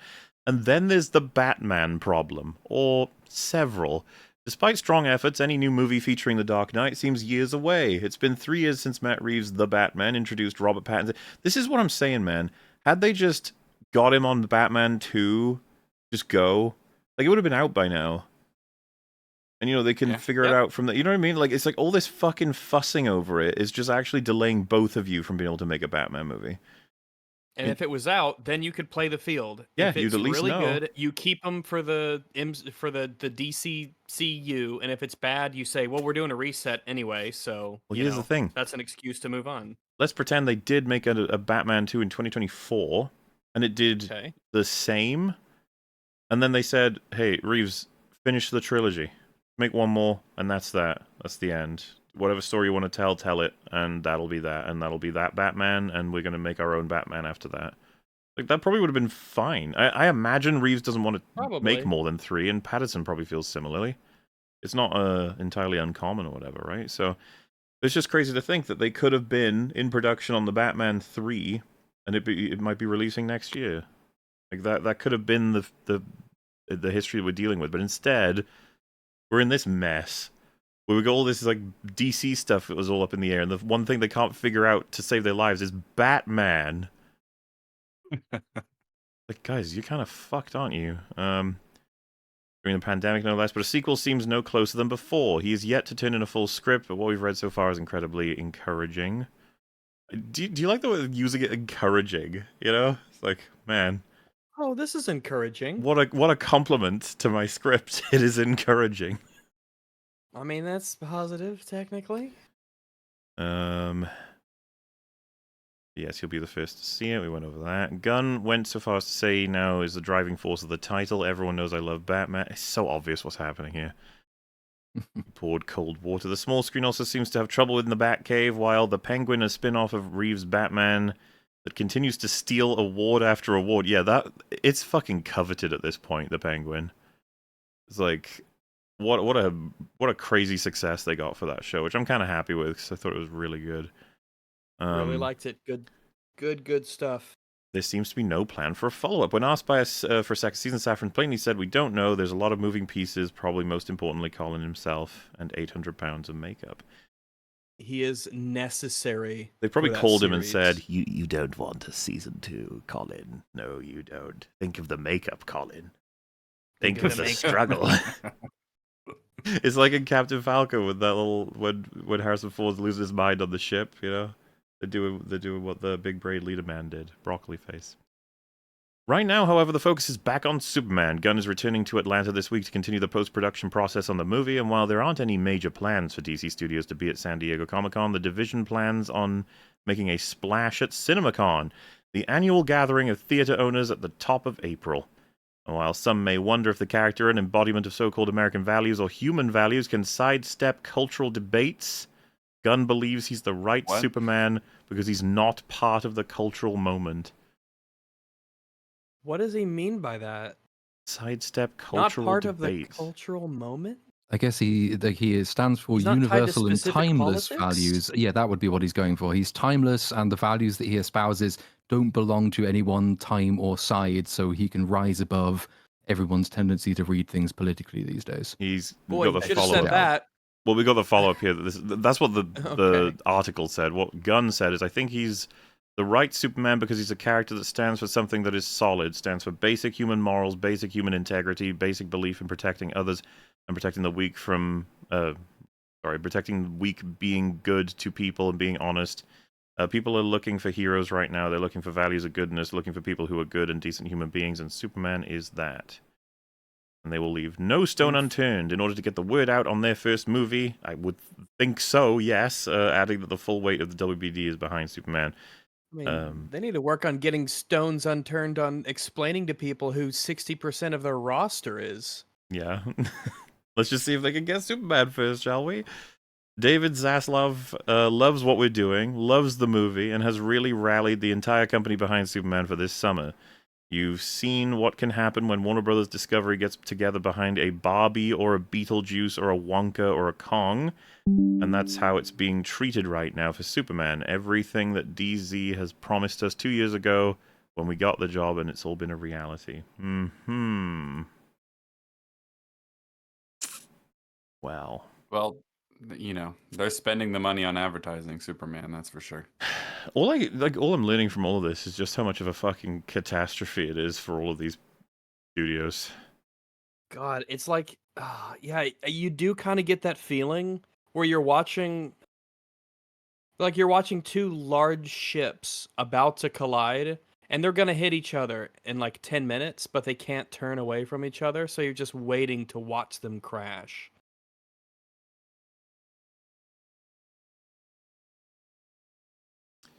They're making the kind of decisions that it seem astronomically unlikely to pay off. Yeah. Like, you could make all this work, maybe, but I doubt it. Yeah, I guess it's logically possible. It ain't gonna happen, though. Probably. I mean, what would Superman have to make to, justify continuing with all of the projects that he's listed? Because, the Batman made, what was it, 770 something million in a pandemic, which was pretty good, all things considered. Superman is not quite as popular, is my impression, as Batman as a character. Normally I'd say over $1 billion, but they might be able to scrape by clout-wise if they make over 900 million. Mm-hmm. But probably $1 billion with a B. It's I think it's Superman, and it's funny because it's like, hey, Man of Steel didn't make that, and it's like, well, yeah, but but that movie was shit. So this one's got a lot of pressure on it, but I'm just not sure what's gonna happen with that. As Gary said before, it's like the ultimate test when we see Superman and Fantastic Four come out of like what the audience has to think about Marvel and DC right now. I think that they're both going to do worse than they want them to. That's how I feel. That makes sense. Yep. I think Fantastic Four will probably be bad because there's no reason why it wouldn't be.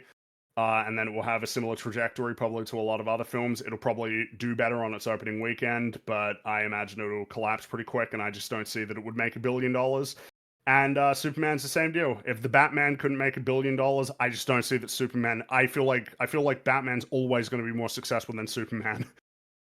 Could be wrong, but yeah, I don't think it will be. And at least the Batman has some kind of identity to it. that people can That's kind of true. latch on to and be like, oh, hey, this was a thing that was neat, and it had some cool shots and scenes, and I like the suit and the outfit and the kind of thing they're going for. If Superman doesn't have that sense of identity and it feels like just it slates in with all the other mush that comes out, oh, I mean, that'll be. Well, I mean, the it might marketing be is gonna almost. good, and right now I it's mean, not. obviously, it needs to make a lot of money, but if it makes a lot of money, but everyone just walks away from it going, eh, It needs. that might Oh yeah, that'll that's probably tremendous. be worse than it making less money, but everybody be going, hey, that was really, really good. I'm excited to see what they do. That was really awesome, and generating buzz and getting people excited. Because it That might is come out, everybody talks good about it point. for a week, and then it's like, well, we all went to go purchase tickets because we were curious, but nah, we're not interested in more. That's a good point. It needs to not only be successful, but it needs to be, if it gets bad reviews, then that's also going to be viewed as a failure. Because remember, these companies do put a lot of stock in reviews. I suppose the more general term that you're describing, right, so was audience reaction, which is more important. The audience needs to be very positive about it. They need to be jazzed. It can't be controversial. It can't be divisive. Because we've had that before, and that does not work well. And that's well, this is essentially the first movie of a cinematic universe. And if you're not getting people to come back for the rest of your cinematic universe, then it's like dead on arrival. Maybe you can reclaim it along the way if you have really good stuff, but we're not gonna get a Guardians of the Galaxy in the DCEU. And I hope that I'm wrong when I say that, but I just don't see it happening. I mean, a fundamental issue that's been since the trailer came out, and other elements of how the film's being constructed, is like we need to be spending a shit ton of time with Superman, with Clark, and by extension, some of the main significant characters like Lois, Lex, etc.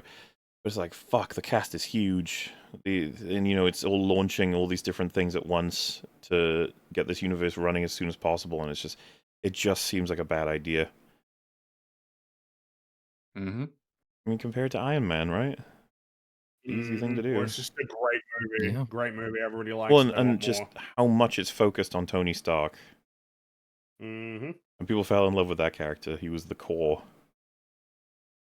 And it pays forward as well. But the very important, probably the most important thing to the shared universe is that you have this core cast of characters, but everything that's being established about them in their own individual films is on display when they do meet each other. It's one of the main reasons to enjoy something like the Avengers is, seeing the interplay between Tony Stark and Steve Rogers, and like the argument that they have, that massive clash of personalities, how they overcome it, the kind of thing you can only do if you are going to commit to having these people cross over, because you've got these massive A-list characters. You're missing a huge opportunity if you don't commit to have them standing next to each other, talking to each other at some point down the line. But from that article, it sounds like they don't even think that that's particularly interesting. Maybe we won't get Superman meeting Wonder Woman or any other. I don't know DC characters. Aquaman, he's one. Maybe we won't even bother getting that because, fuck it. It's not really a connected universe. They just inhabit the same vague space. This was semi-recent as well. Corin Sweat, who plays Superman. So during a new interview with Esquire, David Corin Sweat was asked about the criticism he's encountered since the news broke that he'll take to the skies as our new Man of Tomorrow in James Gunn's DCU reboot. Quote, I like to grow and improve myself with criticism. I don't take it personally, quite the opposite. It's a learning experience, and all actors must accept it as what is in order to grow professionally. James Gunn has a tremendous imagination.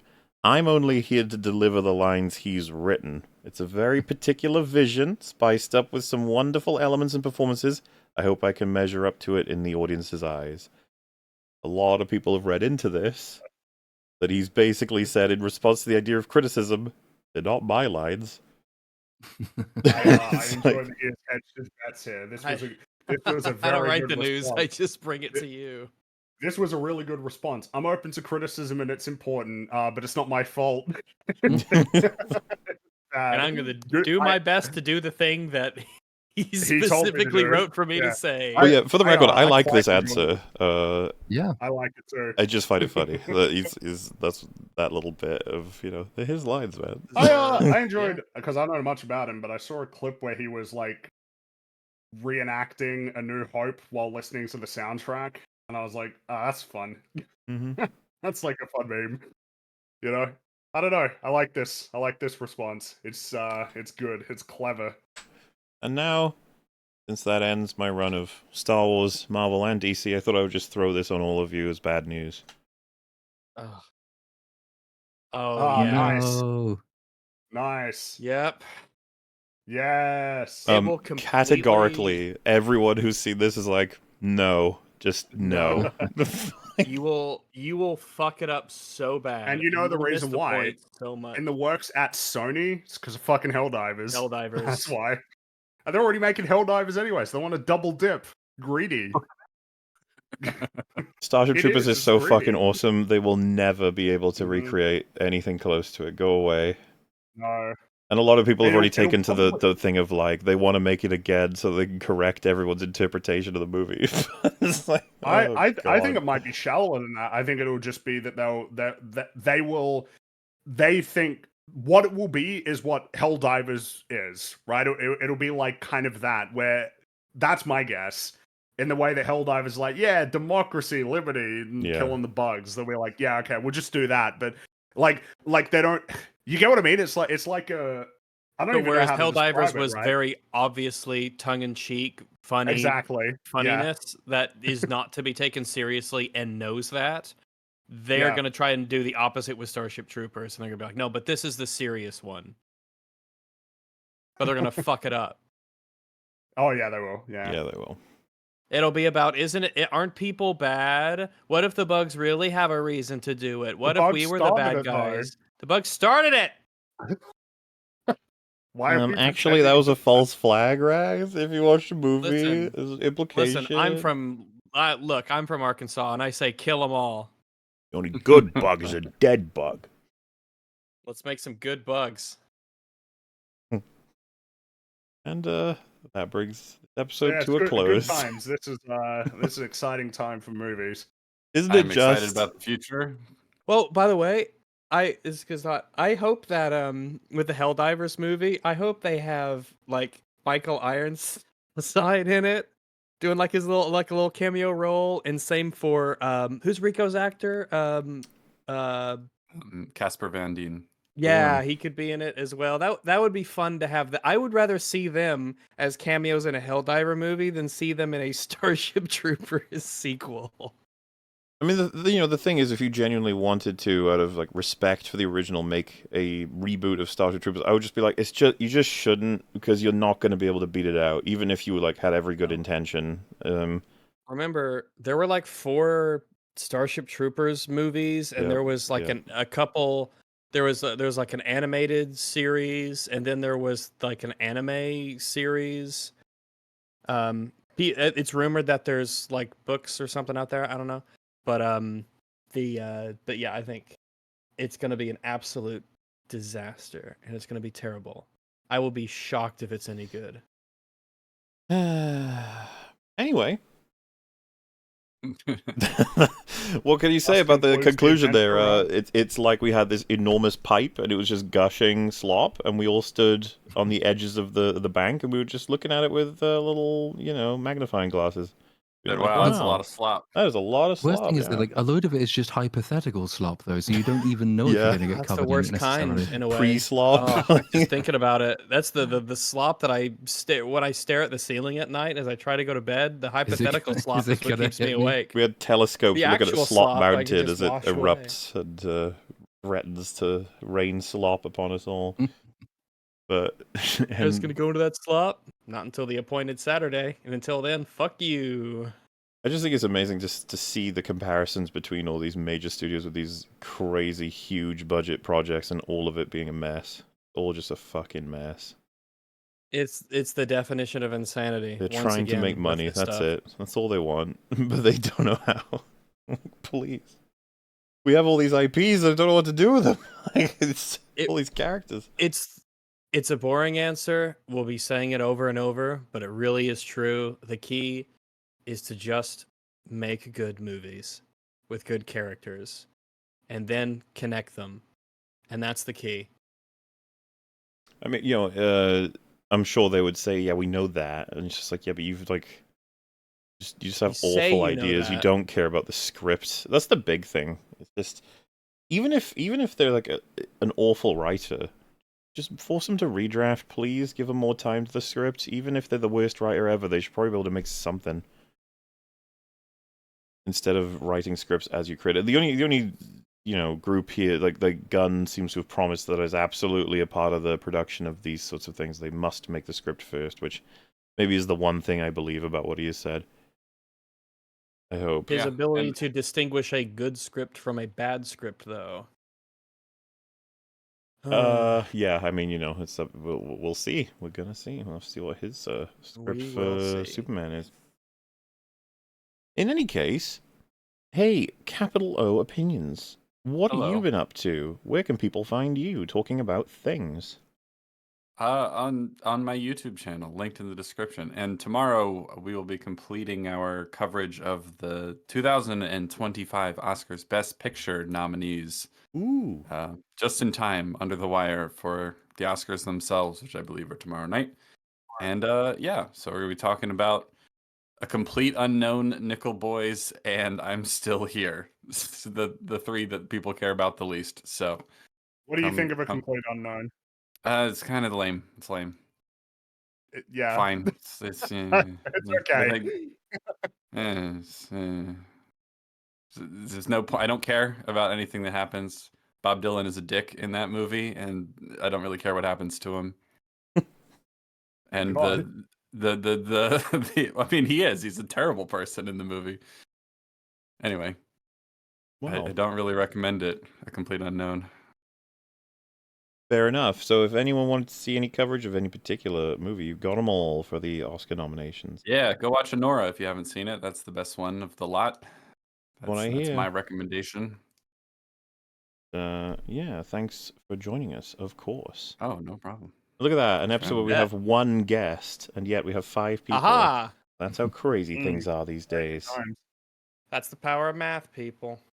Which leads me to say, I guess, Fringy, Rags, Platoon, what have you guys got coming up? Anything you want to talk about? I'm just kind of working away. I had a really busy week, and my sleep schedule and like my energy is all over the place this week. It's just been a really weird week for me, but I should have some stuff lined up. I've got things recorded. I just need to like post them and stuff for Dog Bites, the second channel. Hopefully something on the main channel soon. I was looking up some stuff for this new video I'm working on, and it led me down this rabbit hole of weird things, and it's kind of interesting. Sometimes you just get caught in the this is a thing that happened. Let's go look into it. Okay, well, what else? Okay, this happened, and then there's a thing, and it references this thing, and that by this person, and then you go into this little journey of discovering strange things and weird connections. So expect to see some of that in this new video. The new video should be fairly short, but I think it'll be good. I think it'll be dense. Beautiful. Then Gollum after that. Oh, Gollum.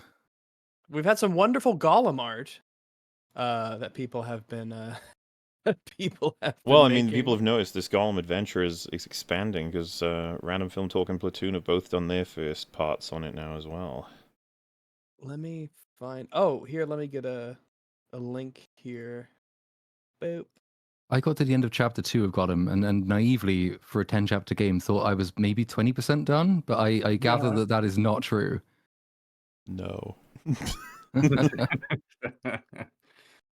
This game has a way of being very fucking long, deceptively long, one might even say. It's a horrifying creature, but in some ways you learn to love it. You don't. Let's say maybe the love hasn't hit me quite yet. Well, the montage is going to be great when it comes out. Yeah, do it for the montage. It'll, in grand total now, so whenever it gets completed, we plan to do an EFAP episode just watching everyone suffer on it, but it'll be Wolf, Fringy, Rags, Platoon, and Random Film Talk all in a big supercut, which is obviously not the same supercut as the meme metal as one from Once Upon a Time, so Joe Danger's got plenty on his plate to make the best montage ever. And also, the Indiana Jones supercut is complete, and it will be on its way soon enough. In fact, it might be out next week in the slot of the EFAP episode that would be there. We're not 100% sure if there's going to be an episode next week, just for how things go. But that will at the very least be there. So don't you panic, folks. But yes, we're very excited to see the Gollum playthroughs do their completion, of course. I think I'm at a place where there's lots of water and there's some fat guy I have to lead around. Mhm.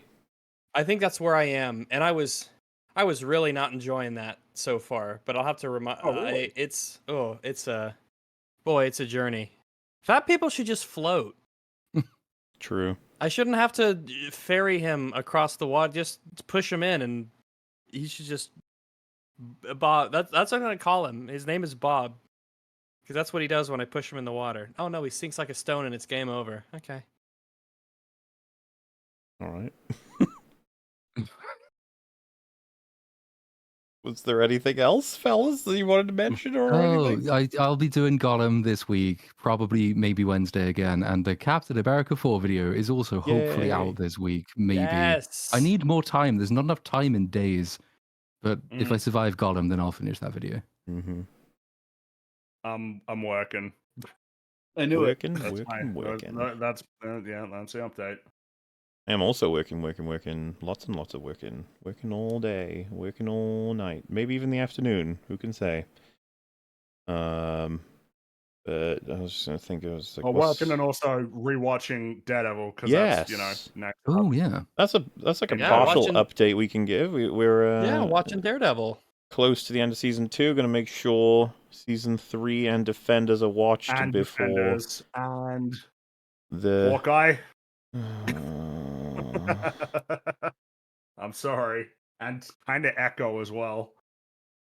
I remember. Christ. But yes, before, of course, the release of the 2-episode premiere of Daredevil Born Again, which, from what I can gather, is getting pretty good reviews so far. Well, who knows what it'll look like. We shall see. You humble EFAP audience, you can expect we will do half a season at a time, so you have to wait until enough episodes come out for us to prompt that. But we shall be covering it, indeed. Until that time, I suppose I'll say thank you so much for joining us. Thank you for your very kind donations. Super Chat catch-ups are still going out, still getting recorded. We are on the way to catching up. Don't you fret about that. And, like I said, we'll either see you in 2 weeks or 1 week. I'm not 100% sure yet. But other than that, thank you very much. Toodle pip. Cheerio. Bye-bye. Yep. See you later, everyone. Bye-bye.